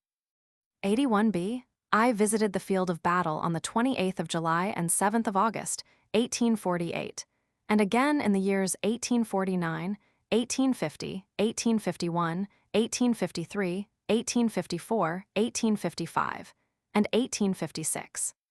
In one of those visits, on the 2nd of August, 1853, I walked with my son, Mr. Alexander Brooke, entirely across the field of battle, commencing on the ground occupied by the left wing of the Lancastrians along the whole line to the spot occupied by their right wing, and we descended from thence through the meadows to the river Cock.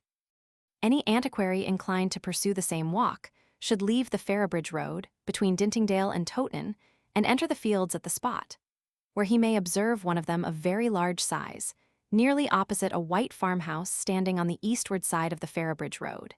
He may easily procure a countryman, for a small gratuity, to act as guide to him, if he has doubts about getting well over 1 or 2 fences, which, however, really do not present much difficulty. The Lancastrians evidently had selected the highest ground, commanding an extensive prospect, with the depression or valley after mentioned, in front of a considerable portion of their line. It was clearly the strongest position near Towton. 82a, Queen Margaret, usually called Margaret of Anjou, was the Queen of Henry Roman VI, to whom she was married on the 22nd of April, 1455. See Chapter 3. 82b, Richard Neville, Earl of Warwick, called the Kingmaker. See Chapter Roman 2. John Mowbray, Duke of Norfolk, was also one of the commanders on the side of the Yorkists at the Second Battle of St. Alban, S. 82c, the Second Battle of St. Alban, S. was fought on Shrove Tuesday, the 17th of February, 1461. 82d, the claims of King Henry Roman VI to the throne of England were grounded upon his descent from John of Gaunt, 4th son of King Edward Roman III, by Blanche his wife. See Pedigree No. 1, Chapter Roman 9. Henry was the eldest son of King Henry V and Queen Catherine, born at Windsor in 1421. Succeeded to the crown when an infant, upon his father's death on the 31st of August, 1422, was crowned at Westminster on the 6th of November, 1429, and also at Notre Dame at Paris on the 17th of November, 1431, was deposed on the 4th of March, 1461, see Rot. Parl. 1 Edward Roman 4. Volume V. Foe, 464, and was reinstated upon the throne for a short period in 1470 and 1471, but with the battles of Barnet, fought on the 14th of April, and of Tewkesbury on the 4th of May, 1471, all further chance of his reigning was extinguished, and he died in the Tower of London soon after the latter battle. 83a, William Lord Bonville was the father of William Bonville, who married Elizabeth, daughter and heir of William Lord Harrington, by whom he had a son, William Bonville, Lord Harrington, who was slain at the Battle of Wakefield in 1460. See Chapter Roman 4. 83b, Sir Thomas Kyriel was a commander of note and bravery in the wars in France. See Monstrelet, Volume Roman 2, Foe, 78 and Volume Roman 3, Foss, 26-27. 83c, Edward Plantagenet, Earl of March, though usually designated by that title by historians, became in fact Duke of York upon his father's death, was the eldest son of Richard, Duke of York, and Cecily his wife. He was afterwards King Edward Roman 4, and died on the 9th of April, 1483. See Chapter V and Pedigree's Nose. 1 and 2, Chapter Roman 9. 83d, Thomas Berkshire was originally Bishop of Ely, and afterwards became Archbishop of Canterbury in 1454, and retained that see until he died very aged in 1486, having held it 32 years and in the reigns of 5 kings. He was also Lord Chancellor and a cardinal. See chapter Roman 3. 83e. George Neville, fourth son of Richard Neville, Earl of Salisbury, was Bishop of Exeter and Lord Chancellor in 1460, and afterwards, in 1466, Archbishop of York. See chapter Roman 3.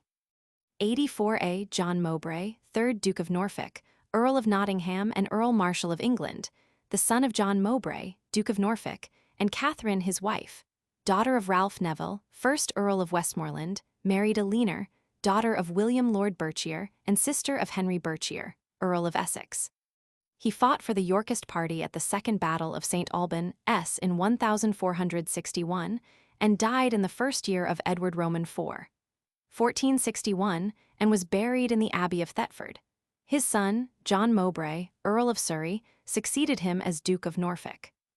84b. William Neville, Lord Falconberg, was the second son of Ralph Neville, 1st Earl of Westmoreland, by Joan his second wife, a daughter of John of Gaunt, Duke of Lancaster. He had served in France and fought at the battles of Northampton and Towton, and was created Earl of Kent in the first year of Edward Roman IV, and afterwards made High Admiral of England and a Knight of the Garter for the important services which he had rendered to the House of York. He died about the second year of Edward Roman IV, and was buried at the Priory of Gisborough in Yorkshire. His being uncle to Richard Neville, Earl of Warwick, the Kingmaker, may account for his fighting on the side of Edward Roman IV, and having a principal command at the battles of Northampton and of Towton. See chapter 3. 84c. According to the present style, the year was 1461, but at that time the legal year did not commence until the 25th of March, and consequently, until that day arrived, the year was then called 1460. 85a. Rot, Parl, 1st Edward Roman IV, 1461, volume VP 464. See also Fabian's Chronicles, Fo. 218. 85b. Edward, Prince of Wales, the only child of Henry Roman VI, and Queen Margaret was born on the 13th of October, 1453, created Prince of Wales and Earl of Chester on the 15th of March in the 32nd year of Henry Roman VI, and was murdered after the Battle of Tewkesbury on the 4th of May, 1471. See chaps Roman 3 and Roman 7, and Pedigree number 1, chapter Roman 9. 86a. See observations in a note infra in this chapter, respecting Lord Fitzwalter. 86b. John Lord Clifford was the son of Thomas Lord Clifford, who was slain at the First Battle of St. Albans in 1455. See chapter Roman 4. 86c. Holinshed, Grafton. 87a. This field was as much fought in Saxton Parrock as in Towton, yet it beareth the name of Towton. Leland's Itinerary, Volume I Fo. 47. 87b. Rot, Parl, 1 Edward Roman IV, 1461, Volume V Fo. 478, Appendix No. 1. 87c. In order to avoid a repetition of references, the authorities referred to in this paper for the historical facts are Hall, Holinshed, Leland, Speed, Stowe, Dugdale, John Habington, Hist, Croy, Kant, Francis Biondi, Fabian, Grafton, Baker, and Rochley Parl. 88a. Upon this eminence, close to the village, is a small wood called Benchar Wood. 88b. I could not learn anything respecting the comparative antiquity of the bridge, but I consider it very improbable that there was any bridge over the Cock in 1461.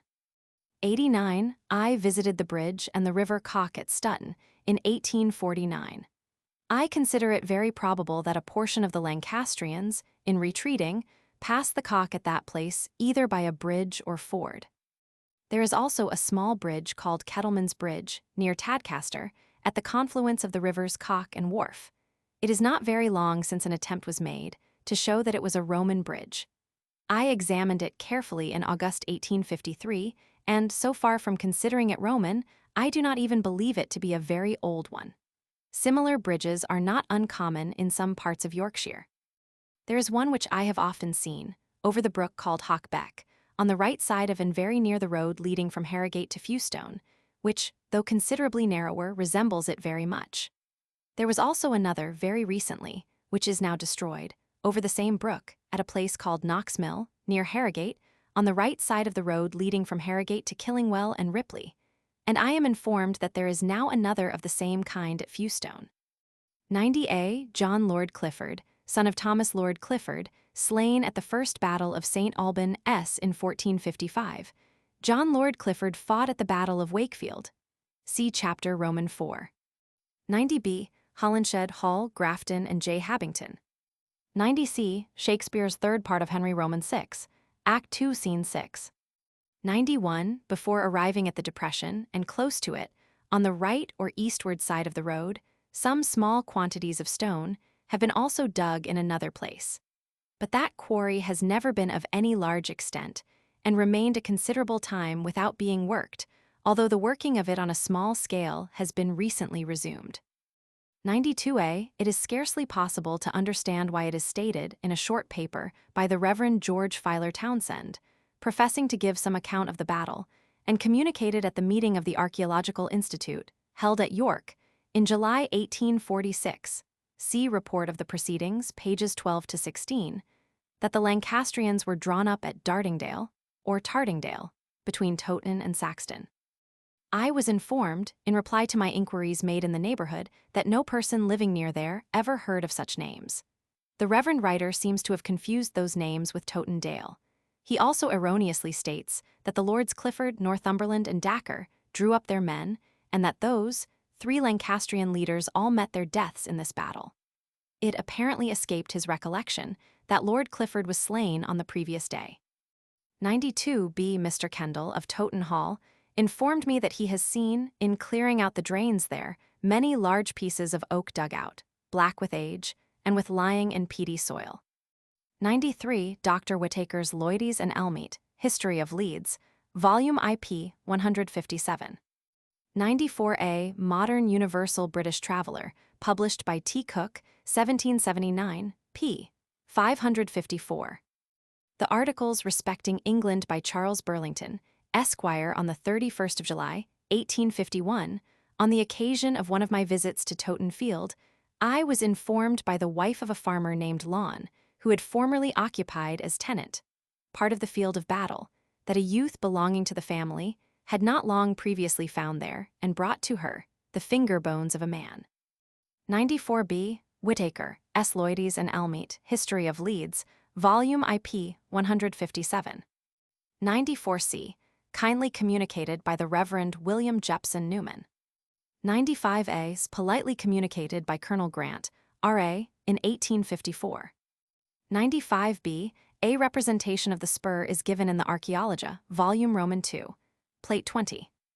96. Ralph Lord Dacre, slain at the Battle of Towton, was the son and heir of Thomas Lord Dacre, of the North, according to Dugdale's Baronage, Volume Roman 2, p. 23, Volume Roman 3. p. 244. There was another family called Lord Dacre, of the South, of the name of Fiennes or Fiends, and succeeded his father in the title, in the 36th year of Henry Roman 6. After the Battle of Towton, Ralph Lord Dacre was attainted by the Act of Attainder of the 1st of Edward Roman 4, and all his possessions were forfeited to the crown, viz., the manor of Barton and moiety of the manor of Hoff in Com. Westmoral, as also the castle of Naworth, with the manors of Earthington, Dacre, Kirk Oswald, Farlam Blakenwaite, Lassingby, Brampton, Burgh upon the Sands, Eichton, Rockcliffe, Glasonby, Blockhall, and Castle Cariot. In Com, Cumber, and the manors of Halton, Fishwyke, Eccleston, and Overkellet in Com. Lank. Dugdale's Baronage, Volume Roman 2 p. 23. To him succeeded in the title his brother, Sir Humphrey Dacre, knight, who conducted himself so submissively and usefully to the House of York, as to make his peace with Edward Roman 4, and had the office of Master Forester of the Forest of Inglewood in Cumberland conferred upon him for life in the 9th year of Edward Roman 4, and he afterwards held several other important offices. He was one of the persons included in the Act of Attainder of 1st Edward Roman 4, passed against the Lancastrians who took a part in the Battle of Towton. He, however, succeeded in getting the attainder against himself reversed by the Act of 12th and 13th of Edward Roman IV.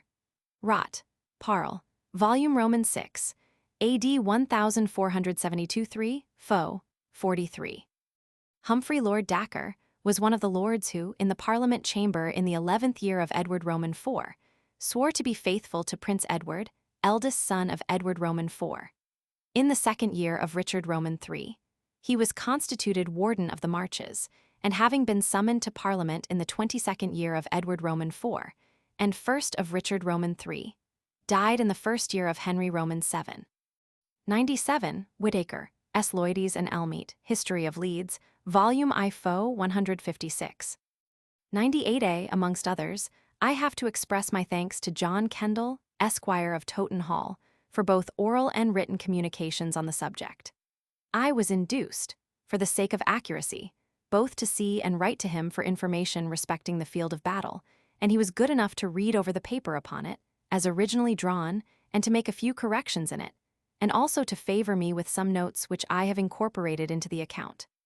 I have also to thank the Reverend Dr. Carter, of Saxton Parsonage, for his kindness and attention in giving me some useful information, and for taking the trouble of reading over the part of this paper, which related to Saxton Church and Churchyard.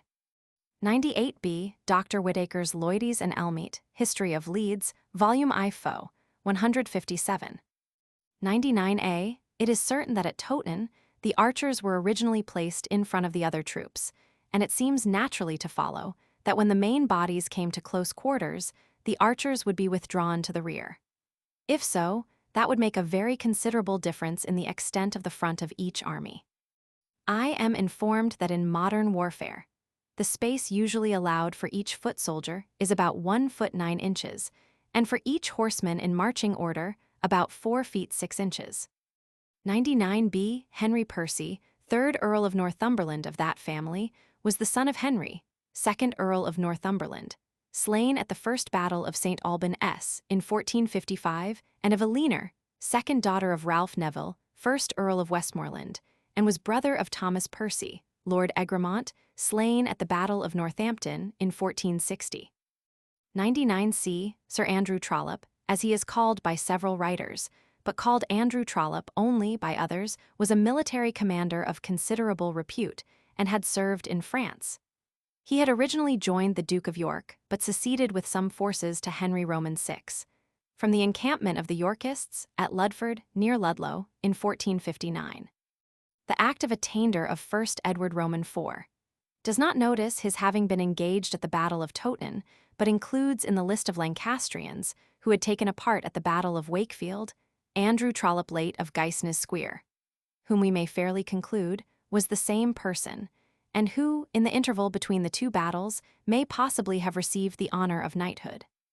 100a. Sir John Wenlock was originally a supporter of the Lancastrian party, fought, and was severely wounded at the First Battle of St. Alban on the 22nd of May, called by some historical writers the 23rd of May, 1455. He was appointed to several offices of distinction and was made a Knight of the Garter by Henry Roman VI. But afterwards, going over to the Yorkists, he was in arms for that party at the encampment at Ludford, near Ludlow, in 1459, for which he was attainted by the Parliament held at Coventry in the 38th year of Henry Roman VI. However, he lost little by that, for having accompanied Edward Roman IV, and distinguished himself at the Battle of Totten in 1461, he obtained the office of Chief Butler of England and the stewardship of the castle and lordship of Berkhamsted in Hertfordshire. He was created Baron Wenlock in the 1st year of Edward Roman IV, and also made one of the Privy Council. He afterwards again changed sides and appeared in arms for Henry Roman VI. At the Battle of Tewkesbury on the 4th of May, 1471, when, in consequence of his not having with his troops supported the Duke of Somerset, the Duke, with his axe, beat out Lord Wenlock's brains. He seems not to have left any issue. He had considerable possessions in the neighborhood of Luton, in Bedfordshire, and the Wenlock Chapel in Luton Church, which is a very beautiful structure and well worth visiting, is said to have been erected by him. 100b. Sir John Denham or Denham was a distinguished military commander and a decided partisan of the Yorkists, and in the 38th year of Henry Roman VI. Being at Calais, he proceeded suddenly, by the direction of the Earl of Warwick, to Sandwich and there surprised Lord Rivers and his son Lord Scales of the opposite party, and took several king's ships lying in the harbour, and brought them to Calais. After Edward Roman IV had obtained the crown, Sir John Denham was so much esteemed by him that in the 6th year of that king's reign he was summoned to Parliament as Baron Denham. He had several grants of valuable offices, and also of considerable possessions, then in the crown, by reason of the death of Humphrey Stafford, Earl of Devonshire, without issue, and of the forfeiture of Thomas Courtenay, late Earl of Devonshire. After having been made a Knight of the Garter, he died in the 17th year of Henry Roman VII. He is called John Lord Denham in Rot, Parl, 12 and 13 Edward Roman IV, Volume Roman VI, Fo, 16. 100c. Towton village is a mile from Saxton, where is a great chapel begun by Richard Roman III, but not finished. Sir John Moulton's lather laid the first stone of it. In this chapel were buried also many of the men slain at Palmy Sunday Field. Leland's Itinerary, Volume I Fo, 470. 101a. Communicated by John Kendall, Esquire, of Towton Hall. 101b. There is a statement in Thomas Sprott's fragment, printed by Hearn, that the battle commenced at 4 o'clock in the afternoon, continued all night, and terminated on the following afternoon, which is quoted in Turner's History of England, Volume Roman III. p. 229. But that statement, which seems to be only the tale of an anonymous writer, is not entitled to any weight, when put into the scale, against the accounts given by the old historians, respecting the commencement and termination of the battle. Mr. Turner has even improved upon the statement, and says that the armies fought by the light of fire and torches. Armies in those days did not usually fight by torch or firelight. When did any old historical writer mention such an event occurring in any of the wars of the English of that century? The statement seems to be completely erroneous, and the mistake has perhaps arisen from confounding the engagement which took place at Dintingdale on the 28th of March, and possibly at 4 o'clock in the afternoon, with the great battle on the 29th of March.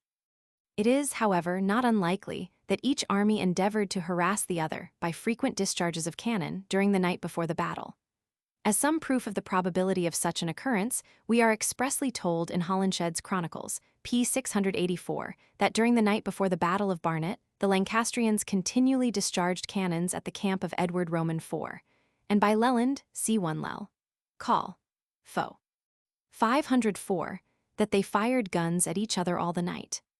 103 A. Henry Holland, Duke of Exeter, see Chapter Roman IV.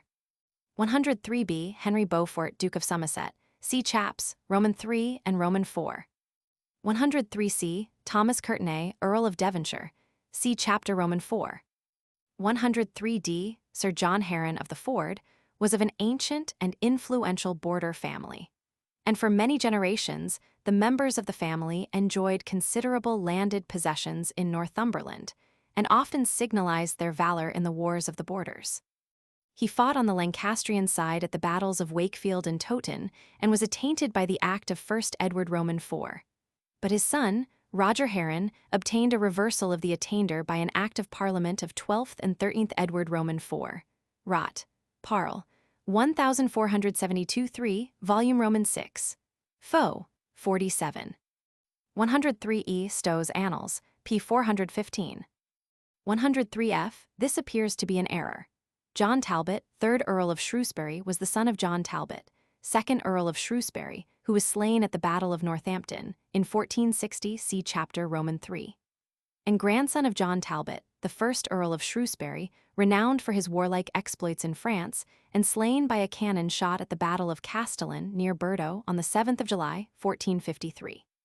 According to Ralph Brooke, in his Catalogue of the Nobility, and c. p. 197, John, the 3rd Earl of Shrewsbury, was not slain at Towton, but died at Coventry in 1473 and was buried at Worksop. See also Dugdale's Baronage, Volume IP, 332, where his death in the 13th of Edward Roman IV is mentioned. 103g. William Viscount Beaumont was the son and heir of John Viscount Beaumont, slain at the Battle of Northampton on the 9th of July, 1460, fighting on the Lancastrian side, see chapter Roman 3. And married first Elizabeth, daughter of Richard Scrope, brother to Lord Scrope of Bolton, and secondly, Joan, daughter of Humphrey, Duke of Buckingham. William Viscount Beaumont fought for that party at the Battle of Towton, and according to Dugdale was taken prisoner there. He was attainted by the Act of Attainder of the first year of Edward Roman IV. He took part with John Earl of Oxford for the Lancastrians at the Battle of Barnet in 1471, and fled into Scotland and afterwards into France, landed with the Earl of Oxford in Cornwall, and assisted him in holding St. Michael's Mount against Edward Roman IV. But upon its surrender, he was brought prisoner, with the Earl, to the king. Upon the accession to the throne of Henry Roman VII, he was restored by an Act of Parliament, and died without issue in the 24th year of that king's reign. 104a Sir John Neville, commonly called John Lord Neville, was the brother and heir presumptive to Ralph, 2nd Earl of Westmoreland.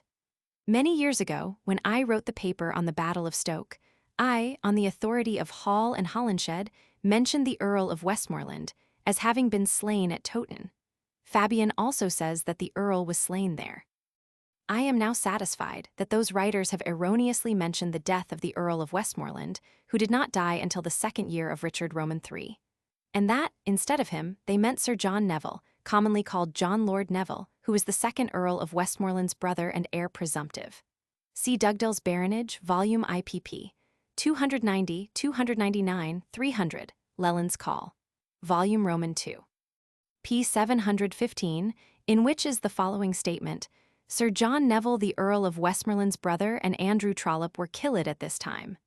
See also the Act of Attainder against the Lancastrian leaders, Rot, Parle, 1st Edward Roman IV. Volume VP 476, which does not name the Earl of Westmoreland, but it does include John, late Lord Neville, besides which Ralph, 2nd Earl of Westmoreland, was summoned to the very Parliament which passed this Act of Attainder. Consequently, it cannot be supposed that he had taken a part in the battle. See also the Act of Reversal of the Attainder, Rot, Parle, 12th and 13th Edward Roman IV. Volume Roman VI. p. 24 of Ralph Neville, first begotten son of John Neville Knitt, late Lord Neville, attainted by the name of John, late Lord Neville, who was afterwards 3rd Earl of Westmoreland. 104b, according to Dugdale in his Baronage, Volume Roman II, pp. 85 and 86, Robert Lord Willoughby of Aresby, a valiant and celebrated commander, distinguished in the French wars, died in the 30th year of Henry Roman VI, leaving Joan, the wife of Sir Richard Wells, his daughter and heir. And the issue male of the principal branch being thus extinct, Sir Robert Willoughby, son of Thomas, a younger brother of the last Robert Lord Willoughby, became the next heir male, and is stated to have died on the 30th of May, in the 5th year of Edward Roman IV. Where could it have been Thomas, the younger brother, who was called Lord Willoughby, and slain at the Battle of Towton?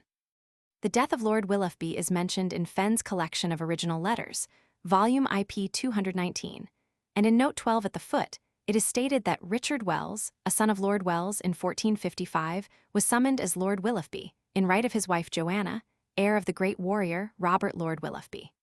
See note respecting Leo Lord Wells, infra, note 3. Dugdale, however, does not mention Sir Richard Wells or Lord Willoughby, as having been engaged at Towton Field. 104c Leo Lord Wells of the Lancastrian party, slain at Towton Field, and attainted by Parliament in 1st of Edward Roman IV, was grandson and heir of John Lord Wells, whose oldest son, Eudo, died in his lifetime.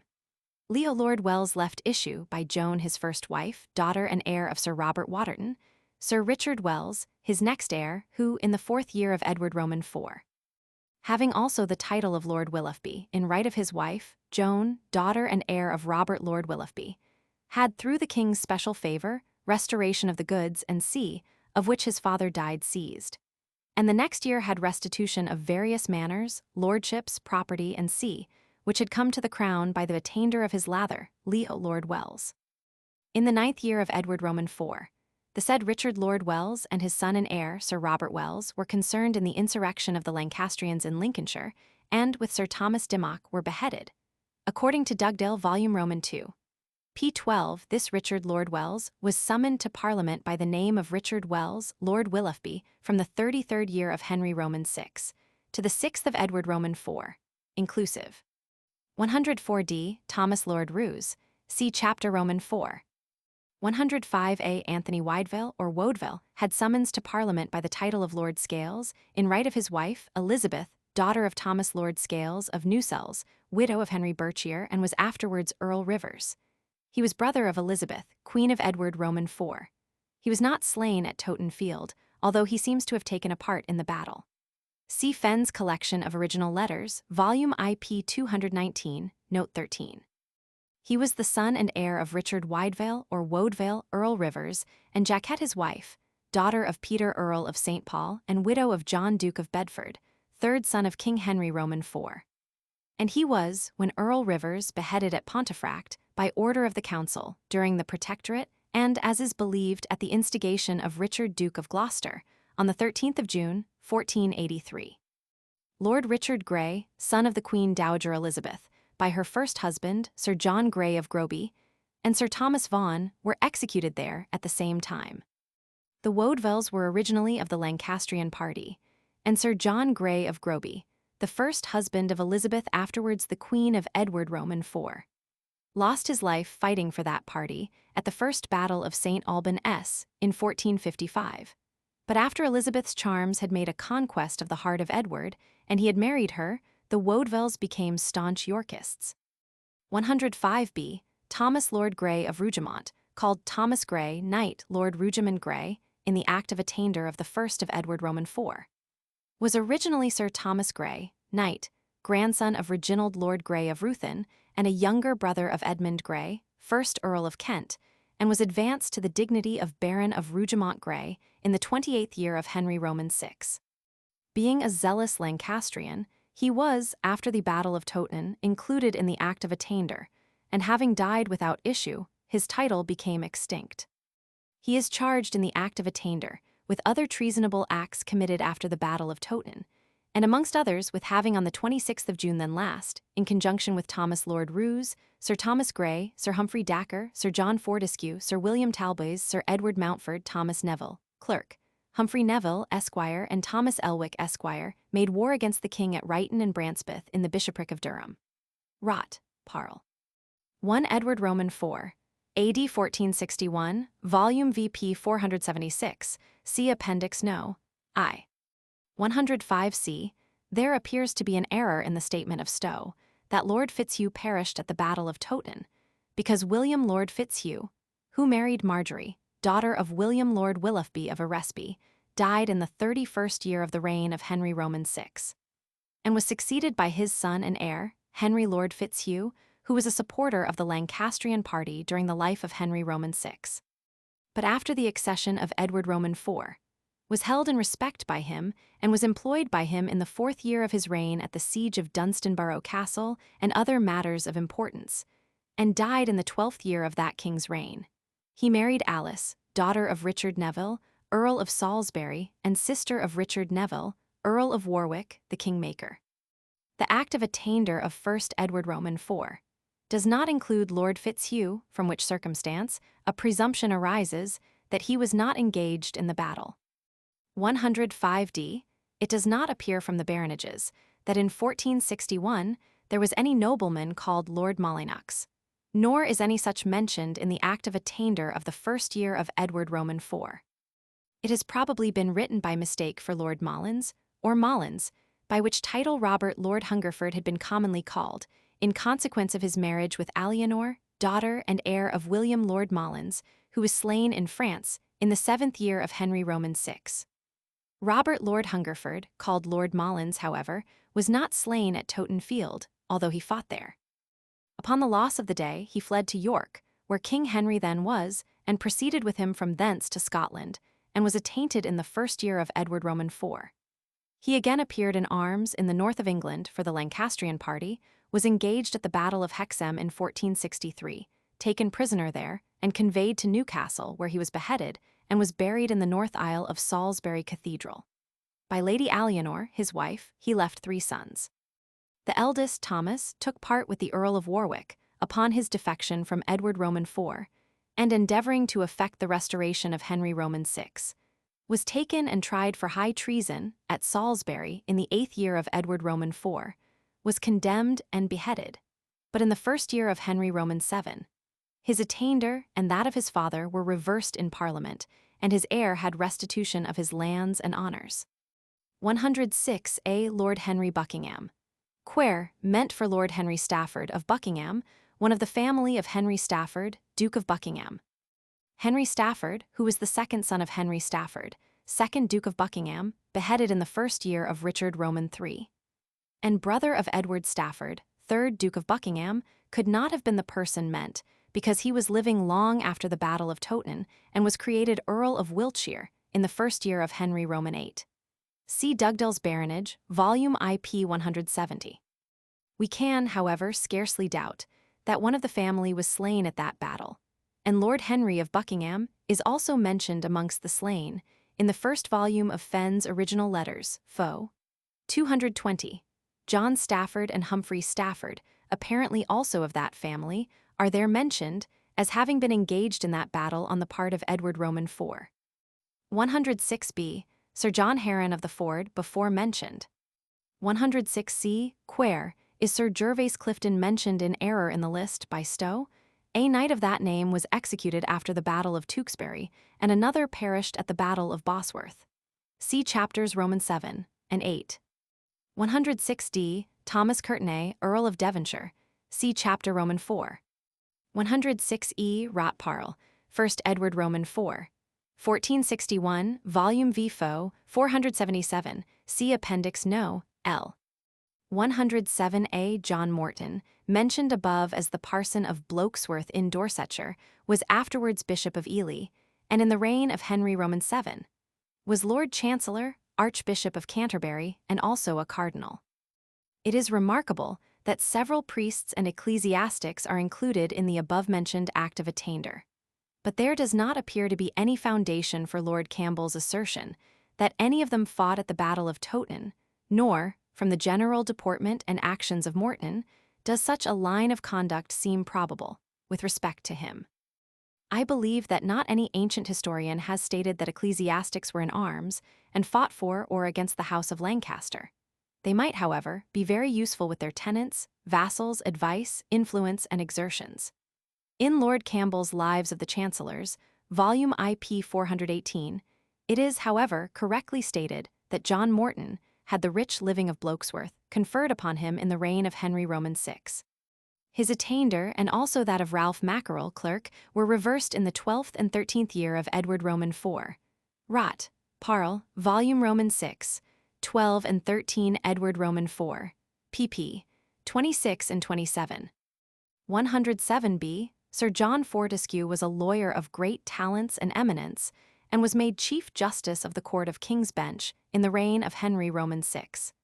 He was a judge of high integrity and an excellent man, and what was rare in that age, he was a literary character. Some of his works are of merit and have been handed down to us. At the time of the Battle of Towton, he was no longer a young man, and however much he might have devoted his talents and exertions to the Lancastrian party, before the battle, it seems a great stretch of credulity to think that the judge was actually screwed up in armor and mixed in the moody fight, and displayed undaunted valor at Towton, as Lord Campbell states. The latter appears also to labor under the same mistake, with respect to Fortescue's fighting propensities at Towton, as with respect to those of John Morton, who was a priest, as already mentioned. See Campbell's Lives of the Chancellors, Volume IP 369. 109 Rot, Parle, 1st Edward Roman IV, 1461, Volume V. Fo. 477-478, see Appendix No. I. 110 William Lord Hastings was the son of Sir Leonard Hastings, knight by Alice his wife, daughter of Lord Camwa, and was a valiant and active partisan of the House of York, distinguished himself at the Battle of Towton and on other occasions, and was created Baron Hastings, Lord Chamberlain of the Household and Chamberlain of Wales in the 1st year of Edward Roman IV, and had large possessions bestowed upon him by that king. amongst which was a grant of the manor of Ashby-de-la-Zouch in Leicestershire, which had lately belonged to James Earl of Wiltshire, then attainted, where Hastings subsequently either erected or restored the castle there, for his own residence, pursuant to the king's license, of 1st Edward Roman IV. To make several castles, also of the honour, castle, and lordship of Belvoir, and other possessions in Leicestershire, and elsewhere. He adhered to Edward Roman IV. In his adversity, when he was compelled by the Earl of Warwick to fly to the continent in 1470, and accompanied him on his return to England. He also fought at the Battle of Barnet in 1471, where he had the command of 3,000 horse, and at that of Tewkesbury, where he was one of the principal commanders. He was lieutenant of Calais, and enjoyed several offices of great importance and trust, and was greatly in the confidence of King Edward Roman IV. And it is generally believed that his faithful attachment to the young princes, the sons of that king, was the reason why Richard, Duke of Gloucester, afterwards King Richard Roman III, caused him to be put to death. He was beheaded on a log of wood in the Tower of London without any trial on the 13th of June, 1483, and is buried in St. George's Chapel, Windsor, near the grave of Edward Roman IV. He married Catherine, daughter of Richard Neville, Earl of Salisbury, beheaded after the Battle of Wakefield in 1460, and widow of William Lord Bonville, put to death after the Second Battle of St. Alban, S. on 17th February 1461, by whom he left issue 3 sons and a daughter. 111a. Walter Blount, Lord Montche, who was of the family of Sir Walter Blount, slain at the Battle of Shrewsbury, died in 1474, leaving Edward Blount, his grandson, the son of William, his son, who died in his father's lifetime, his next heir. 111b. Rot, Parle, 38 Henry Roman VI, 1459, Volume V. Fo, 349. See Chapter Roman II and Chapter Roman III. 111c. Rot, Parle, 39 Henry Roman VI, 1460, Volume V. Fo, 374. 111d. Leland mentions the titles and rank conferred by Edward Roman IV upon his friends and adherents as follows. Thomas Blunt, made Lord Montjoy. William Hastings, made Lord Hastings. Edward at his coronation created his brother George Duke of Clarence, and Richard the Younger, Duke of Gloucester, the Lord Montacute, the Earl of Warwick's brother, the Earl of Northumberland, William Stafford Esquire, Lord Stafford of Southwark, Sir Herbart, Lord Herbart, and after Earl of Pembroke, and the said Lord Stafford, Earl of Devonshire, the Lord Grey of Ruthyn, Earl of Kent, the Lord Berkshire, Earl of Essex, the Lord John of Buckingham, 323, Earl of Wiltshire. Sir Thomas Blunt Knight, the Lord Montjoy, Sir John Howard, Lord Howard, William Hastings, Lord Hastings and Great Chamberlain, and the Lord Rivers, Denham Esquire, Lord Denningham, and worthy as is aforeshewed. Lell. Collect, Volume Roman II, p. 716. It is of course admitted that Edward at his coronation ennobled his brothers the Duke of Clarence and Duke of Gloucester.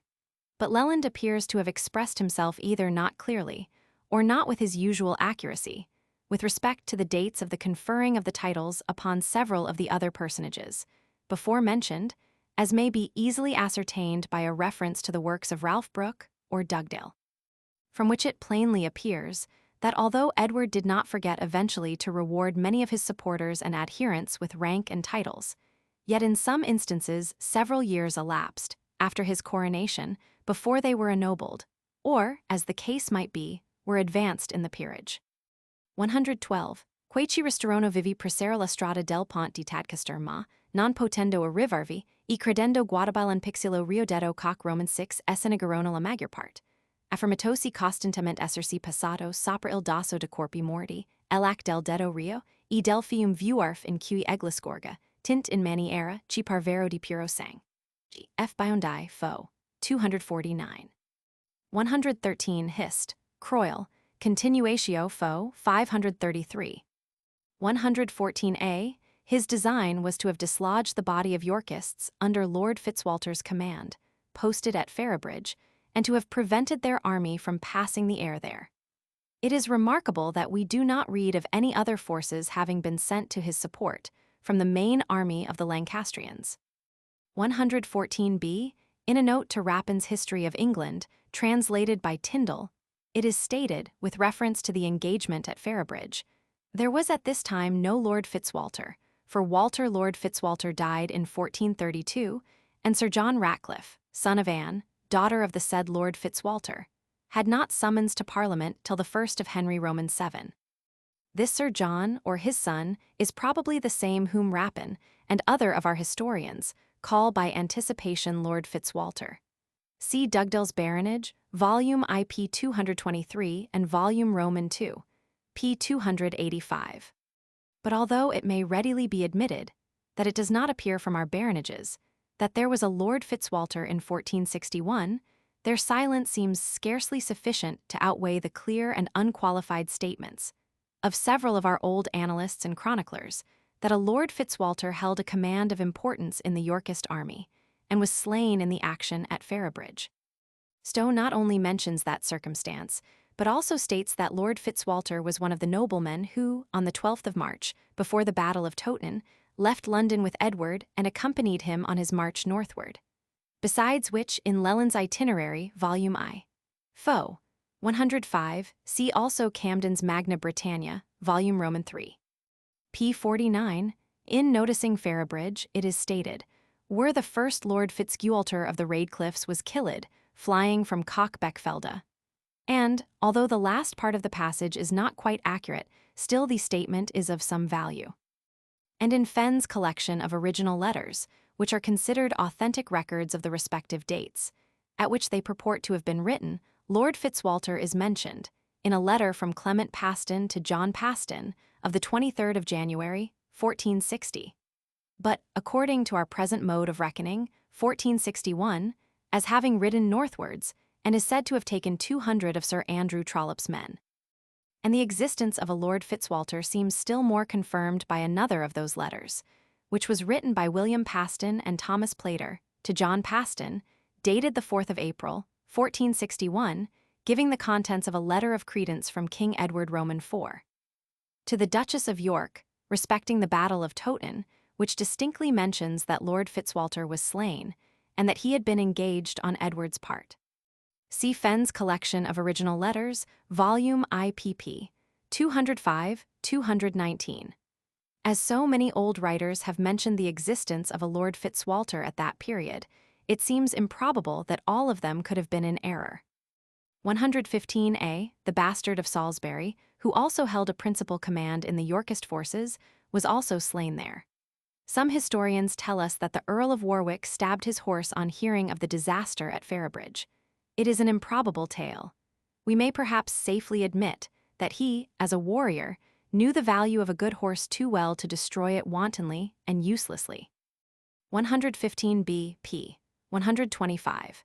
In one of my visits to Dintingdale, I met with a laboring man there, who informed me that he recollected the discovery about 18 years before of a pit or hole at Dintingdale, on or close to the turnpike road, containing human bones. As I received that information from him in August 1853, the discovery must have taken place about 1835. 116a, if, as is very probable, the high road at that time turned off near Dintingdale towards Saxton, it is all but certain that the Yorkists had succeeded in getting possession of that village before Lord Clifford could retreat thither, and they consequently could easily intercept him at Dintingdale. 116b, Rot, Parle, 38th Henry Roman VI, Volume VP 347. 116c, Stowe, 409. Speed, 844. 116d, 1 Lel, Call, 502. 116 E Lel, Call, 503. 116f, 1 Lel, Call, 504. 1 Holinshed, 684. 116g, 1 Holinshed, 687.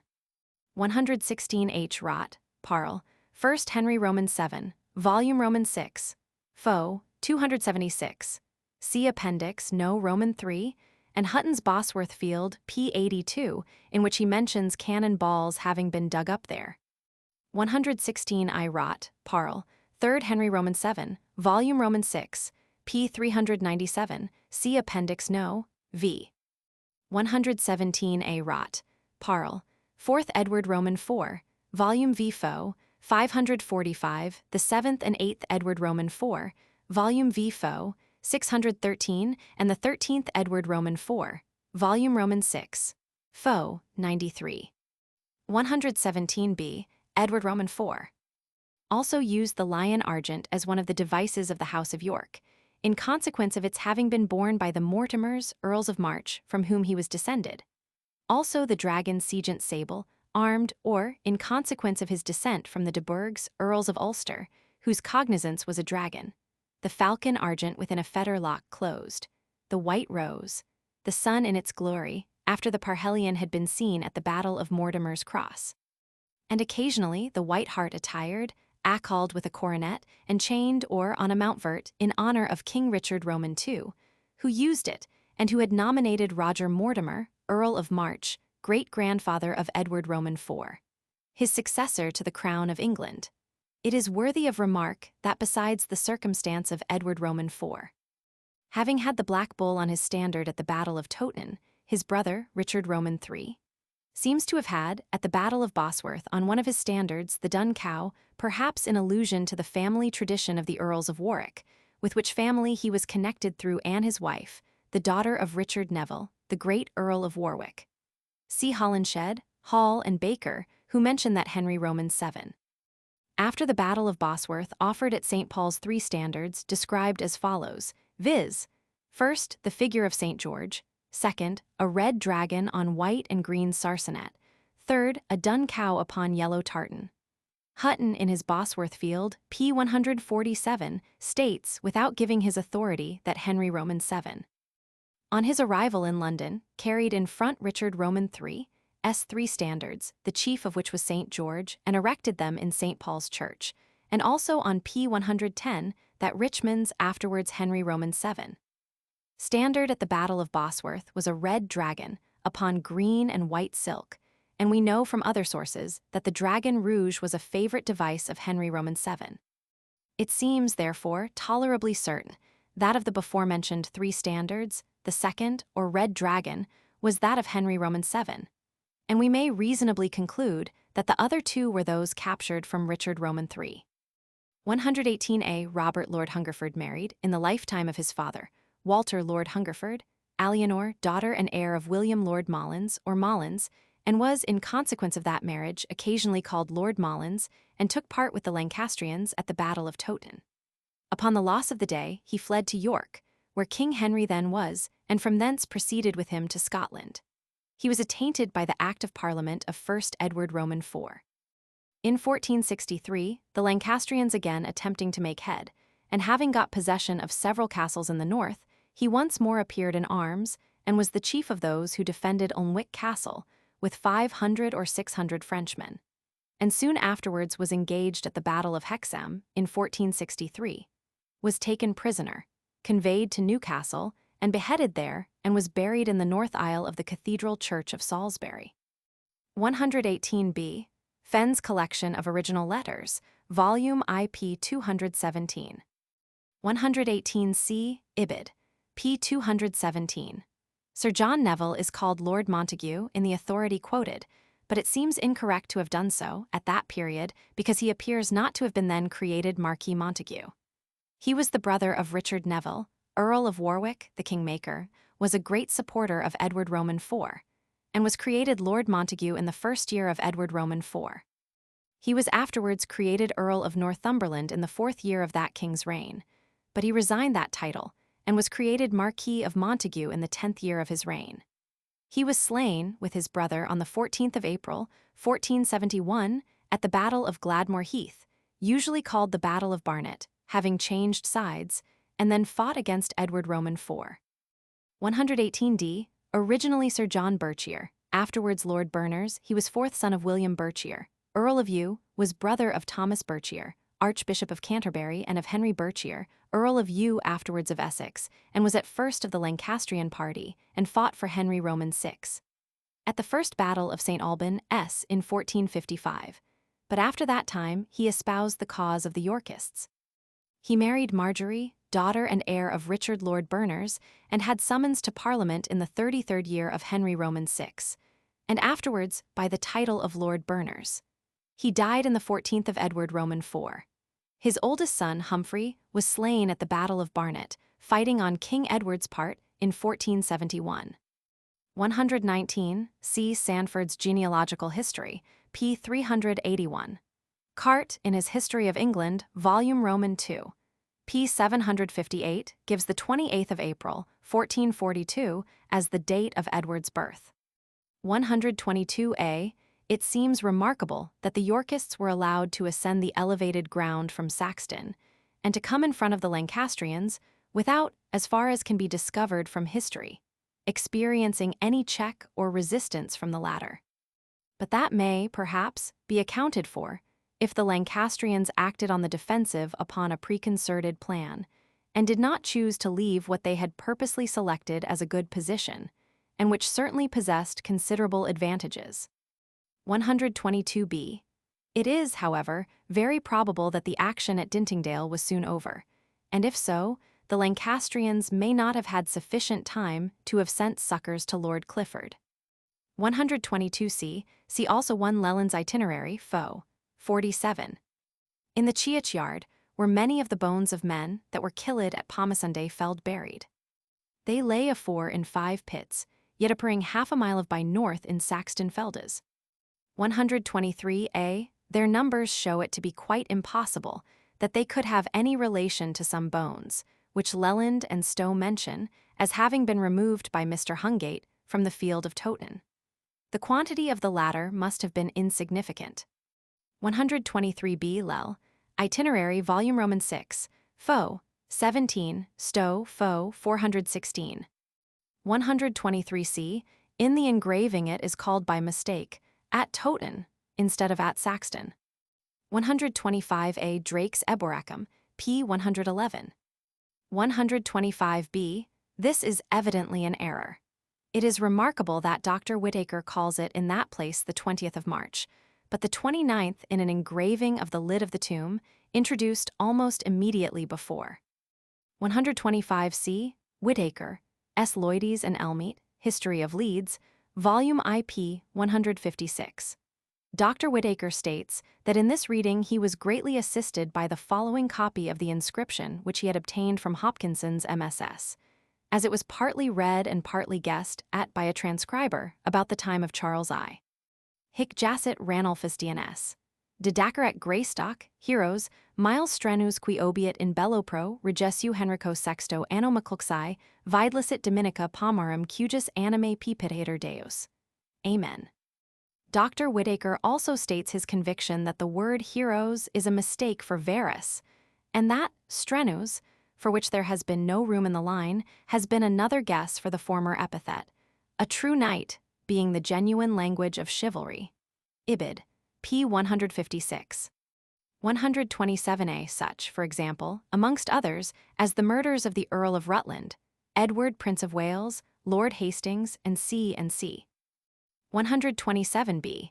It is remarkable that 3 of the battles during those wars were fought on Sundays, viz., Blore Heath, Towton, and Barnet. 127c. See some of the instances mentioned in Rot.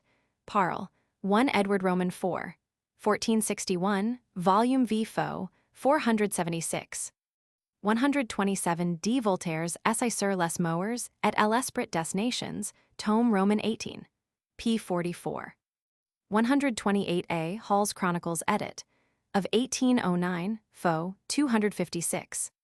128b. Shakespeare's third part of King Henry Roman 6, Act 2, Scene 5. 131a.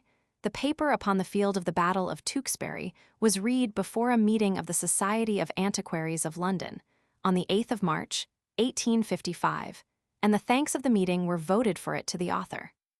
131b. I have paid 6 visits to the field of battle, 2 in May 1854, 2 in May 1856, and 2 in May 1856. 131c. The authorities for the historical part of this paper are Hall, Holinshed, Stowe, Speed, Leland's Collectania, Volume Roman 2. Grafton, Baker, Dugdale, Sandford, and Ralph Brooke. 132a. The 13th of April is mentioned by some, and the 14th of April by other writers as the day on which Margaret landed. If, as is probable, it occurred on the 14th of April, it was the same day as that on which the Battle of Barnet was fought. 132b. Queen Margaret, usually called Margaret of Anjou, was daughter of René, Duke of Anjou, and was married to Henry Roman VI. On the 22nd of April, 1445. See chapter Roman 3. 132c. Edward, Prince of Wales, was the only child of King Henry Roman VI, and Queen Margaret, usually called Margaret of Anjou. He was born in the King's Palace at Westminster on the 13th of October, 1453, in the 31st year of Henry Roman VI, and was created Prince of Wales and Earl of Chester on the 15th of March in the 32nd year of his father's reign. At the age of 17, he was affianced in France to Anne Neville, the second daughter of Richard, Earl of Warwick, called the Kingmaker. The murder of Prince Edward, immediately after the Battle of Tewkesbury, will be noticed further on in this chapter. After his death, Anne, his widow, was married to Richard, Duke of Gloucester, afterwards King Richard Roman III. See Pedigree No. 1, chapter Roman 9. 132d. The Knights of St. John of Jerusalem, otherwise called Knights of Rhodes, also called Knights Hospitallers, constituted an order of military ecclesiastics of great renown, power, and wealth before the Reformation. Their prior was esteemed the first baron in the kingdom. It may easily be imagined that the support of the head of these powerful religious knights was of no small moment to Margaret. Their chief establishment was at Clerkenwell, and it has given the name to St. John's Square, St. John's Street, and to the Church of St. John, Clerkenwell. 132f. Of the magnificent priory which they possess there, the only remains above ground are the ancient and curious gateway, called St. John's Gate, and a single buttress of the old building in Jerusalem Court, leading into St. John's Street. This religious body ceased to exist in England and in Ireland in 1540, the Act 32 Henry Roman 8. C. 24, having been passed, by which their order was dissolved, and their lands and property vested in the king. Sir William Weston, Knight, was the last prior of that body in England.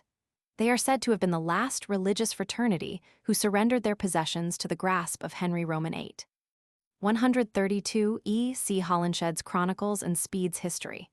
Hall, Dugdale, and Grafton, however, state that Queen Margaret proceeded to the Cistercian Abbey of Beaulieu and took sanctuary there.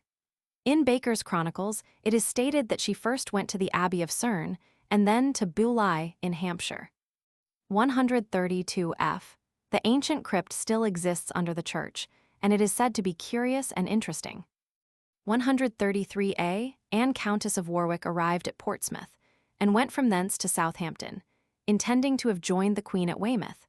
But having received intelligence of the total defeat of the Lancastrians, the deaths of her husband, the king-making Earl of Warwick, and of his brother, the Marquis Montague, at the fatal Battle of Barnet, she crossed the water into the New Forest and took sanctuary in the Abbey of Beaulieu, in Hampshire. 133b. Edmund Beaufort, Duke of Somerset, the second son of Edmund Beaufort, Duke of Somerset, who was slain at the First Battle of St. Albans in 1455, was the brother and heir of Henry Beaufort, Duke of Somerset, beheaded after the Battle of Hexham in 1463. See chaps Roman 3 and Roman 4. 133c. Lord John Beaufort was the third son of Edmund Beaufort, Duke of Somerset, who was slain at the First Battle of St. Albans in 1455. See chaps Roman 3 and Roman 4. 133d. Thomas Courtenay, Earl of Devonshire. See chapter Roman 4. 133e. John Lord Wenlock. He fought on the Lancastrian side at the First Battle of St. Albans in 1455, in which he was severely wounded for the Yorkists at the Battle of Towton in 1461, and appeared again in arms for the Lancastrians at the Battle of Tewkesbury in 1471. See chapter Roman 6. 133f. Jasper, Earl of Pembroke, often called Jasper of Hatfield, was second son of Sir Owen Tudor, and Catherine, widow of King Henry V, and half-brother to King Henry Roman VI. Full particulars are given of him in Chapter V, page 69, note 2. 134a. Called by Holinshed, by mistake Chichester. 134b. Holinshed calls it Thursday the 1st of May, but there is evidently some little confusion in his dates as to Edward's movements. Holinshed states that the Battle of Tewkesbury was fought on Saturday the 4th of May, and if so, it is impossible that the preceding Thursday could have been the 1st of May. He must either have meant Wednesday the 1st of May or Thursday the 2nd of May. 135. Originally Sir William Beauchamp, knight, son of Sir John Beauchamp of Powys and Alcester.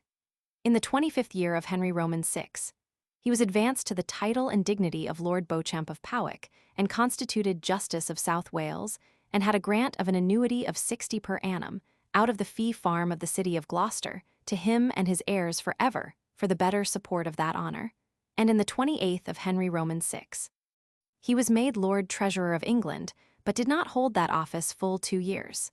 He died in 1475 and left by Margaret, his wife, the above-mentioned Sir Richard Beauchamp, his son and heir, then 40 years of age.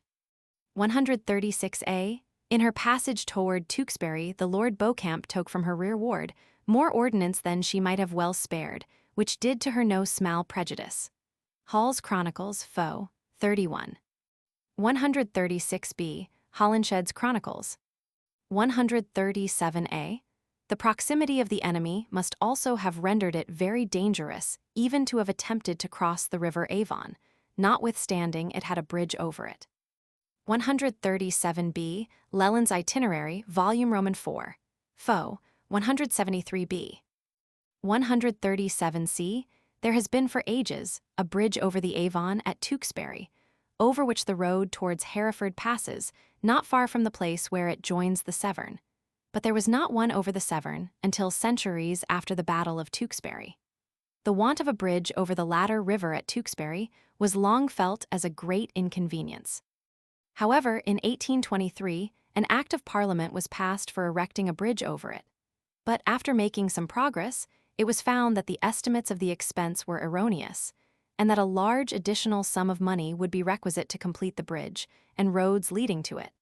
A new act was passed, containing additional powers, under which the iron bridge was completed, and it was accordingly opened for passengers in 1826. 138a. Holinshed, Volume I. Fo. 686. 138b. Holinshed says that Edward lodged that night in a field not past 3 miles distant from them, but Hall says that King Edward was come within a mile to Tewkesbury. A medium distance between the 3 miles and the 1 mile would perhaps be correct. 138c. Holinshed. See also the Act of Attainder of 14th Edward Roman 4, 1475, in which the battle is stated to have been fought on the 4th of May. Rot, Parl. 14th Edward Roman 4, Volume Roman 6, Foss, 145 and 146. Hall, however, calls it the 3rd of May. The date of the 4th of May appeared upon the tomb of Sir John Delves, who was slain in the battle, and his body and that of his son are said to have been first interred at Tewkesbury, and afterwards at Wybenbury in Cheshire. Pennant's Journey from Chester to London, pp. 37 and 38 license, Mag Brit. Cheshire, p. 828, Ormerod's Cheshire, Volume Roman 3, pp. 255, 267, 268. 139a. Richard Duke of Gloucester, afterwards King Richard Roman 3. The 8th and youngest son of Richard Duke of York and Cecily his wife, was born at Fotheringay Castle, in Northamptonshire, on the 2nd of October, 1452.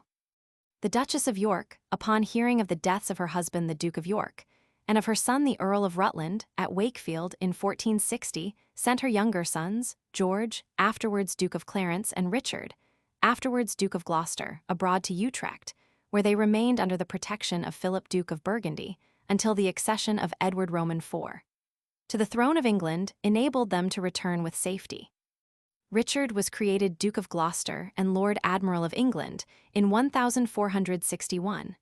He distinguished himself by his valor at the battles of Barnet and Tewkesbury. He married Anne, daughter of Richard Neville, Earl of Warwick, the Kingmaker, and widow of Edward, Prince of Wales. His reign commenced on the 18th of June.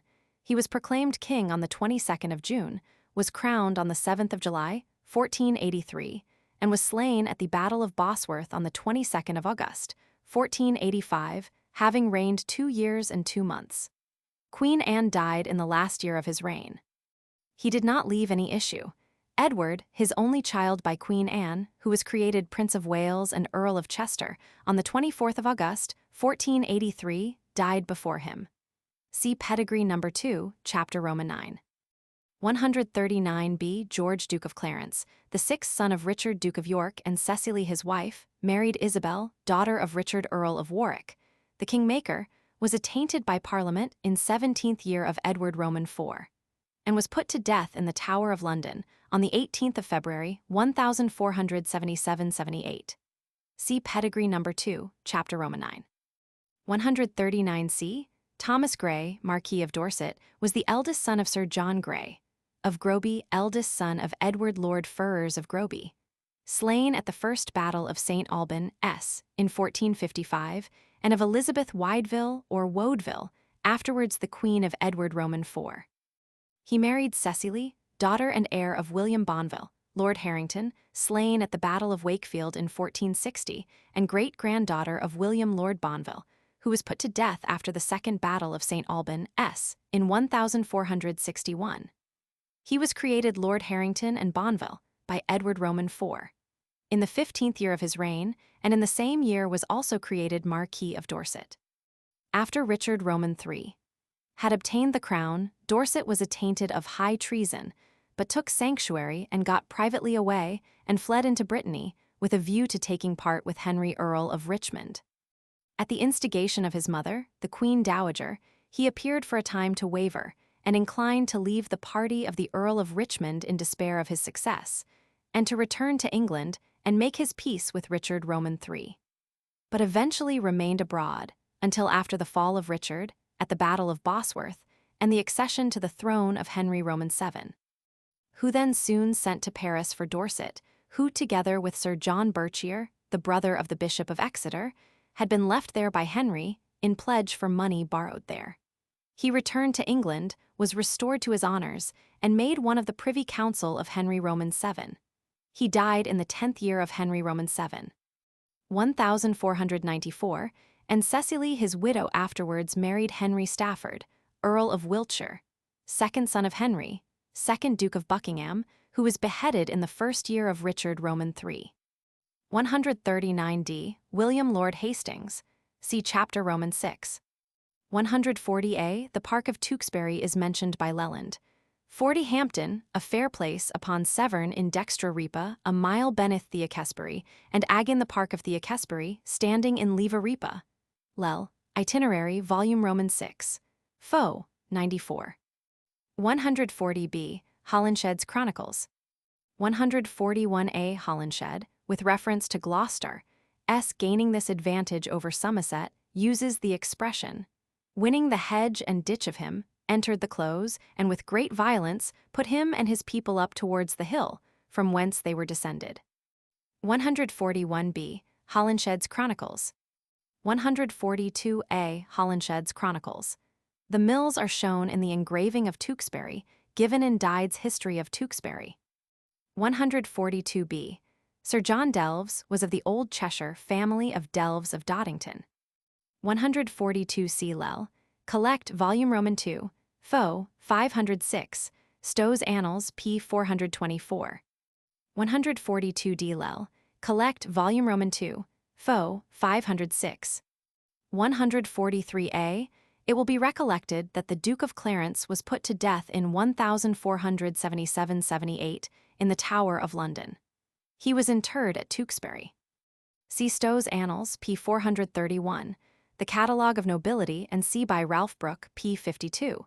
Additions to Camden's Britannia by Gough, edition of 1789, volume IP 269. Sanford, p. 413. Rapin, volume I in Notes, p. 624. Those accounts appear to be corroborated by the circumstance that the Duke's wife Isabel was interred in a stone-arched vault near the high altar in the Abbey church there. Leland, in his Itinerary, Volume Roman 6. Foe, 92, states that she died at the Castle of Warwick on the 22nd of December, 1476, and was buried at Tewkesbury, of which she was the patroness. The entrance to the vault is covered by a large blue stone, under which is a flight of 8 steps, which lead to the vault, which was opened and examined in 1826 on the occasion of some repairs, when the skulls and some bones of a man and a woman were discovered in it. Besides which there were also 6 large stones at the south end of it, which apparently had been placed there in order to support 2 coffins abreast, which adds not a little to the supposition that he was buried in the same tomb with the Duchess. Sandford expressly states that the Duke was buried at Tewkesbury, near the body of his Duchess. It was evident that the vault had been long previously entered, probably at the time of the dissolution of abbeys or of the parliamentarian wars, and rifled of everything worth taking away. The floor of the vault was paved, and extending nearly the length and breadth of it was the representation of a cross, formed by the insertion of bricks, some of which contained the arms of England, of the Clares and C, and others contained representations of fleur-de-lis, birds, ornamented letters, and C. Under the belief that the mortal remains so discovered were those of the ill-fated Duke of Clarence, and of Isabel his wife, the skulls and bones were collected, placed in an ancient stone coffin, and the vault again closed up. It furnishes us with an impressive moral, and appears like an awful and just retribution, that so soon after the Duke had assisted in, or at least countenanced, the murder of Prince Edward, after the Battle of Tewkesbury, his own death by violence by the tyrannical orders of his brother, Edward Roman IV, should have occurred, and his corpse should have been deposited in the Abbey Church, within sight of which the murder was committed. 144, Fabian says that it was the king's servants who committed the murder.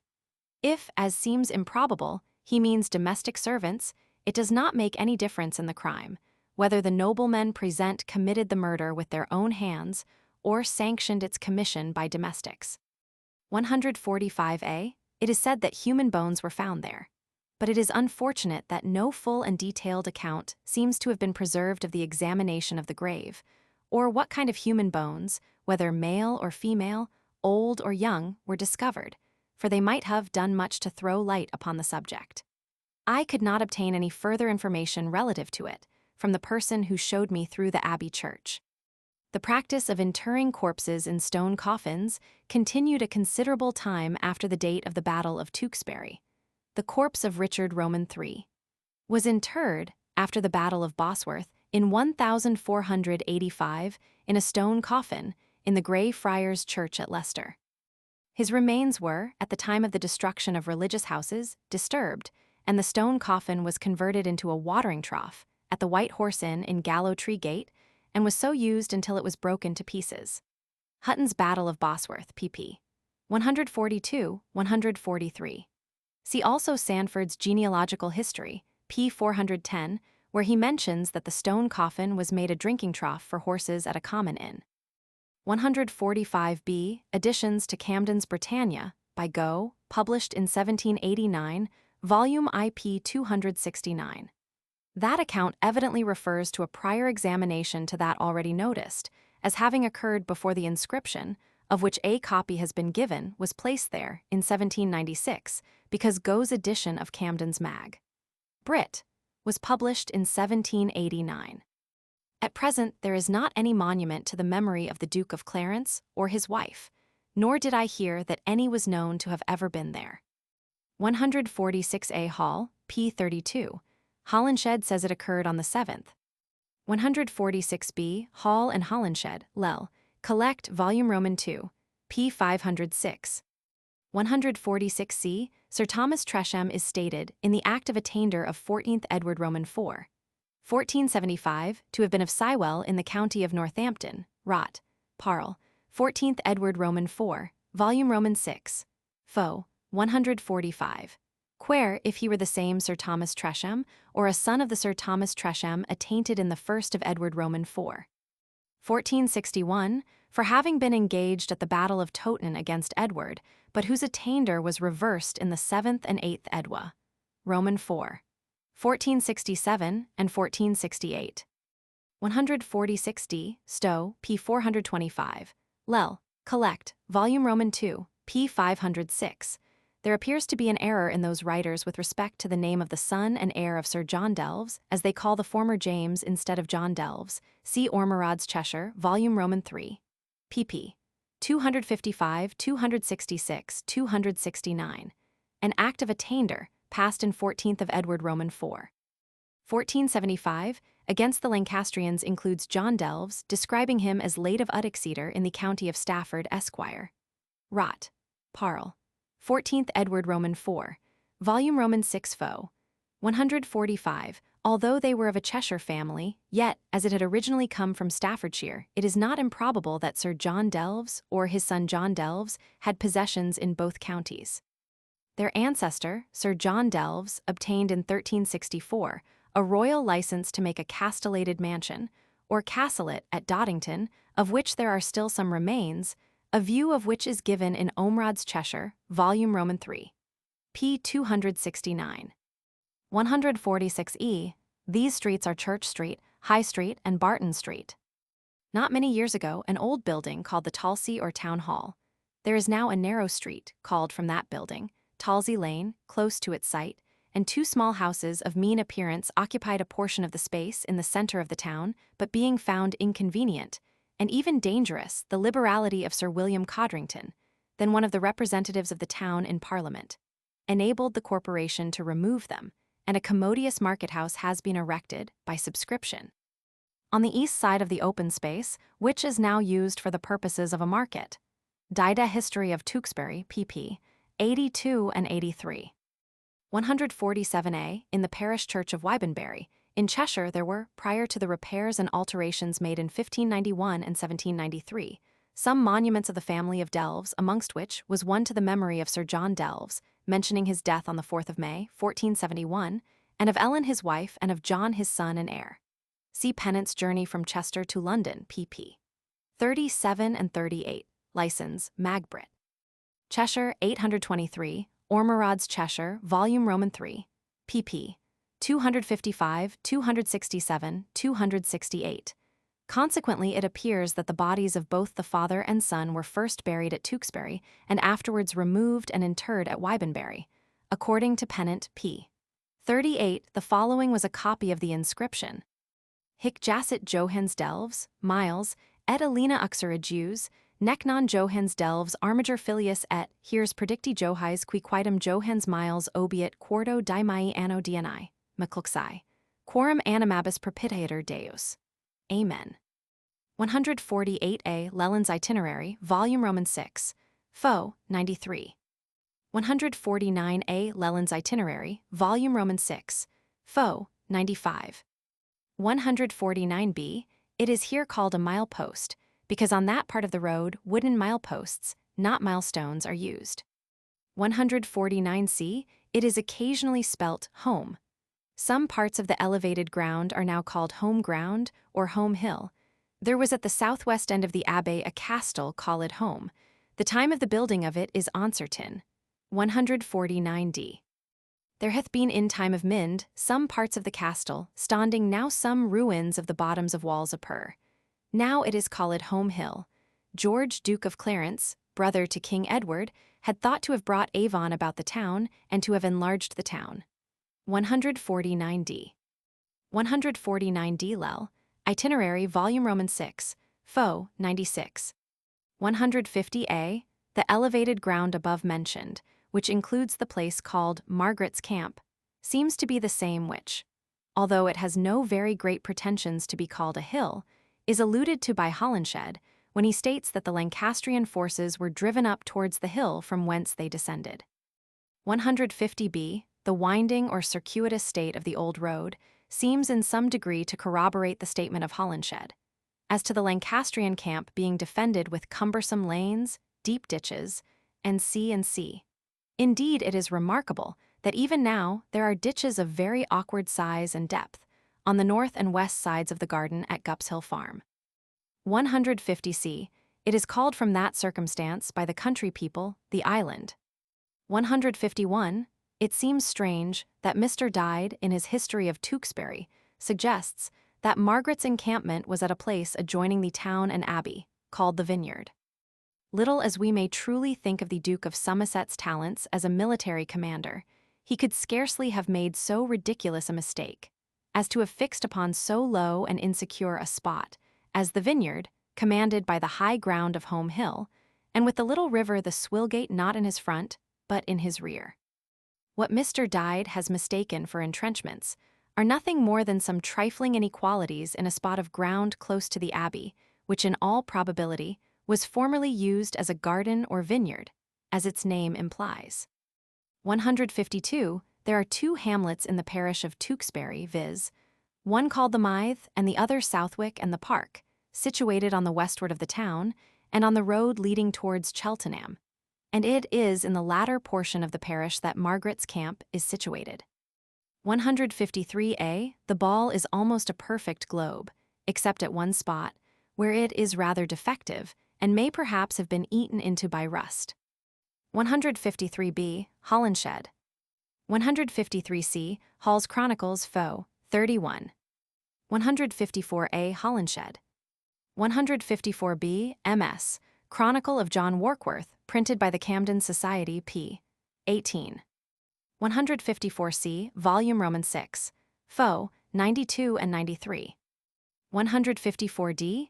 The fact of that part of the elevated ground where Margaret's camp is situated, being even now called Gupshill, may also be well worthy of notice, because it is far from improbable that it may be only a corruption of the other word, Gastons. 154e. Holinshed. 157a.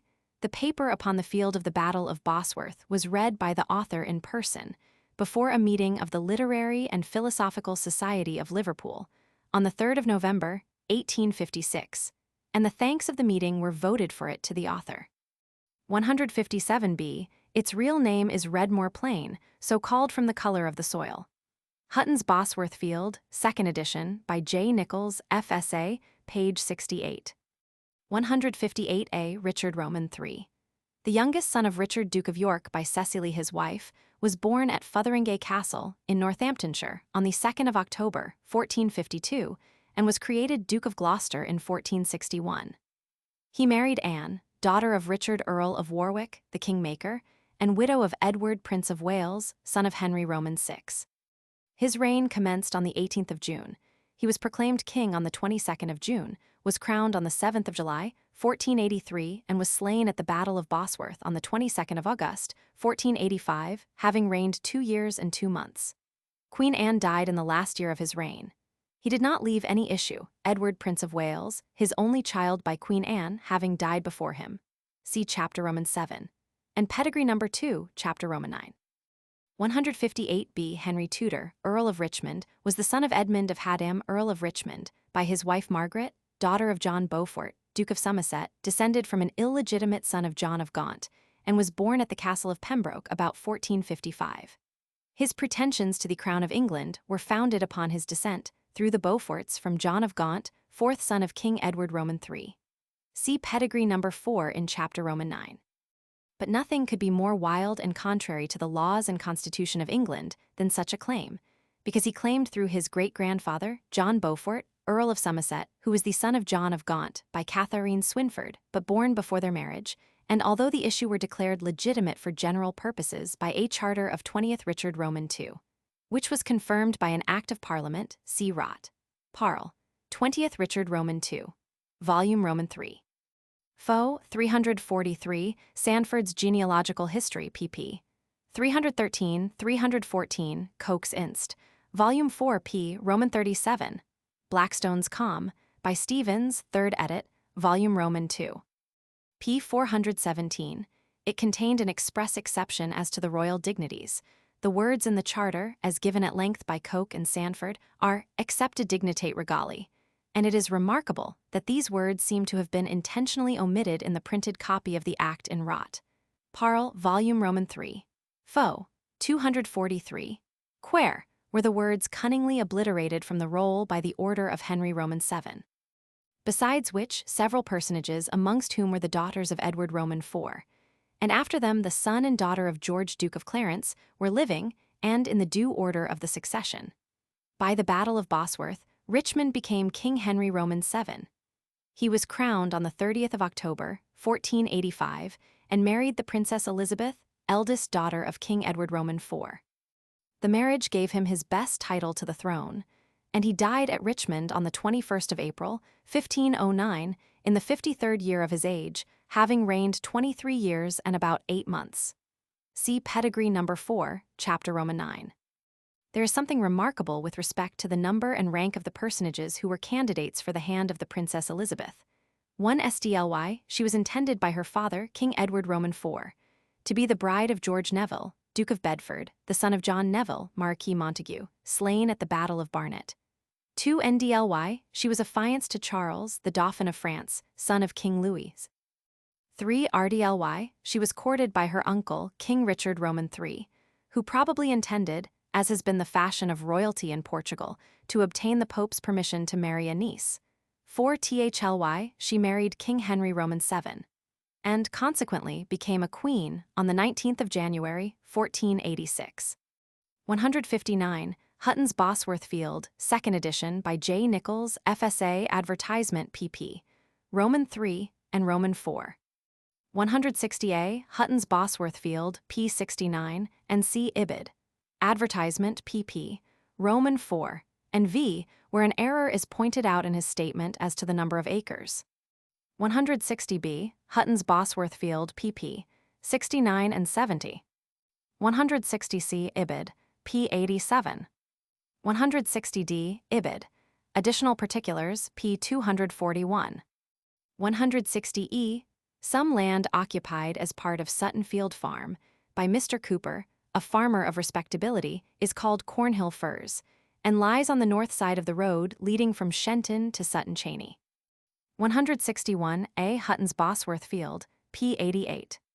161b, on his way from Lichfield to Tamworth, he was joined by Sir Thomas Berchier and Sir Walter Hungerford, who had deserted Richard's party, and with some difficulty joined the Earl of Richmond.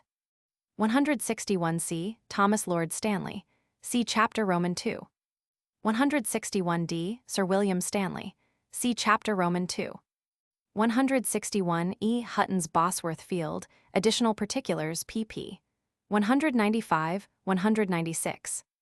162a, Margaret Beaufort, sole daughter and heiress of John Beaufort, 1st Duke of Somerset, became Countess of Richmond by her marriage with her first husband, Edmund Tudor, Earl of Richmond. Her second husband was Sir Henry Stafford, a son of Humphrey Stafford, 1st Duke of Buckingham, slain at the Battle of Northampton, and a brother of Humphrey Stafford, Earl of Stafford, slain at the First Battle of St. Albans, and also a brother of John Stafford, Earl of Wiltshire. And her third husband was Thomas Lord Stanley, afterwards Earl of Derby. The Countess of Richmond had only one child, viz., Henry, Earl of Richmond, afterwards King Henry Roman VII, by her marriage with Edmund, Earl of Richmond, see Pedigree number 4, Chapter Roman 9. p. 201, and she had not any children either by her second or third husband, as if, to use the words of Sanford in his genealogical history, p. 319, she had been designed to be the mother of a king only. She lived to see her son Henry Roman VII, and her grandson Henry Roman VIII, successively kings, and died in the first year of the reign of the latter, on the 3rd July, 1509, and was buried in Westminster Abbey. 162b, Hutton's Bosworth Field, additional particulars pp. 196, 197, Baker, in his chronicles calls the hill Ann Beam, and, considering the age when he wrote, the spelling is not so very much amiss. It is now called Ambion Hill, and also Amiens Hill. 163a, Hutton's Bosworth Field, p. 94. 163b, Hutton's Bosworth Field, p. 97. 163c, Hall, Holinshed, Grafton, Baker, Speed, Stowe. 163d, Hutton, p. 96. 163e, Hall, Holinshed, Grafton, Baker, Speed, Stowe. It must be borne in mind that the morass formed part of what is at present the wood, and that a portion of the latter extends nearly to the well. Henry's army, in advancing, would naturally bear away a little to the left, in order to avoid the morass. 163f, Hutton, p. 69. 163g, Ibid, pp. 87-94. 164 Baker in his chronicles, Foe. 232, states that Richard's vanguard was led by the Duke of Norfolk, which consisted of 1,200 bowmen, flanked with 200 cuirassiers, under the conduct of the Earl of Surrey. The battle King Richard led himself, which consisted of 1,000 billmen impaled with 2,000 pikes. The reward was led by Sir Thomas Brackenbury, consisting of 2,000 mingled with 2 wings of horsemen, containing 1,500, all of them cast into square maniples, expecting the Lord Stanley's coming with 2,000, most of them horsemen. Instead of Sir Thomas Brackenbury, Baker probably meant Sir Robert Brackenbury, who lost his life in the battle, but in either case he appears to be in error as to the commander of the rear of Richard's army, which not only other old historians but even Baker on the next page states to have been commanded by the Earl of Northumberland. In this battle Henry, Earl of Northumberland, who led King Richard's rearward, never struck stroke. Baker, Foe, 233. 165a Philippe de Comines, 5 me liver, Foe, 151. 165b Rot, Parle, 1 Henry Roman 7, AD 1485, Volume Roman 6, Folios 275 and 276, see Appendix No. 3. 165c Hutton's Bosworth Field, pp. 82 and 97. 165d John Howard was a son of Sir Robert Howard, by Margaret, daughter of Thomas Mowbray, Duke of Norfolk, and was a faithful supporter of Edward Roman IV, who created him a baron in 1461. Richard Roman III created him Duke of Norfolk on the 14th of June, 1483. He had the honor of being placed in the vanguard of Richard's army at the Battle of Bosworth. 165e Thomas Howard, son of John Howard, Duke of Norfolk, before mentioned, was created Earl of Surrey in the first year of Richard Roman III. He also had the honor of having a principal command in Richard's vanguard, and according to some accounts, he was taken prisoner, but, according to others, he escaped from the field, and afterwards, upon an amnesty being published, he submitted to Henry. He was imprisoned for a considerable period, but was at length reconciled to Henry Roman VII, and was made Lord Treasurer of England in the 16th year of his reign, and was created Duke of Norfolk in 1514, the 5th year of Henry Roman VIII's reign. 165f Henry Percy, 4th Earl of Northumberland of that name, was the son and heir of Henry Percy, 3rd Earl of Northumberland, slain at the Battle of Towton. See Chapter Roman 6. At the Battle of Bosworth he commanded the rear of Richard's army, but he is considered to have been lukewarm and indifferent, and his forces are said not to have struck a blow. He immediately submitted to Henry, and was taken into favor by him, and was made one of his privy council, and was slain in the 4th year of his reign at a place called Cock Edge, near Thirsk, in Yorkshire, by the populace, in an insurrection on account of a tax imposed by Parliament, which the king had ordered him to levy. 166a Francis Viscount Lovell escaped from Bosworth Field, and fought at the Battle of Stoke in 1487, and was slain there, or at least never appeared afterwards. See Chapter Roman 9. 166b John Lord Zouch was attainted for taking part with Richard at the Battle of Bosworth, but his attainder was reversed in 4th Henry Roman 7. See Rot, Parle, 4th Henry Roman 7, AD 1488, Volume Roman 6, Foe, 24 and 11th Henry Roman 7, AD 1495, Volume Roman 6, Foe, 484. He died in the 4th or 5th year of Edward Roman 6. 166c Sir Walter Devereux in the 26th year of Henry Roman 6, married Anne, sole daughter and heiress of William Lord Ferrers of Chartley, in Staffordshire, she being then aged 11 years and 8 months, had livery of her lands, and in 1st Edward Roman 4, was advanced to the dignity of a baron by the title of Lord Ferrers. At his death at Bosworth Field, he left by his wife Anne a son John, who succeeded him in his title and honors. 166d Probably of the family of Ratcliffe's, Barons Fitzwalter. See Chapter Roman 6. 166e Sir Gervase Clifton was of an ancient family in Nottinghamshire, of which the members still remain settled in that county. His father, Sir Gervase Clifton, fought on the Lancastrian side at the Battle of Tewkesbury and was afterwards executed there. See Chapter Roman 7. 166f Sir Robert Brackenbury was Constable of the Tower of London and Master of the Mint. He stood high in the estimation of Richard Roman III, who employed him in several matters of importance. 166g Jasper, called of Hatfield, Earl of Pembroke, afterwards Duke of Bedford. See Chapter v. He with his nephew the Earl of Richmond, commanded the main body at the Battle of Bosworth. 166 John de Vere, 13th Earl of Oxford. He was the son of John de Vere, Earl of Oxford, beheaded in the first year of Edward Roman IV, and of Elizabeth, daughter of Sir John Howard the Younger, and was a staunch Lancastrian, fought on the part of Henry Roman VI. At the Battle of Barnet in 1471, afterwards held St. Michael's Mount, on the coast of Cornwall, against Edward Roman IV, and on its surrender was sent prisoner to the Castle of Homs in Picardy. He was attainted in the 14th year of Edward Roman IV. He afterwards escaped from Homs and joined Henry Earl of Richmond, whom he accompanied to England in 1485 and commanded the van of Richmond's army, consisting principally of archers, at the Battle of Bosworth. After the accession to the throne of Henry Roman VII, he was restored to his rank and possessions, was joint commander with Jasper Duke of Bedford against the Earl of Lincoln at the Battle of Stoke, and also held a joint command with him of the forces sent by Henry Roman VII in aid of the Emperor Maximilian against the French, and was also, in the 12th year of Henry Roman VII, one of the chief commanders against Lord Audley and the insurgents at the Battle of Blackheath. In the first year of Henry Roman VIII, he obtained a confirmation of the office of Lord Chamberlain. He married, first, Margaret, daughter of Richard Earl of Salisbury, and secondly, Elizabeth, daughter of Sir Richard Scrope and widow of William Viscount Beaumont, and died on the 10th of March in the 4th of Henry Roman VIII, without leaving any living issue, and was succeeded by his nephew, John de Vere. 167a Sir William Brandon was the son of Sir William Brandon, by Elizabeth, daughter of Sir Robert Wingfield, and was, with his brother Thomas Brandon, concerned in the insurrection of the Duke of Buckingham against Richard Roman III. In 1483. Upon its miscarriage, the brothers fled into Brittany.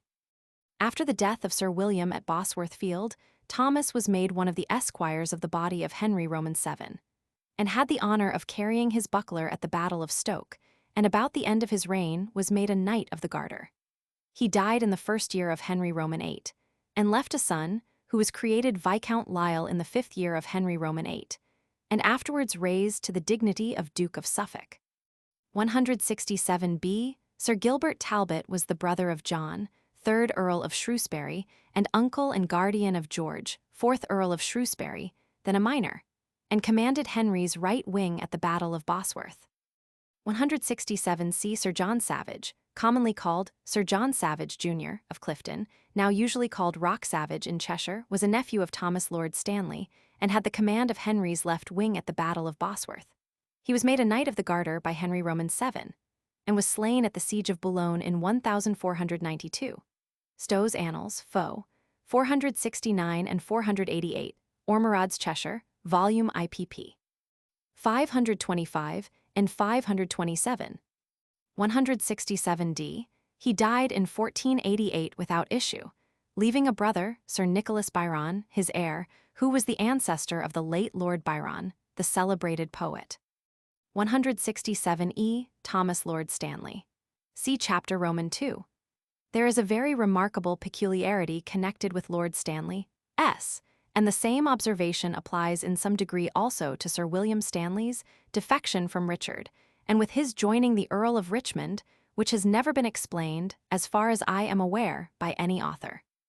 Richard thought that he could secure Lord Stanley in his interest, by conferring benefits upon him, and made him Constable of England for life, with an annuity of 100 a year payable out of the revenue of the county of Lancaster, and created him a Knight of the Garter.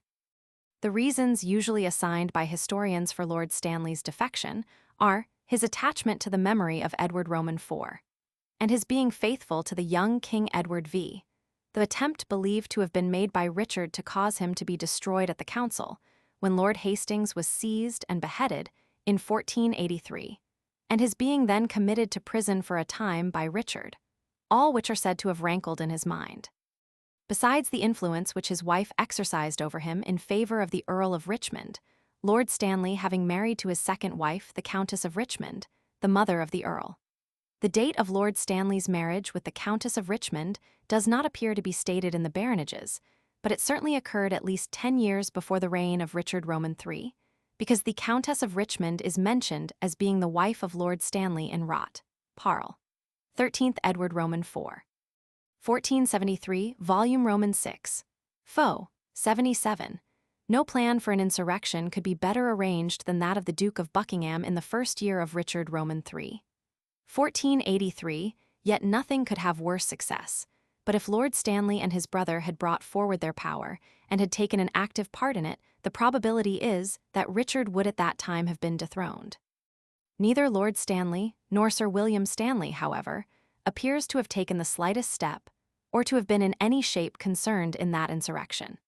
Yet precisely the same reasons which are assigned for Lord Stanley's defection from Richard at the Battle of Bosworth in 1485 appear equally to apply to influence him in 1483, when the Duke of Buckingham took up arms.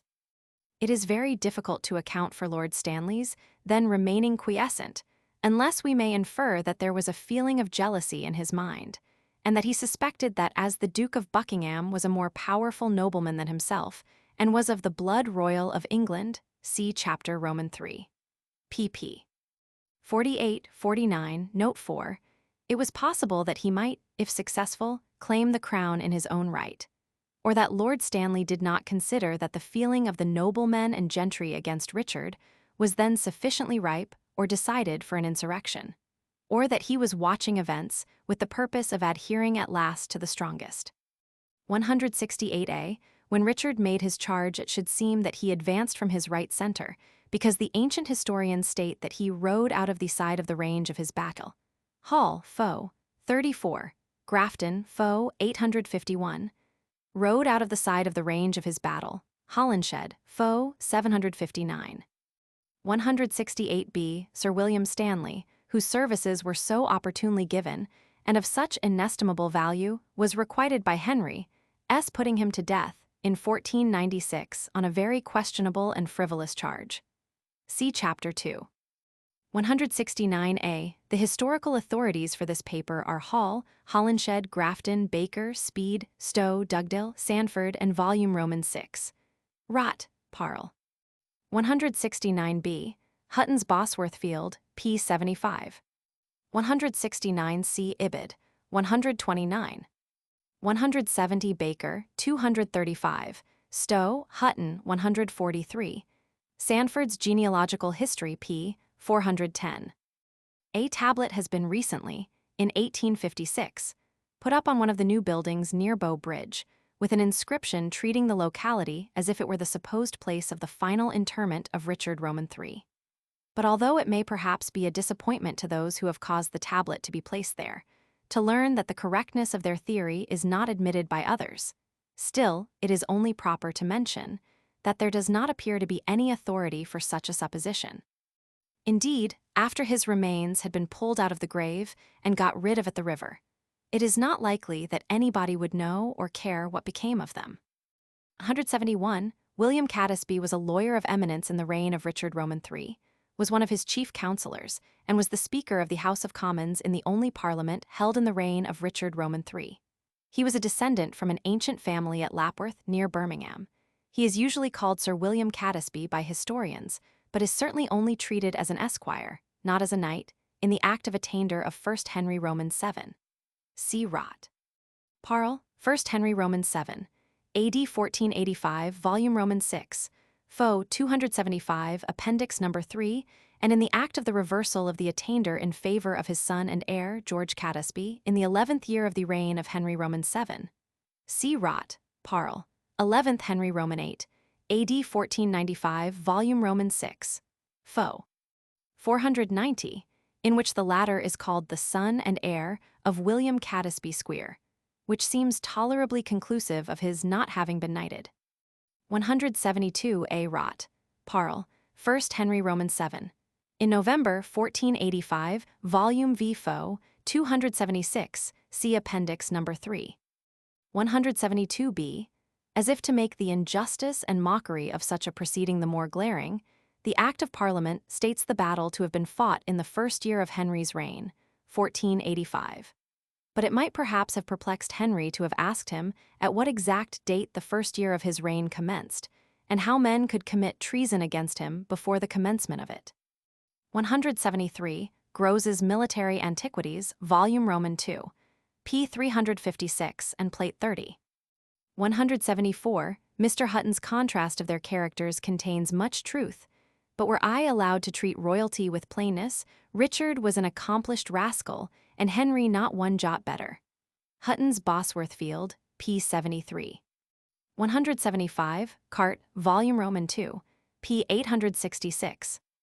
176a, Hutton's Bosworth Field, p. 179. 176b, Shakespeare's Richard Roman III, Act 1, Scene 4. 177a, a copy of the paper, but in rather a more extended form, upon the field of the Battle of Stoke was presented by the author to the Society of Antiquaries of London at a meeting on the 17th of December, 1846, and the thanks of the meeting were voted for it to him. 177b, John de la Pole, Earl of Lincoln, was the eldest son of John de la Pole, Duke of Suffolk, by Elizabeth, second daughter of Richard Plantagenet, Duke of York and sister of Edward Roman IV, and of Richard Roman III. See Pedigree No. 2, infra, in this chapter.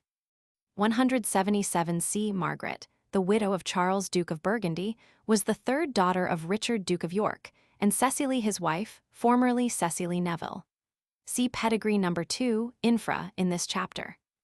178a, for the descent of Henry Roman VII. See Pedigree No. 4, infra, in this chapter. 178b, it has been said that at first Lambert was intended to have personated Richard, Duke of York, one of the young princes, the son of King Edward Roman IV, who had been imprisoned in the Tower, but that the difference in their ages rendered it inexpedient. 178c, Rot, Parl, 3 Henry Roman VII, Volume Roman VI, Fo, 397, see Appendix No. v. 178d, Francis Viscount Lovell was the son of John Lord Lovell. The latter was one of those Lancastrians who accompanied the Lord Scales and Hungerford to London in hopes of gaining the citizens, and were obliged to take refuge in the Tower in 1460. He died in the 4th year of Edward Roman IV, leaving by Joan his wife, sister of William Viscount Beaumont, Francis, his son and heir. Francis Lord Lovell accompanied Richard, Duke of Gloucester, in the expedition to Scotland in the 22nd year of Edward Roman IV, and was advanced to the dignity of Viscount Lovell. In the reign of Richard Roman III, he was made Lord Chamberlain and had other important offices conferred upon him. He fought for Richard at the Battle of Bosworth in 1485, see chapter Roman VIII, and having escaped from thence, took sanctuary at St. John's at Colchester. He afterwards quitted it privately, and got away to Sir Thomas Broughton's house in Lancashire, and lurked there for some months, from whence he proceeded to Flanders, to Margaret Duchess of Burgundy, and from thence went with Martin Swartz into Ireland, joined in the insurrection of the Earl of Lincoln, and was slain at the Battle of Stoke. See Dugdale's Baronage, Volume IP 560. He married Anne, the daughter of Henry Lord Fitzhugh, Baron of Ravenswat, by Alice his wife, daughter of Richard Neville, Earl of Salisbury, but did not leave any issue. 179a, Rot, Parl, 11th Henry Roman VII, Volume Roman VI, Fo, 502, see Appendix No. 6. 179b, see collection of documents relating to Lambert Simnel's rebellion in the 2nd year of King Henry Roman VII. Selected from the Municipal Archives of York by Robert Davies, Esquire, FSA, communicated to the meeting of the Archaeological Institute, held at York in 1846, published in 1847, pp. 27-28. 180a, Jasper Earl of Pembroke, see chapter v. 180b, John Earl of Oxford, see chapter Roman VIII. 180c, Thomas Lord Stanley, see chaps Roman III and Roman VIII. 180d, George Talbot, 4th Earl of Shrewsbury, was son of John, 3rd Earl and grandson of John, 2nd Earl Shrewsbury, who was slain at the Battle of Northampton in 1460. See chapter Roman III. 180 Elel, Call, Volume Roman IV, Fo, 210, see Appendix No. Roman IV. 181, after the Earl's forces had crossed the Trent at Fiskerton, and found themselves upon its right bank, Stoke Marsh, now enclosed, lay immediately before them, and beyond it, little more than a quarter of a mile distant, was the foot of the eminence already mentioned. 182a on the right, an artificial mount of small size, exists in the contiguous field, which is traditionally considered as having been occupied by some of the hostile forces previous to the Battle of Stoke.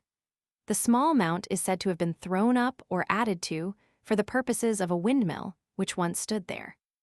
182b, for the pedigree of Henry Roman VII. See pedigree number 4, infra, in this chapter. 185a for Lalandi Collect, p. 211, see Appendix No, Roman 4. 185b for Lel, call p. 210-212, see Appendix No, Roman 4. 186a Jasper Tudor, Duke of Bedford, formerly Earl of Pembroke, see Chapter V.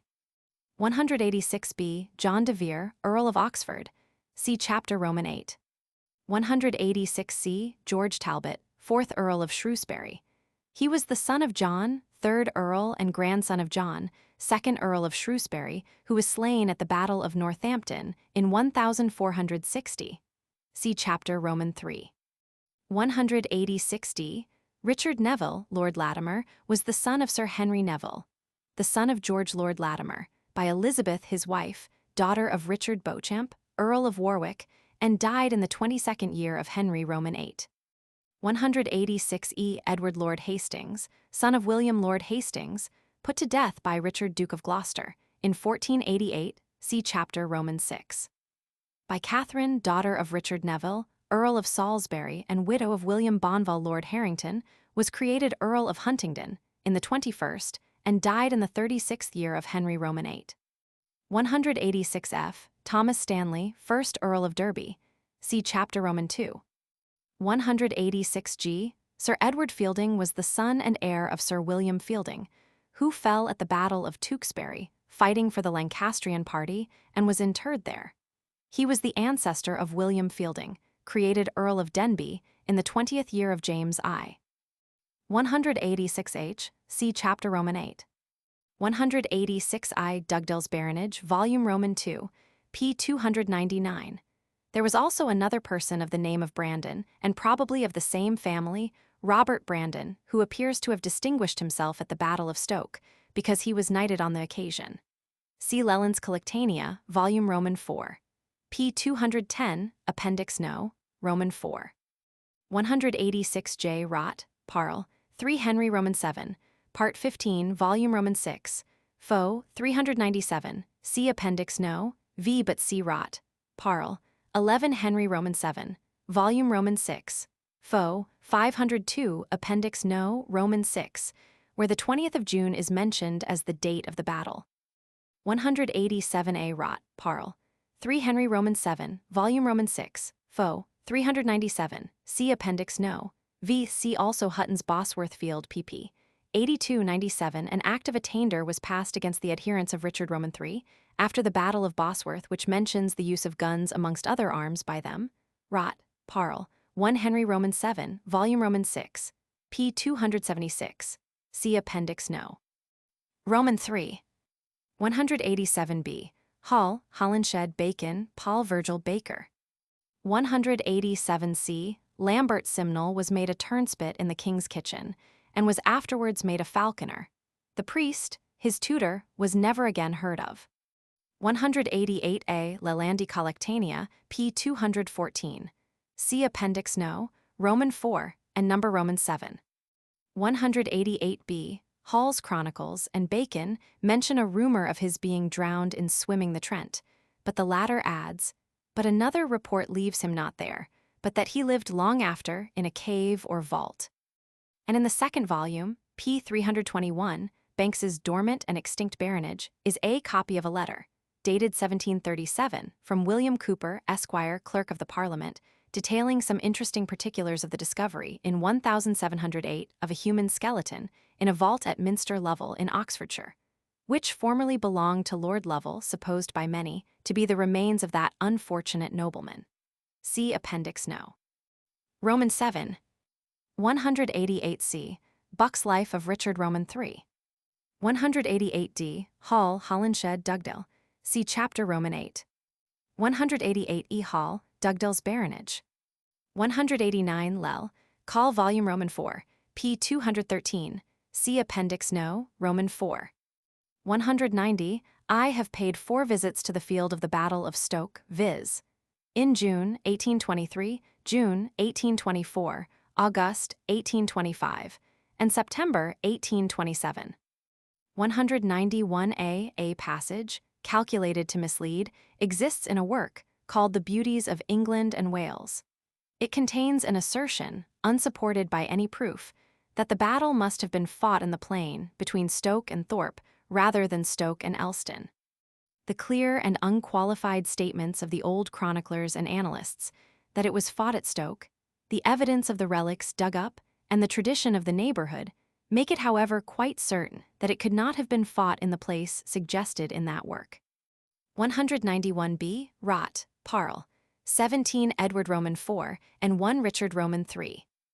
191c Ralph Brooke, Sanford Dugdale Baker. 192a Dugdale Speed. 192b Buck.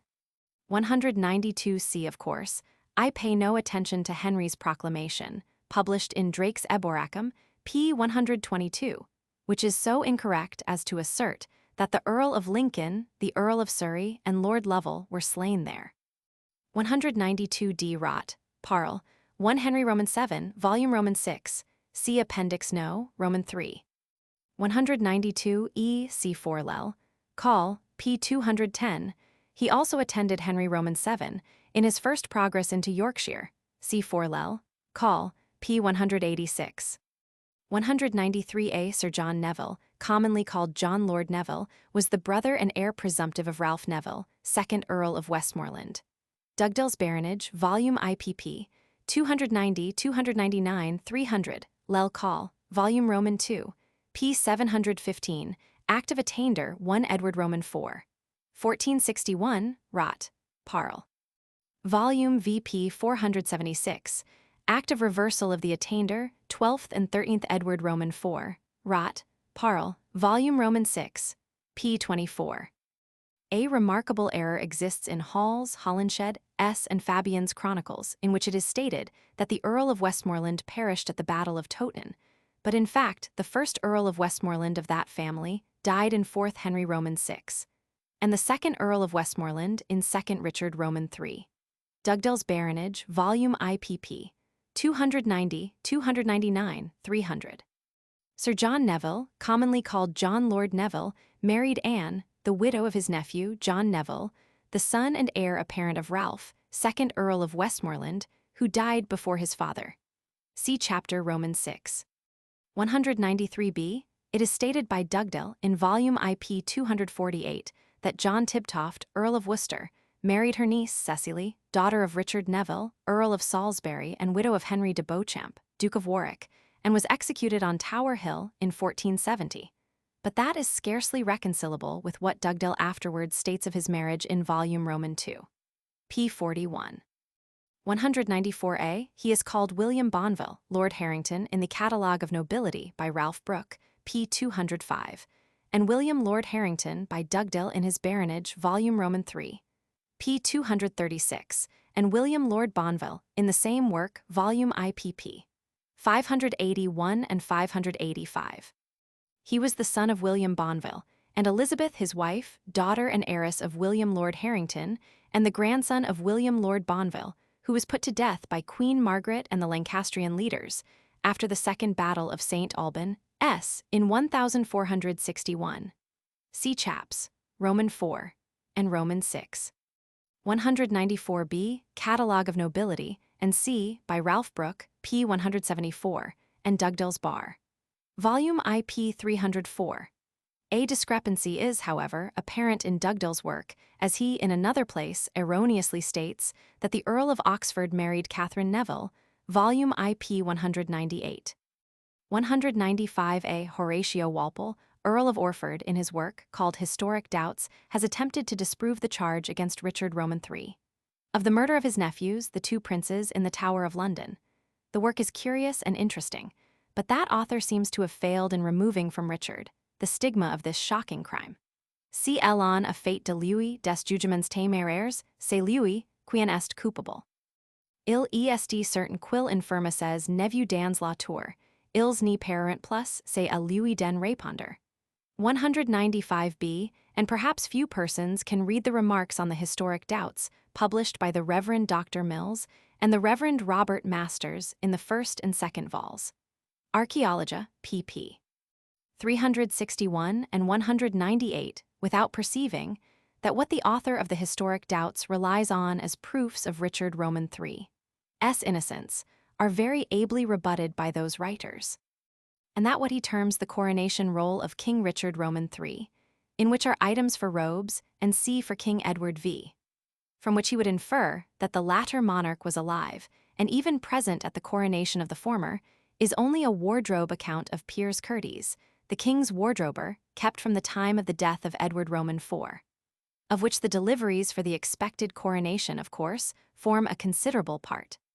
But that the robes and C alluded to were prepared for the use of Edward V at his own intended coronation, and not at that of his uncle, who took effectual measures that, notwithstanding Piers Curtis's arrangements, they should never be used for the purpose which he contemplated.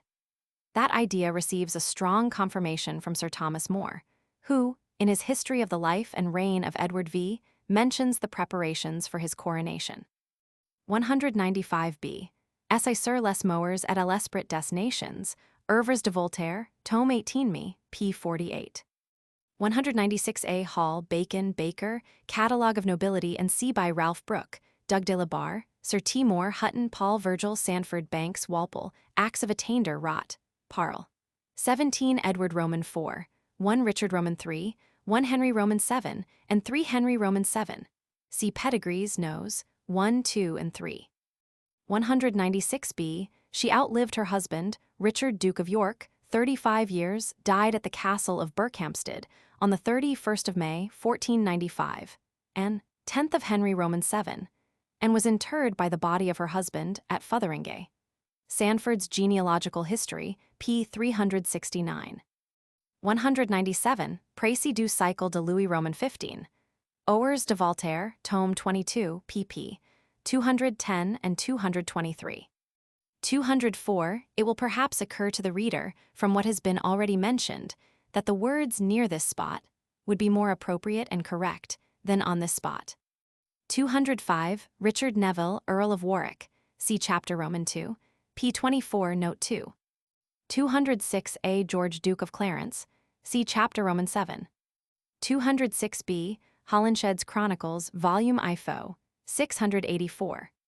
206c. Lell. Call, Volume Fo, 504, Holinshed, Volume IFO, 684, MS, Chronicle by Warkworth, printed by the Camden Society, p. 16. Holinshed, however, states that Edward would not allow his guns to be fired during the night, in order that the enemy might not be aware of the exact position of the Yorkists. 207a. See Note 2, p. 206. 207b. Richard Duke of Gloucester, see Chaps, Roman VII and Roman VIII. 207c. William Lord Hastings, see Chapter Roman VI. 207d. John Neville, Marquis Montague, see Chapter Roman II, p. 27, note 4, and Chapter Roman VI, p. 118, note 2. 207e. John Earl of Oxford, see Chapter Roman VIII. 207f. Henry Holland, Duke of Exeter, see Chapter Roman IV, p. 54, note 2. 207g. Edmund Beaufort, Duke of Somerset, see Chapter Roman VII.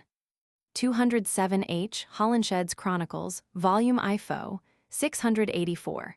In Mr. Hutton's interesting work upon the Battle of Bosworth, Introduction, pxxx, he gives a different account and states that Warwick's left extended towards the east and far outflanked Edward's right.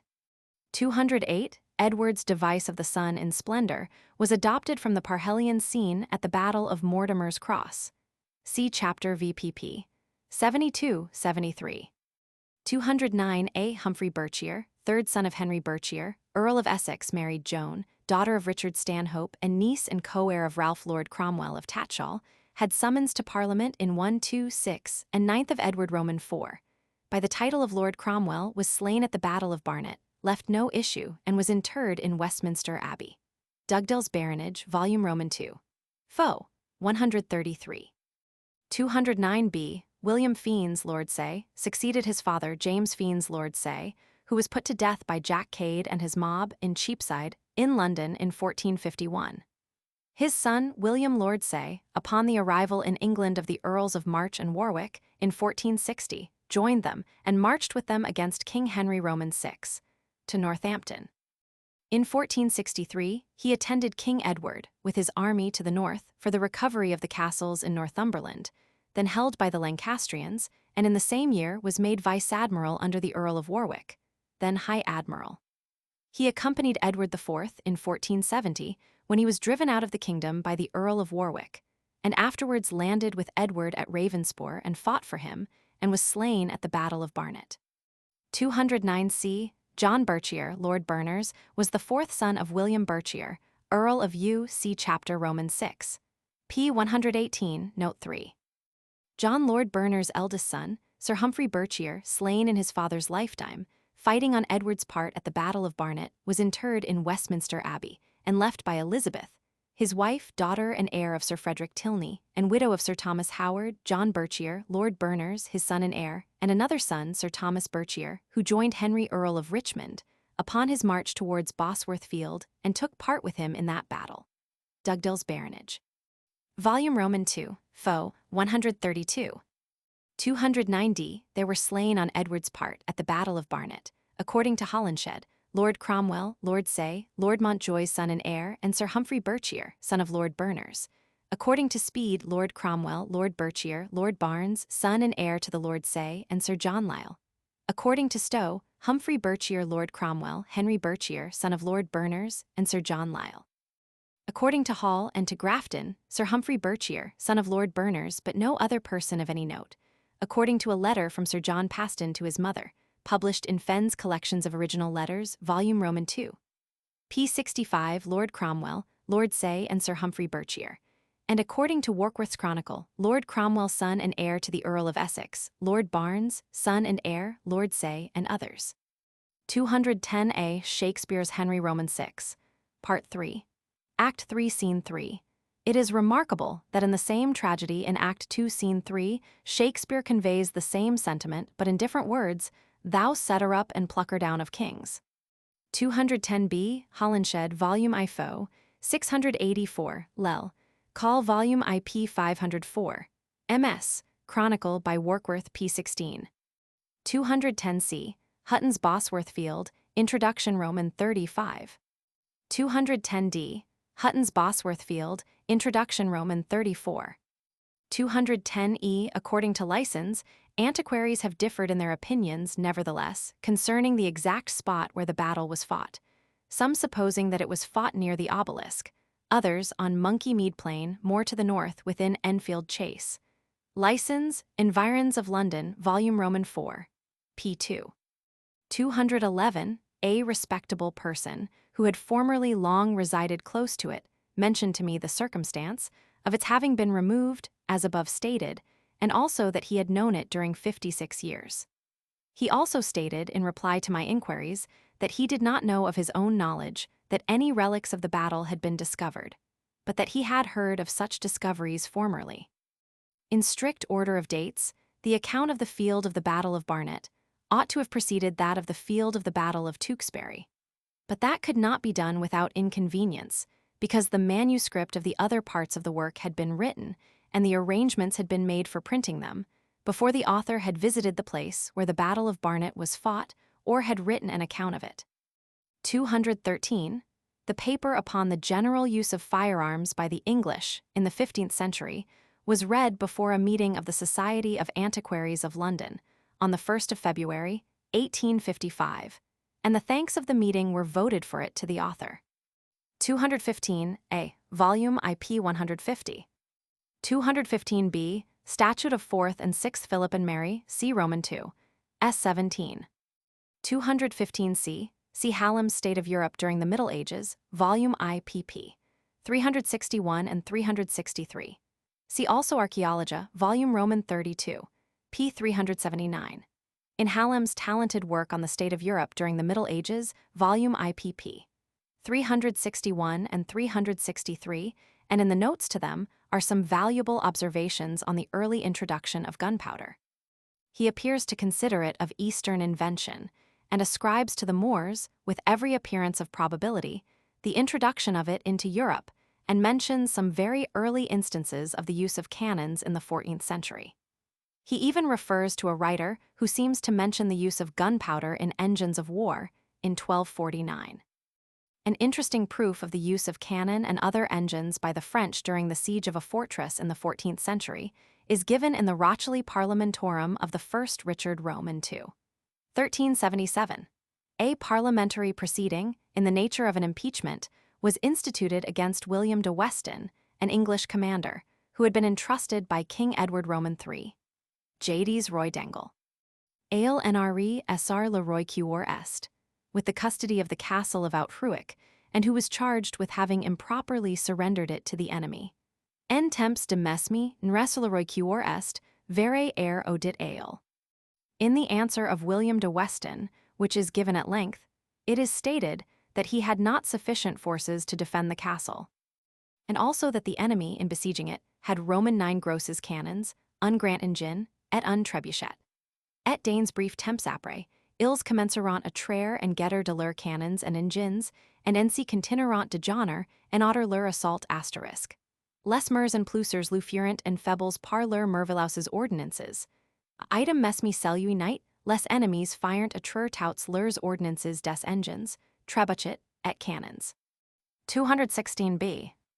There is not any evidence of the period when the invention of gunpowder took place, but the general opinion of antiquaries appears to be that it was a discovery of very remote antiquity, that its use may be dated back centuries before its first application to the purposes of war, and that for a very long period of time after its invention, it was merely used, more particularly in Asia, for recreative fireworks and brilliant spectacles.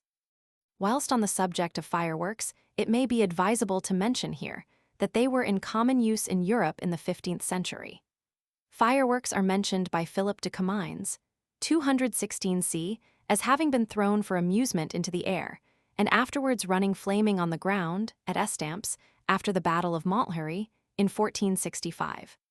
We also learn from the same authority an instance in 1494 of fireworks having been exhibited at Venice, from the steeples of the city, and pieces of artillery having been discharged. 216d.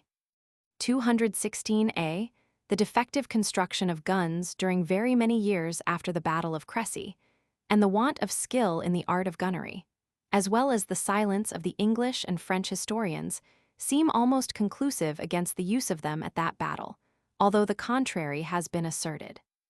There is an interesting and valuable paper, which was written by the Reverend Joseph Hunter, FSA, and published in the Archaeological, volume Roman 32. p. 379, which contains many proofs of the use of gunpowder and cannons in the time of Edward Roman III. But, although it must be admitted that the evidence which he adduces is quite sufficient to show that they were then in use for the purpose of besieging towns and fortresses, he does not bring forward any proofs, or even any strong reason, for our supposing that they were ever used in the open field, during the reign of Edward III. 216b. Rot. Parl. 1 Richard Roman II, 1377, volume Roman 3, p. 10. It also furnishes another proof, in addition to others, of the French employing genos crossbowmen in their wars, as 700 of them are there mentioned as employed by the French at the siege. 216c. Philip de Comines, Book 1, ch. VPP. 13 and 14. 216d. Ibid. Book 7, ch. Roman 15, p. 215. 217a. Gros's Military Antiquities, volume IP 168 and volume Roman 2, p. 291. 217b. It is by no means improbable that the bastons a few, the nature of which is not clear, adverted to by Monstrelet, as with the convoy brought up by the English in besieging Orleans in 1428, were some kind of portable firearms. He several times uses that expression, particularly in describing the wars of the Burgundians and French. It ought, however, to be mentioned here that with reference to the attack by the Burgundians upon Paris in 1460, he uses the expression cannon serpentines et auters bastons de putter et a few, avec trait de bastons inuasables amain. During the early part and middle of the 15th century, if gun carriages were occasionally used, they certainly were not always adopted. And when cannons had to be transported from place to place, they were frequently conveyed in carts or wagons. And we learn from the ancient historical writers that at that period, for want of carts and wagons, the besiegers were occasionally obliged, on raising a siege, to abandon their cannons. 218a Philip de Comines, in Book 5, see Roman 3. p. 118, in enumerating the strength of the Swiss army, and the other confederates against Charles Duke of Burgundy in 1476, before Morat, says that they had 10,000 coulevrins, by which, as has been correctly observed by Mr. Grose, it is impossible that he could have meant 10,000 of such unwieldy engines as cannons. He evidently meant handguns or firearms, sufficiently light to be portable. It is also certain that firearms, haquebuts or harquebuses, so small as to be used on horseback, the origin of the modern carbine and pistol, were used on the continent in the year 1495, because on the retreat of the French after the Battle of Fornova, in Italy, fought in that year, the rear of their army was defended by 300 Germans, many of whom had coulevrins, and others on horseback were armed with haquebutes. Philip de Comines, Book 8, c. 7, p. 235. 219a. The bombard appears, however, occasionally to have been used to denote any kind of cannon. 219b. Reimer's Foedera, Volume Roman 8, Fo. 159. 219c. Ibid, Fo. 158. 220. Grose's Military Antiquities, Volume IP 399, Note U. 224. See pages 218 and 221, as to the occasional use of the word engines to denote other descriptions of instruments used in war by the English, as well as firearms. 227. See pages 218 and 221, as to the occasional use of the word engine to denote other instruments used in war by the English besides firearms. 228. Sir John Fastolf was of Caister Castle, near Yarmouth in Norfolk, of an old and respectable family, and a reliant soldier, who distinguished himself in the wars in France, in the reign of Henry Roman VI. And especially on the 12th of February, 1429, when having the command of a body of men, convoying provisions and supplies for the English, who were engaged in the siege of Orleans, he was attacked on his march thither near Ravre-Saint-Denis by a much superior body of French and Scotch, but he obtained the victory and succeeded in delivering the conve in safety to the besiegers. He died on the 6th of November, 1459, aged about 80 years. There are some interesting particulars respecting him given in Fenn's collection of original letters, Volume IPP. 52, 54, 72, 104, 120, 125, 150, 155, 164, 166, 170, 182, 240, and Volume Roman 2. p. 48. Notwithstanding there is a degree of similarity in the names, Sir John Fastolf, who lived in the time of Henry Roman VI, must not, however, be confounded with the fictitious character so admirably drawn by Shakespeare, the Sir John Falstaff, represented by him as living in the time of Henry Roman IV. And dying in the reign of Henry V. As far as I can discover, there is not any old historian who mentions such a person as the imaginary Sir John Falstaff, or any person of a name similar to the latter, living at that period, whose habits and associates resemble those of the amusing character described by Shakespeare. A character which seems to have been only the offspring of our immortal bard's playful imagination. 234, see supra in this chapter, p. 228. 238, see also Grose's Military Antiquities, Volume Roman 2. p. 291, where the passage is referred to.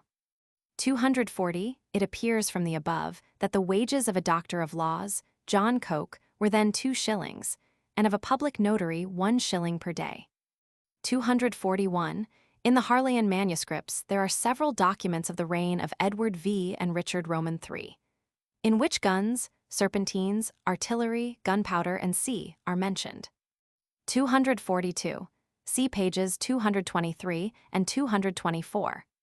245a.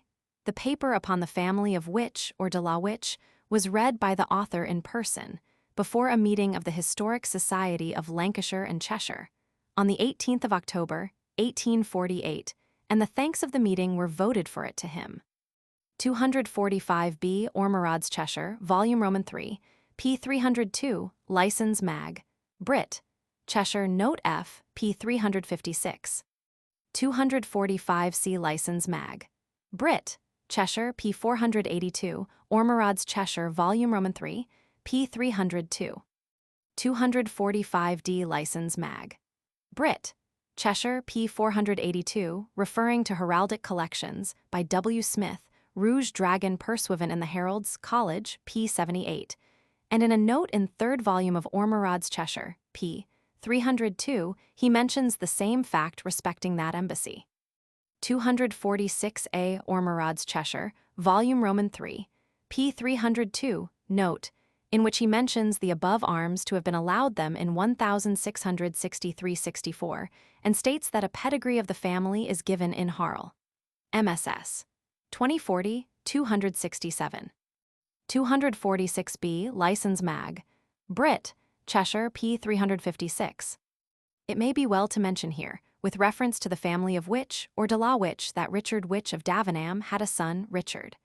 The latter was a merchant in London, married the daughter of Sir Richard Saltingstall, K.N.T., the Lord Major, and died in 1621, leaving 12 sons and 6 daughters, of whom the right Hun, Sir Peter Witch, K.N.T., was the 6th son. Sir Peter was gentleman of the Privy Chamber to Charles I, for 12 years ambassador at Constantinople, and afterwards comptroller of the household and a privy councillor. He died in 1643, leaving 2 sons and a daughter, of whom the elder son, Sir Peter Witch, was envoy to the court of Muscovy in 1669. The younger, Sir Cyril Witch, K.N.T., named after his godfather, the Patriarch of Constantinople, established the Norfolk branch of the family, sat for many years in Parliament, was secretary to the lieutenancy in Ireland, and one of the Lords Justices there. The second Sir Peter Witch had 4 sons, of whom John was envoy extraordinary at Hamburg, Barnard, from whom a branch of the family in Leicestershire descended, and Peter and George died unmarried. Sir Cyril Witch, the son of John, was appointed by Queen Anne to be resident at Hamburg, when only 19 years of age, and in the reign of George I.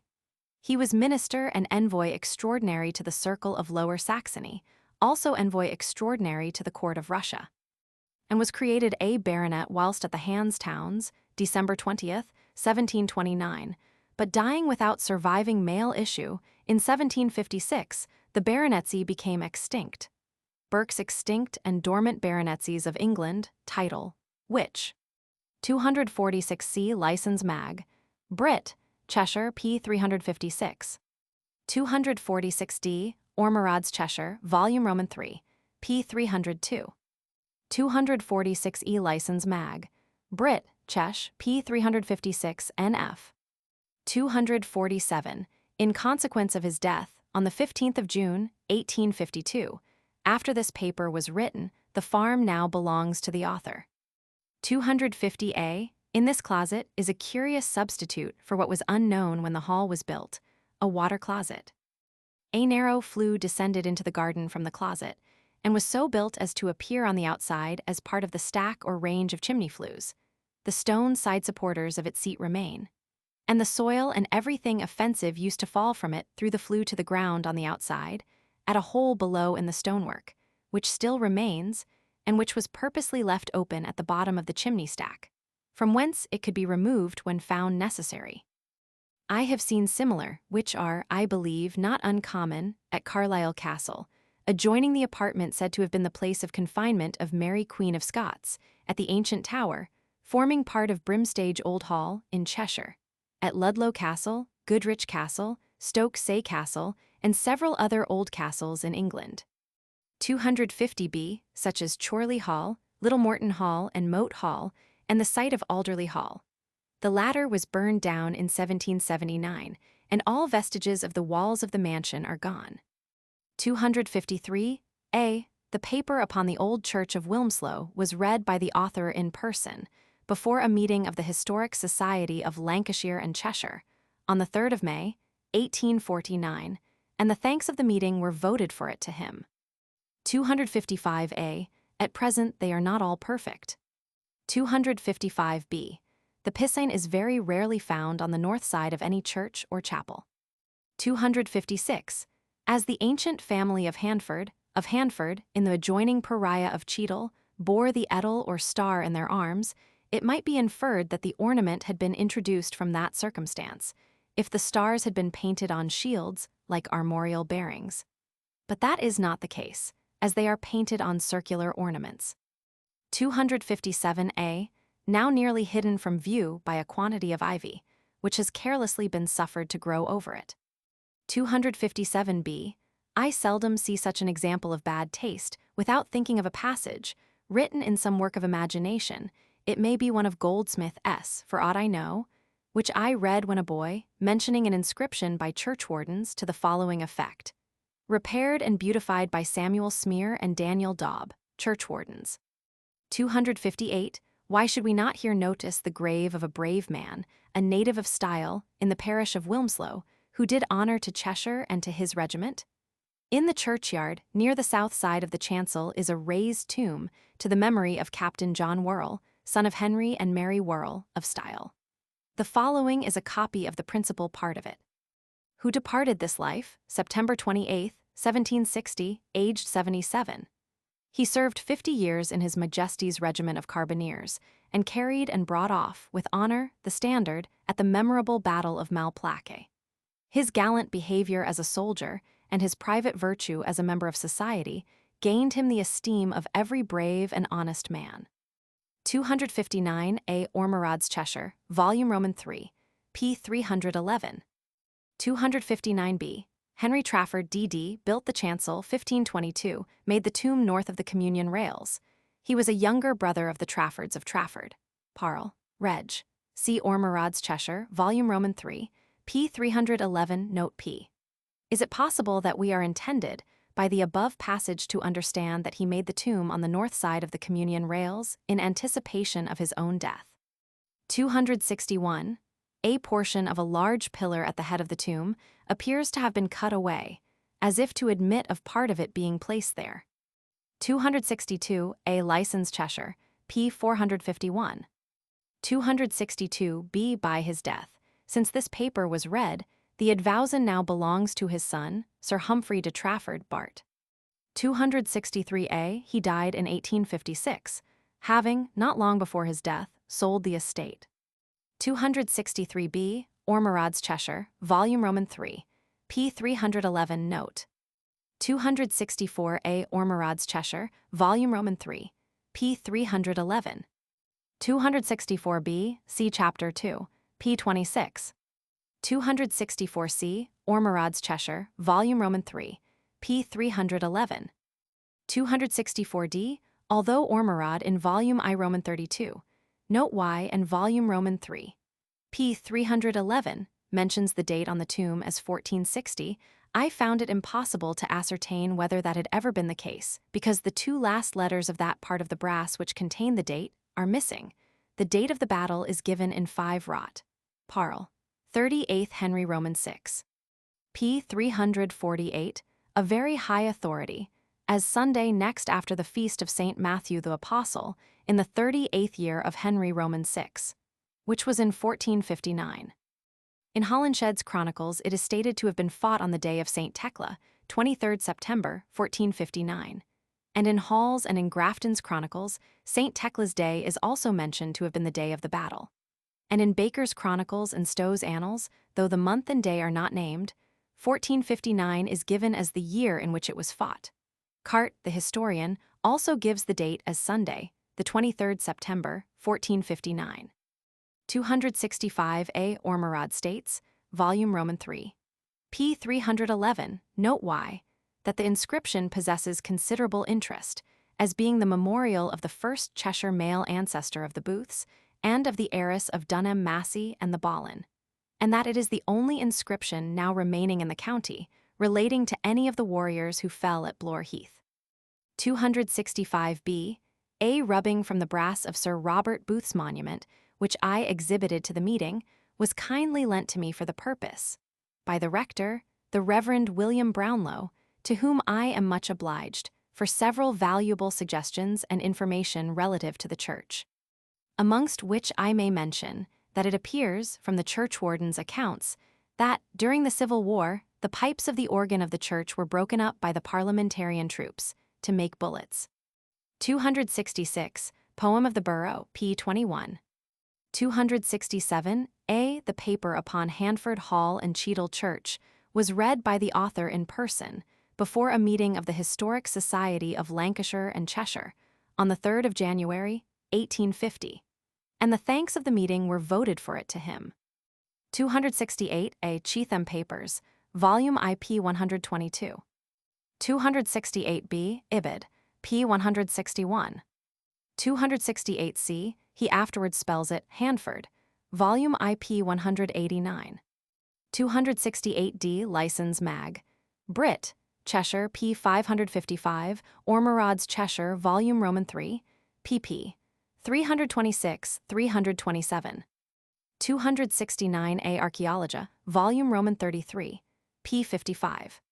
269b, Archaeologia, volume Roman 33, p. 73. It is enclosed by a screen of carved oak, round the upper part of which is inscribed, "Pray, good people, for the prosperous estate of Sir Randolph Brereton of this work edificator with his wife Dame Helena," and c. 269c, Archaeologia, volume Roman 33, p. 73. 270a, Archaeologia, volume Roman 33, pp. 74, 75, 76. 271a, Ormerod's Cheshire, volume Roman 3, pp. 326, 327, and Burke's Extinct and Dormant Batontage. But in Leon, Cheshire, p. 555, the dates are given as creation 1626, extinction 1678. 271b, extracted from the one in Ormerod's Cheshire, volume Roman 3, p. 327. 271c, Archaeologia, volume Roman 33, p. 65. 272a, Ormerod's Cheshire, volume Roman 3, p. 327. 272b, since writing the above, I have again, on the 28th January, 1850, visited the old hall at Handford and examined the escutcheon there, under circumstances more favorable for examination, and I ascertained that it contains on the dexter side, first and fourth the arms, as above described, of Brereton proper, second and third, a chevron between 3 crescents, and on the sinister side the wife's arms, as above described. 273a, Edmonson's Heraldry, volume Roman 2, where the crescent is, as to some at least of the Cheshire Breretons, stated to be charged with a mullet, or. Edmondson also states that the muzzle of the crest bears head and neck is studded, or. Ormerod also mentions an additional crest of this branch of the family, a griffon with wings elevated gules, standing on a chapeau gules, turned up, or. But if so, it is not introduced at the old hall. 273b, the ancient family of Prars was of Barthamley, and also of Baddeley in Cheshire, now extinct. John Honford of Honford married Marjorie, daughter of William Prars of Baddeley, Sheriff of Cheshire in 23rd Edward Roman 3. Ormerod, volume Roman 3, pp. 162, 327. 273c, on again inspecting it on 28th January, 1850, I ascertain that the crest is charged, on the neck with a crosslet, seemingly, for it is not distinct within an annulet or a crescent. 274, in consequence of his death, on the 15th of June, 1852, after this paper was written, the estate now belongs to the author. 275, prior to the erection of the bridge, there however was, and had been as far back as could be recollected, a plank with a handrail over the stream by which foot passengers could cross. 279a, Ormerod's Cheshire, volume Roman 3, p. 322. He afterwards, in a note, Ibid, p. 328, gives the following as a description from the original grant of the crest. Crest on a wreath, an eagle's head cooped or, holding in its beak an eagle's leg and claws unguled gules. 279b, It is fair to conclude, from the occurrence of those initials and of the rebus, that the date of the erection of the chapel may have been coeval with the building of Handford Hall in 1562. 281a small round-headed arches, very similar to those on the staircase of Handford Hall, are to be seen, carved on the pulpit of Wilmslow Church, and on the back of the ancient pew, which has the date 1557 in the Booth or Earl of Stamford's chapel, in the chancel. But the arches are of course not cut through the wood in either instance, in Wilmslow Church, as they are on the staircase of Handford Hall. 283a, the letter upon the office of Keeper of the Menagerie in the Tower of London, in the reign of Edward Roman IV, was read before a meeting of the Society of Antiquaries of London on the 29th of November, 1849, and the thanks of the meeting were voted for it to the author. 283b, Richard Duke of Gloucester became King Richard Roman III, on the 18th of June, 1483. See chaps, Roman VII and Roman VIII. 287a, the paper upon the probable period of the extinction of wolves in England, was read by the author in person, before a meeting of the Literary and Philosophical Society of Liverpool on the 15th of December, 1856, and the thanks of the meeting were voted for it to him. 287b, Pennant's British Zoology, Volume IP 65, and the authorities there cited. 287c, Goldsmith's Natural History, Volume Roman III, p. 180, Koch's Institutes, Volume Roman IV, p. 316, Pennant's British Zoology, Volume IP 48. By our cruel forest laws after the conquest, the penalty for killing a stag or boar was the loss of eyes. Hallam's View of the State of Europe During the Middle Ages, Volume Roman II. 8th edition, 8 vo, p. 94. Charles I turned out wild boars in the New Forest, Hampshire, but they were all destroyed in the Civil Wars. Pennant's British Zoology, Volume I, p. 48. An attempt was made in the last century to reintroduce wild swine into England, for some were turned loose by General Howe in his forests in Hampshire, but the attempt was a failure, for the country people destroyed them. Bingley's British Quadrupeds, p. 449. 288a, Pennant's British Quadrupeds, Volume IP 86.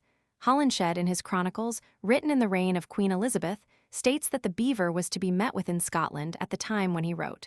There are likewise martens, beavers, foxes, and weasels. See his description of Scotland, Volume Roman II, p. 11. 288b, Leland's Itinerary, Volume Roman VII, pp. 16 and 63. 288c, it is said to have been killed by Sir Ewan Cameron. See Pennant's British Zoology, Volume IP 63, and the authorities there cited. Pennant's History of Quadrupeds, Volume IP 231. 288d, Pennant's British Zoology, Volume IP 64. Pennant's History of Quadrupeds, Volume IP 231, citing Smith's History of Cork, Volume Roman II, p. 226. But in Notes and Queries, published in 1856, second series No. 14, p. 282, and number 32, p. 120, correspondents state that wolves were not extinct in the mountains of Wicklow until many years after 1710. 289, Camden's Magna Britannia, Goes edition, Volume Roman III, p. 16. 290a, Camden's Magna Britannia, Goes edition, Volume Roman III, p. 445, under the title Strathnavern. 290b, Ibid, Volume Roman III, p. 464. 290c, Camden's Magna Britannia, Goes edition, Volume Roman III, p. 16. 291a, Hume, S. History of England, Volume I, quarto edition, p. 136. 291b, Brufham's Lives of Men of Letters and Science of the Time of George Roman III, p. 216. 292a, Dr. Whitaker, S. History of Whalley, 3rd edition, p. 200 note, referring to Burton's Monast. Eber, Underfurs Abbey, Dr. Whitaker's History of Richmondshire, Volume IP 409. It is remarkable that so laborious and talented an antiquary as Dr. Whitaker states that the above was the last positive evidence which he had met with of the existence of wolves in England. He also disputes the vulgar opinion of their extirpation by Edgar. 292b, Dugdale's Baronage, Volume IP 504. 292c, Ibid, p. 701. 293, Foedera, Modern Edition, Tome IPT, Roman II, p. 591, Ibid, Folio Edition of 1705, Tome Roman II, p. 168. 294a, Dugdale's Baronage, Volume IP 466. 294b, Camden's Mag, Britannia, Goes Edition, Volume Roman II, p. 302 License Mag, Brit, Title Derbyshire, pp. C.L. Zix and 280, quoting Dodsworth's collections from Exchequer Records. 294c, Dugdale's Baronage, Volume IP 549. 294d, Ibid, p. 466. 295a, Dugdale's Baronage, Volume IP 467. 295b, Baker's Chronicles, Fo. 218. We cannot reasonably doubt that the wild boar, being a favorite beast of chase, and not being so destructive an animal as the wolf, would remain in this country a considerable time after the wolf was destroyed. 297, Coke's Institutes of the Laws of England, Volume Roman IV, pp. 315-316. 298, Camden states that when he wrote wolves did not appear in England, Mag. Britannia, Goes Edit, Volume Roman III, p. 16. But, as there were then abundance of them in Scotland, it was clear that they could not be prevented from roaming from thence into England and breeding there. 315a of Speke Hall, according to Banks, Volume Roman II, p. 395. 315b, he was of Cornwall, according to Cart, Volume Roman II, p. 829. 321, the errata has been applied in this transcription, d.p. 323, John Stafford, a younger son of Humphrey Stafford, 1st Duke of Buckingham, was created Earl of Wiltshire in the 9th year, and died in the 13th year of Edward Roman IV. Asterisk end of the project Gutenberg ebook Visits to Fields of Battle in England of the 15th century. This file should be named 58147-0, txt, or 58147-0zip. This and all associated files of various formats will be found in http://www.gutenberg.org/dire/5/8/1/4/58147. Updated editions will replace the previous one. The old editions will be renamed. Creating the works from print editions not protected by U.S. copyright law means that no one owns a United States copyright in these works, so the Foundation and you can copy and distribute it in the United States without permission and without paying copyright royalties. Special rules, set forth in the General Terms of Use part of this license, apply to copying and distributing Project Gutenberg TM electronic works to protect the Project Gutenberg TM concept and trademark. Project Gutenberg is a registered trademark and may not be used if you charge for the ebooks unless you receive specific permission. If you do not charge anything for copies of this ebook, complying with the rules is very easy. You may use this ebook for nearly any purpose, such as creation of derivative works, reports, performances, and research. They may be modified and printed and given away. You may do practically anything in the United States with ebooks not protected by U.S. copyright law. Redistribution is subject to the trademark license, especially commercial redistribution. Start full license. The full Project Gutenberg license, please read this before you distribute or use this work.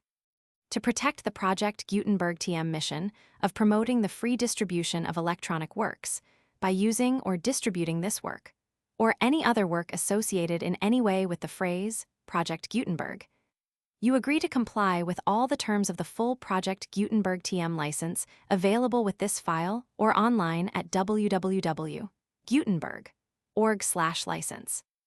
Section 1. General Terms of Use and Redistributing Project Gutenberg TM electronic works. 1a. By reading or using any part of this Project Gutenberg TM electronic work, you indicate that you have read, understand, agree to and accept all the terms of this license and intellectual property, trademark copyright agreement.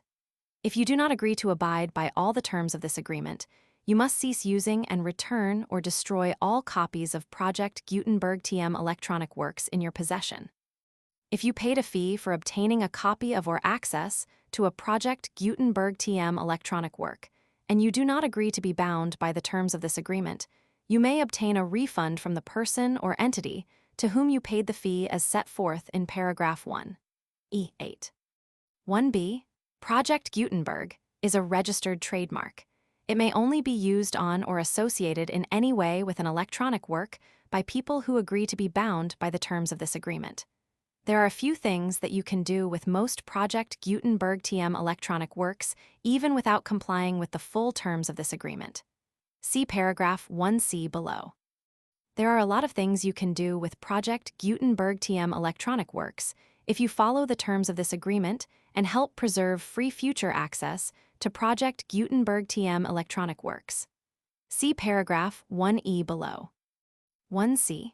The Project Gutenberg Literary Archive Foundation, the Foundation, or PGLAF, owns a compilation copyright in the collection of Project Gutenberg TM electronic works. Nearly all the individual works in the collection are in the public domain in the United States. If an individual work is unprotected by copyright law in the United States, and you are located in the United States, we do not claim a right to prevent you from copying, distributing, performing, displaying, or creating derivative works based on the work, as long as all references to Project Gutenberg are removed. Of course, we hope that you will support the Project Gutenberg TM mission of promoting free access to electronic works by freely sharing Project Gutenberg TM works in compliance with the terms of this agreement for keeping the Project Gutenberg TM name associated with the work. You can easily comply with the terms of this agreement by keeping this work in the same format with its attached full Project Gutenberg TM license when you share it without charge with others. 1d. The copyright laws of the place where you are located also govern what you can do with this work. Copyright laws in most countries are in a constant state of change. If you are outside the United States, check the laws of your country in addition to the terms of this agreement before downloading, copying, displaying, performing, distributing, or creating derivative works based on this work or any other Project Gutenberg TM work. The Foundation makes no representations concerning the copyright status of any work in any country outside the United States. 1e. Unless you have removed all references to Project Gutenberg. 1e1. The following sentence, with active links to or other immediate access to the full Project Gutenberg TM license, must appear prominently whenever any copy of a Project Gutenberg TM work, any work on which the phrase Project Gutenberg appears, or with which the phrase Project Gutenberg is associated, is accessed, displayed, performed, viewed, copied, or distributed. This ebook is for the use of anyone anywhere in the United States and most other parts of the world at no cost, and with almost no restrictions whatsoever. You may copy it, give it away, or reuse it under the terms of the Project Gutenberg license included with this ebook or online at www.gutenberg.org. If you are not located in the United States, you'll have to check the laws of the country where you are located before using this ebook. 1e2. If an individual Project Gutenberg TM electronic work is derived from texts not protected by U.S. copyright law, does not contain a notice indicating that it is posted with permission of the copyright holder, the work can be copied and distributed to anyone in the United States without paying any fees or charges. If you are redistributing or providing access to a work with the phrase Project Gutenberg associated with or appearing on the work, you must comply either with the requirements of paragraphs 1e1 through 1e7 or obtain permission for the use of the work and the Project Gutenberg TM trademark as set forth in paragraphs 1e8 or 1e9. 1e3. If an individual Project Gutenberg TM electronic work is posted with the permission of the copyright holder, your use and distribution must comply with both paragraphs 1e1 through 1e7 and any additional terms imposed by the copyright holder. Additional terms will be linked to the Project Gutenberg TM license for all works posted with the permission of the copyright holder found at the beginning of this work. 1E4. Do not unlink or detach or remove the full Project Gutenberg TM license terms from this work, or any files containing a part of this work, or any other work associated with Project Gutenberg TM. 1E5. Do not copy, display, perform, distribute, or redistribute this electronic work, or any part of this electronic work, without prominently displaying the sentence set forth in paragraph 1E1 with active links or immediate access to the full terms of the Project Gutenberg TM license. 1E6. You may convert to and distribute this work in any binary, compressed, marked up, non-proprietary or proprietary form, including any word processing or hypertext form.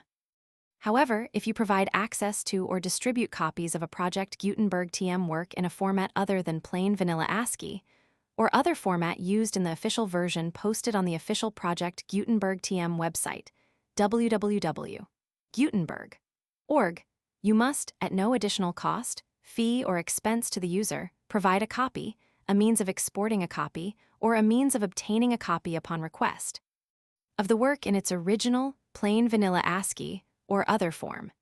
Any alternate format must include the full Project Gutenberg TM license as specified in paragraph 1E1. 1E7. Do not charge a fee for access to viewing, displaying, performing, copying, or distributing any Project Gutenberg TM works, unless you comply with paragraph 1E8 or 1E9. 1E8. You may charge a reasonable fee for copies of or providing access to or distributing Project Gutenberg TM electronic works, provided that you pay a royalty fee of 20% of the gross profits you derive from the use of Project Gutenberg TM works, calculated using the method you already use to calculate your applicable taxes. The fee is owed to the owner of the Project Gutenberg TM trademark, but he has agreed to donate royalties under this paragraph to the Project Gutenberg Literary Archive Foundation. Royalty payments must be paid within 60 days following each date on which you prepare, or are legally required to prepare, your periodic tax returns. Royalty payments should be clearly marked as such and sent to the Project Gutenberg Literary Archive Foundation at the address specified in Section 4. Information about donations to the Project Gutenberg Literary Archive Foundation. You provide a full refund of any money paid by a user who notifies you in writing, or by email, within 30 days of receipt that he does not agree to the terms of the full Project Gutenberg TM license. You must require such a user to return or destroy all copies of the works possessed in a physical medium and discontinue all use of and all access to other copies of Project Gutenberg TM works.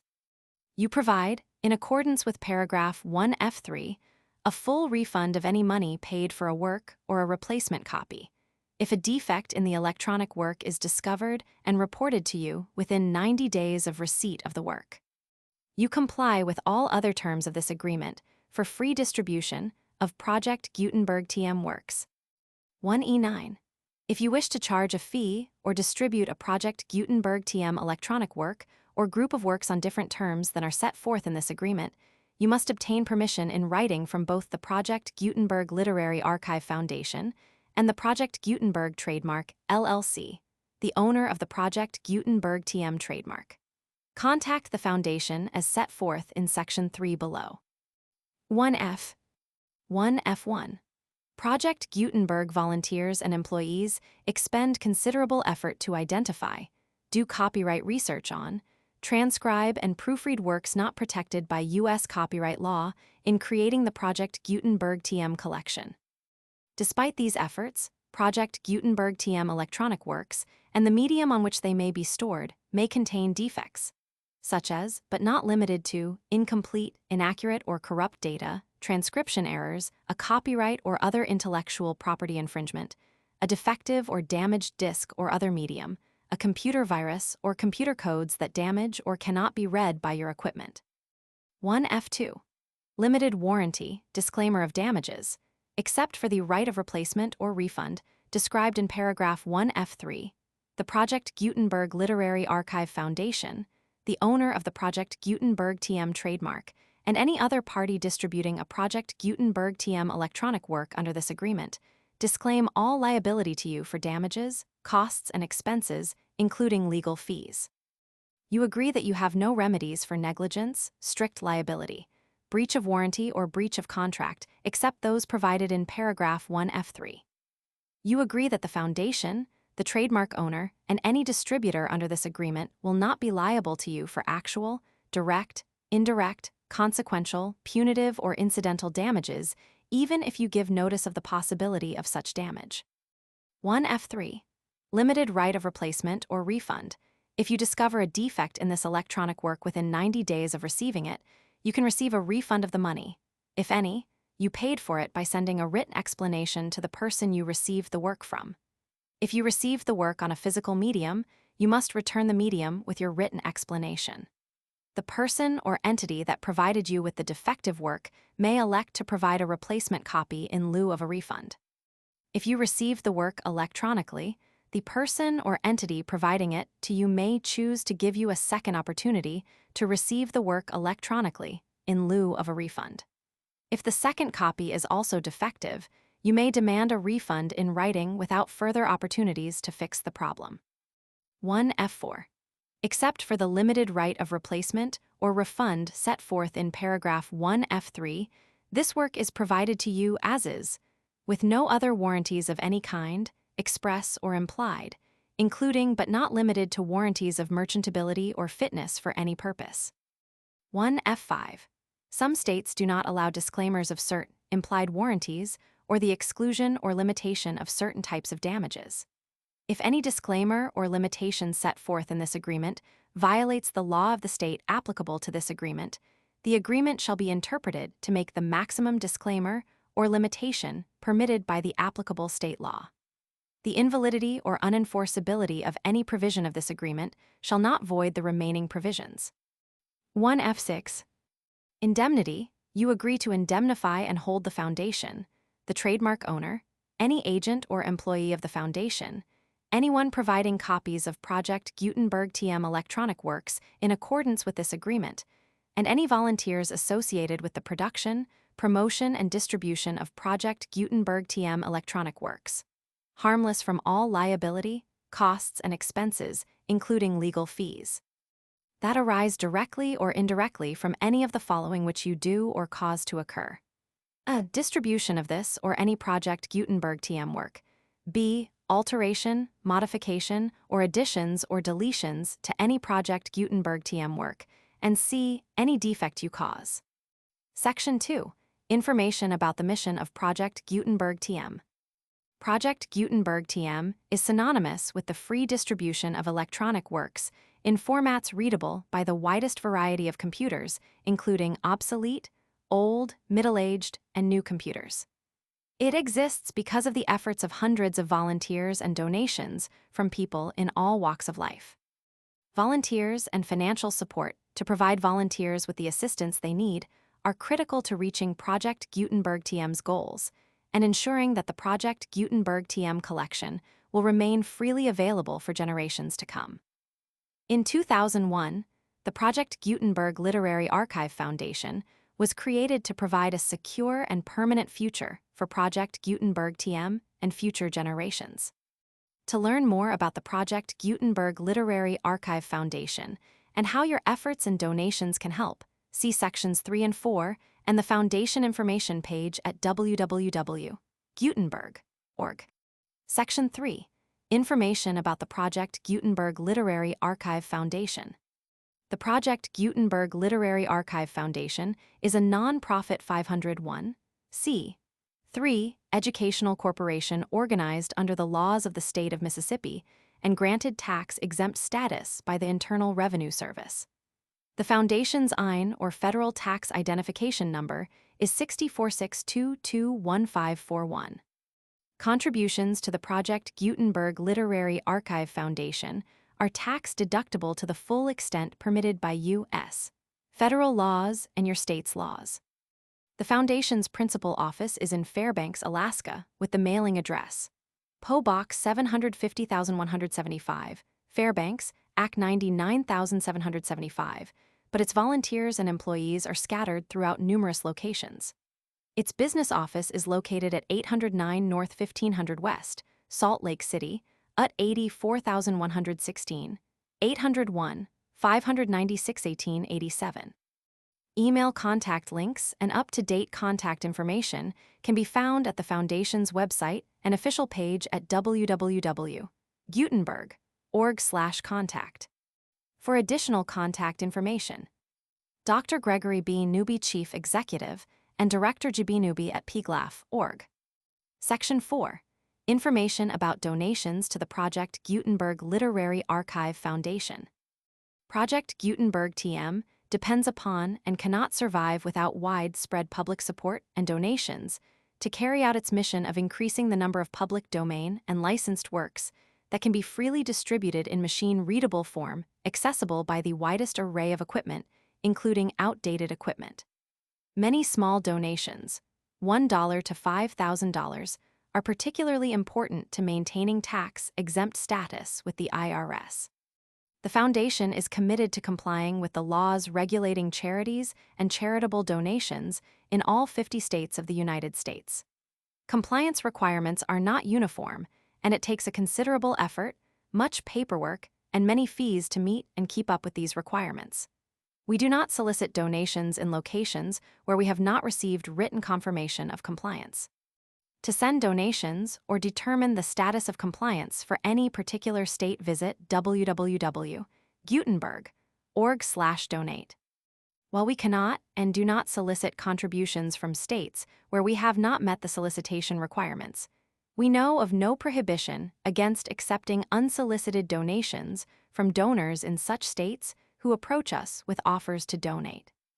International donations are gratefully accepted, but we cannot make any statements concerning tax treatment of donations received from outside the United States. U.S. laws alone swamp our small staff. Please check the Project Gutenberg web pages for current donation methods and addresses. Donations are accepted in a number of other ways, including checks, online payments, and credit card donations. To donate, please visit www.gutenberg.org/donate. Section 5. General information about Project Gutenberg TM electronic works.